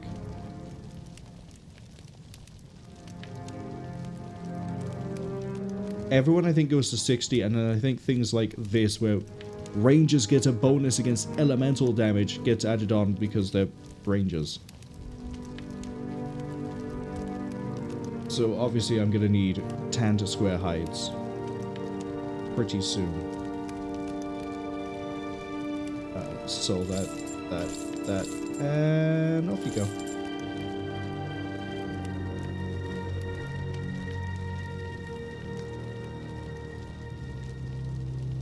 This guy over here, okay, now we need to talk about something else. This guy, see a simple mask, see how it doesn't really do anything else, it's just this. Go to this guy. We have masks that are better, you can see the armor value is 40, and these also improve a skill stat, or an attribute, there we go, improve an attribute, with stacking.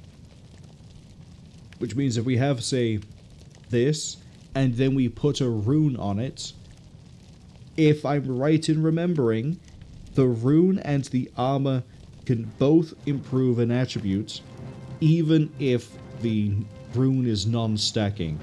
But I don't remember that for certain. We will find that out as we play through the campaign. But that's how you get above the soft cap of 12, the highest an attribute can go, which we're halfway there for, well, not quite halfway there for expertise. But materials costs are going to get pretty high for these. And I might as well go for this first, because 25 I don't care about, 60 I think is the highest we can go. Weapons, let's have a look. Oh, you let me customize? Where's the actual, like, weapon guy? Is there not one here? Ha! There isn't. So, what else can you do in major outposts, as I like to call them? Well, if we go over here, you see this guy over here called Sir Bertrand. Sells skills. Very useful man. See, because I have this account, and I've had this account for a long time, I've unlocked many skills. Once you obtain a skill, you have it on your account unlocked. I have, many skills. Here's the resurrection signet, by the way. Every time you level up or do certain things, you will get a skill point. If we open up my menu here, you see I have 7 skill points. It costs gold. The gold price improves by, or increases by 10 gold every skill you buy, unless they've changed it. The skill point, once you hit 20, I mentioned for the survivor title that you get experience anyway, and that you have to get a certain amount of experience to be able to get the survivor title. Once you hit 20, every time you would level up, you get a skill point, but also it then increases the amount you need for the next skill point.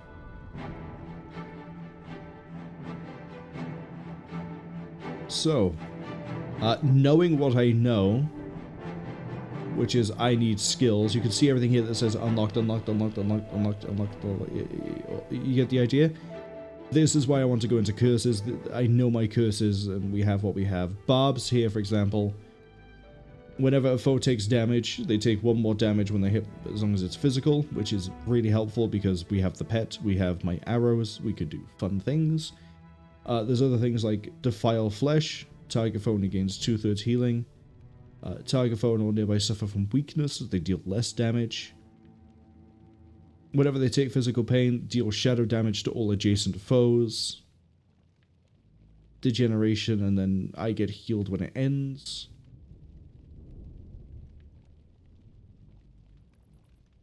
Target foe and adjacent foes have cracked armor, so they take more damage because their armor value has been reduced. Suffering is basically this, but we don't heal, and it affects multiple enemies. So we have a lot of really fun things we can do. But then blood magic over here, like I say, oh, that's Dark Pact. Okay.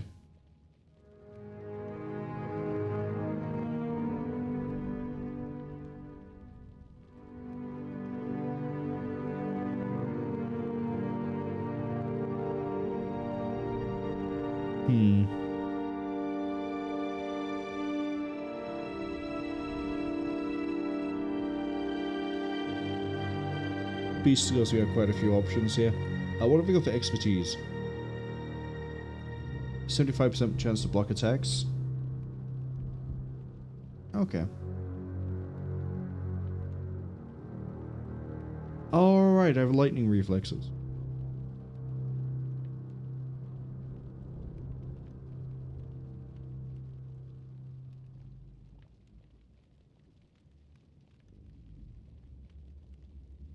Death magic, by the way, is where you find most of the, pretty much all of the raise animation spells.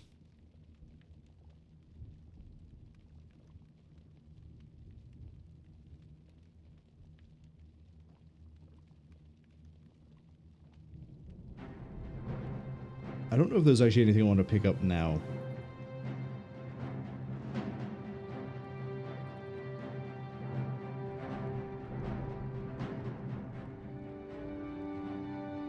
Hunter Shot could be quite nice. Favorable winds we saw used by the Charr. Lasts for 62 seconds. All, which is why it affected us, non-spirit creatures gain +6 damage and arrows move twice as fast.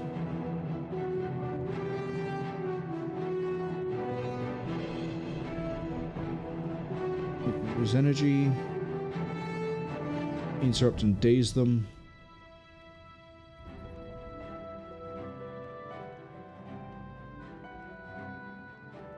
Oh, this is where you find Winnowing.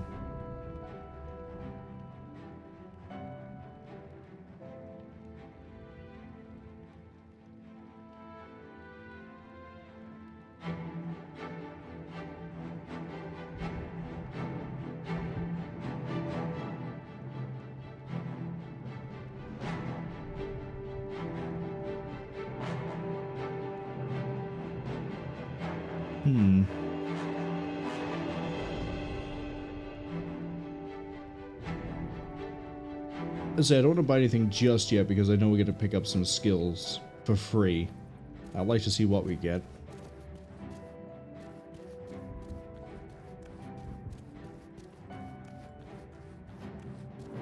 But we'll have a little bit of a look around, we'll do a few quests here, and then we're going to call it.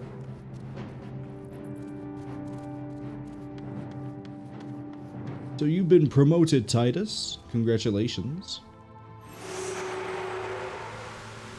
The important message for us. Please deliver a royal message to the Ambassador Zane of Kreita.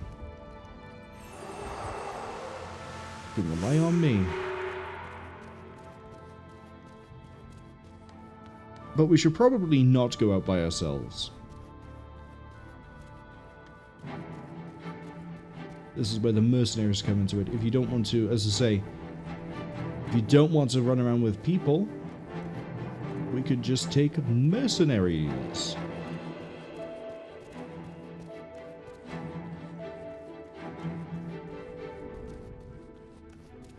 To begin with, there are only 4 options.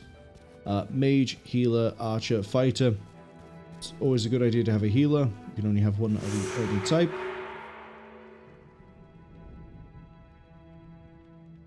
Bring in Alessia to heal us. mercenaries do split gold. So if we find 50 gold on the, sorry, if we find 40 gold on the floor, we don't. It's actually 10 because it then gets split between the mercenaries. I'm going to bring Stefan and Reyna. Not going to bring Orion, because we're only doing a short trip, and besides which, if we're going to be relying on curses from necromancy, then we need to have physical damage, not elemental.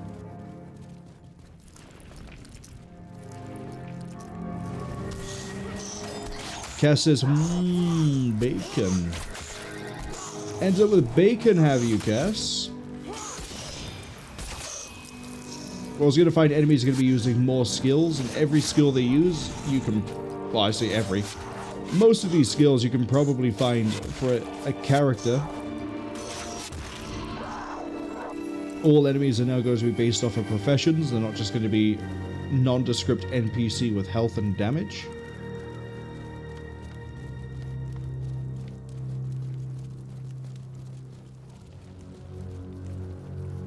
So when people say there are a lot of skills in this game, that's why. The enemies use them as well as you.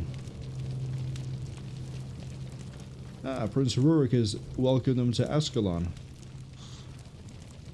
Except there's a Plague Devourer right there. We have cracked armor.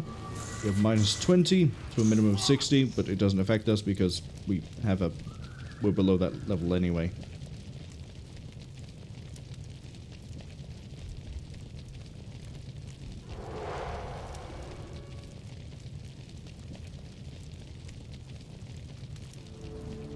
Hello.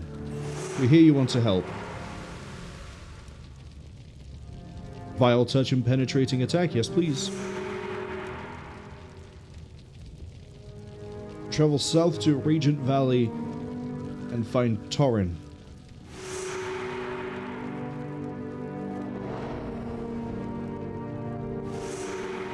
There's also Rastin's ritual, which we'll worry about that later. Cass says, nah, I make my enemies in bacon. That's the way. Unfortunately, I'm going to be filling them with arrows, and I don't think that's very easy to eat around. I mean, it makes them pretty easy to pick up, but... bit of a pain to eat them, isn't it? Vile Touch is a very fun touch skill. We're probably going to be using that quite a bit. Penetrating Attack, we'll see about that one. But again, we're going to get skills for free. I don't have as many skills unlocked as I probably should, primarily because I find the skills I like and then I just go, yep, let's go do the missions. Missions are the predefined dungeons, I guess you could say, where it then leads you further into the story and then into another area and then into another area. But again, if we... Actually, I probably should show the scale of the map. You can kind of make out where we just were, right? Actually, it's more like this. Yeah. Say hello to the game map.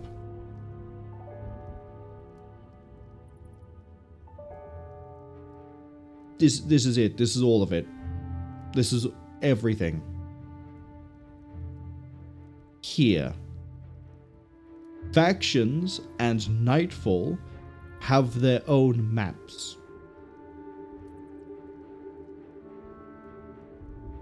This is Ascalon. Remember, tutorial area was like this. Yeah? Whole game. And you can run from here to down here, which is where I know that the end game area for Prophecies will end up. Or you can run all the way over to over here, which is around here is the point where you can switch over to if you want to play Factions or Nightfall. And then there's also going to be a point where we end up down here, and there's going to be a point where we're also all the way over here, and we're going everywhere. We're going almost No, I think we even end up down here at some point. It is huge. The other thing as well is I believe this area over here... I can't really zoom in and out outside of like I zoom in or I zoom out. This area here, and I believe this greenery up here, I think this is basically Eye of the North. We're going to go on quite the journey.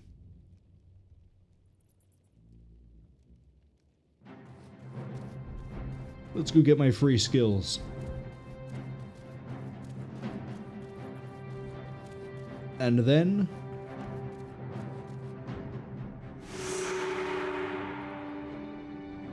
go take the supplies for the orphans. Oh no, she's taking the supply for the orphans. We have to go back to Zane for my reward. But as we're going, keep an eye out. If you want to do PvP, it'll be up there. I kind of don't want to do PvP with this character. I'd have to pick up like a few more skills to really make it work. What we're doing at the moment is just PvE only, really. And if I do any PvP, it probably won't be on stream.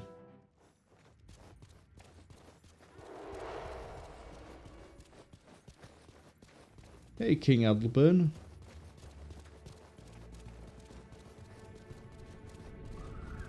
You guys gonna have a sensible discussion?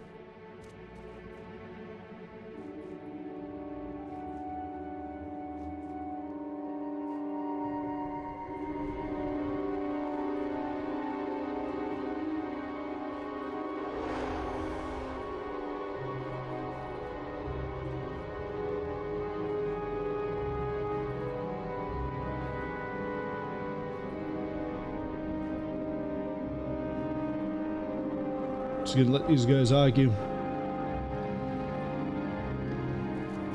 Although, I'm pretty sure they then... I don't know if a quest comes out of this. I don't remember. Ranik keeps doing, yeah, kindle arrows.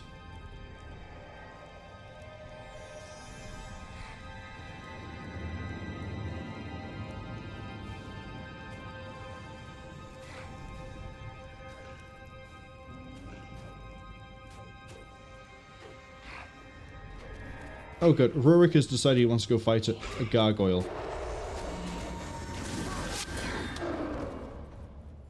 Oh, because Stefan decided to go fight a gargoyle. Actually, Rurik is gone. Rurik has decided to evaporate. One thing I wonder... Oh right, I'm not going to be able to do it until we get to the boat. Which is not going to be for a really long time. But that's okay. Zane, give me my skills. It's death magic. It's 10 mana. It's death magic. Okay, maybe we pivot. Strike for plus 10 damage and has 10% armor penetration. That is... going to replace dual shot.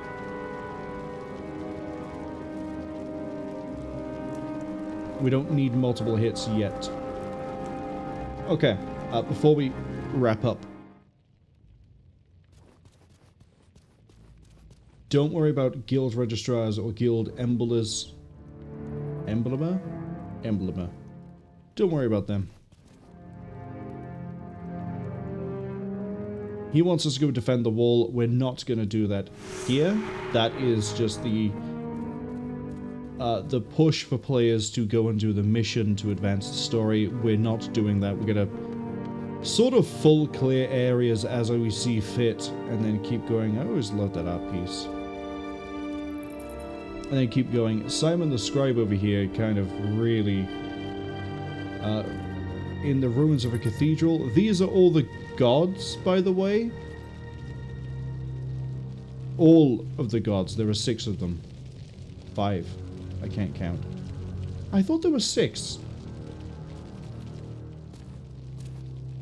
If we pan in, I can actually go first person. We can have a look around. I cannot remember the name of any of these, except that's definitely Balthazar. That, I believe, is Melisandre. That is Grenth. I don't know who you are.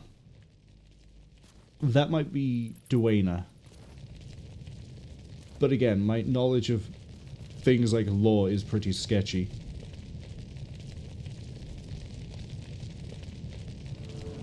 I'll take care of it.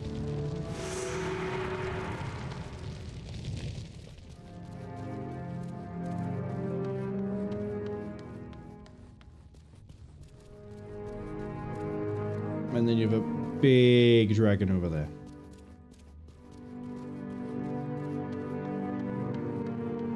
But in terms of covering the tutorial, I think we've covered everything in the tutorial.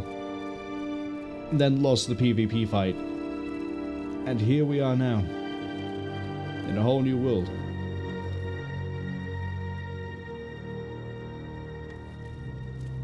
I'm going to spend some time off stream trying to figure out what exactly I want to do with this build. Whether we do go for curses, whether we go for... We may end up pivoting to touch later if I start realizing that the build isn't quite going to play out the way I want it to. But for what we have here, I think we're in a good place to actually keep on going.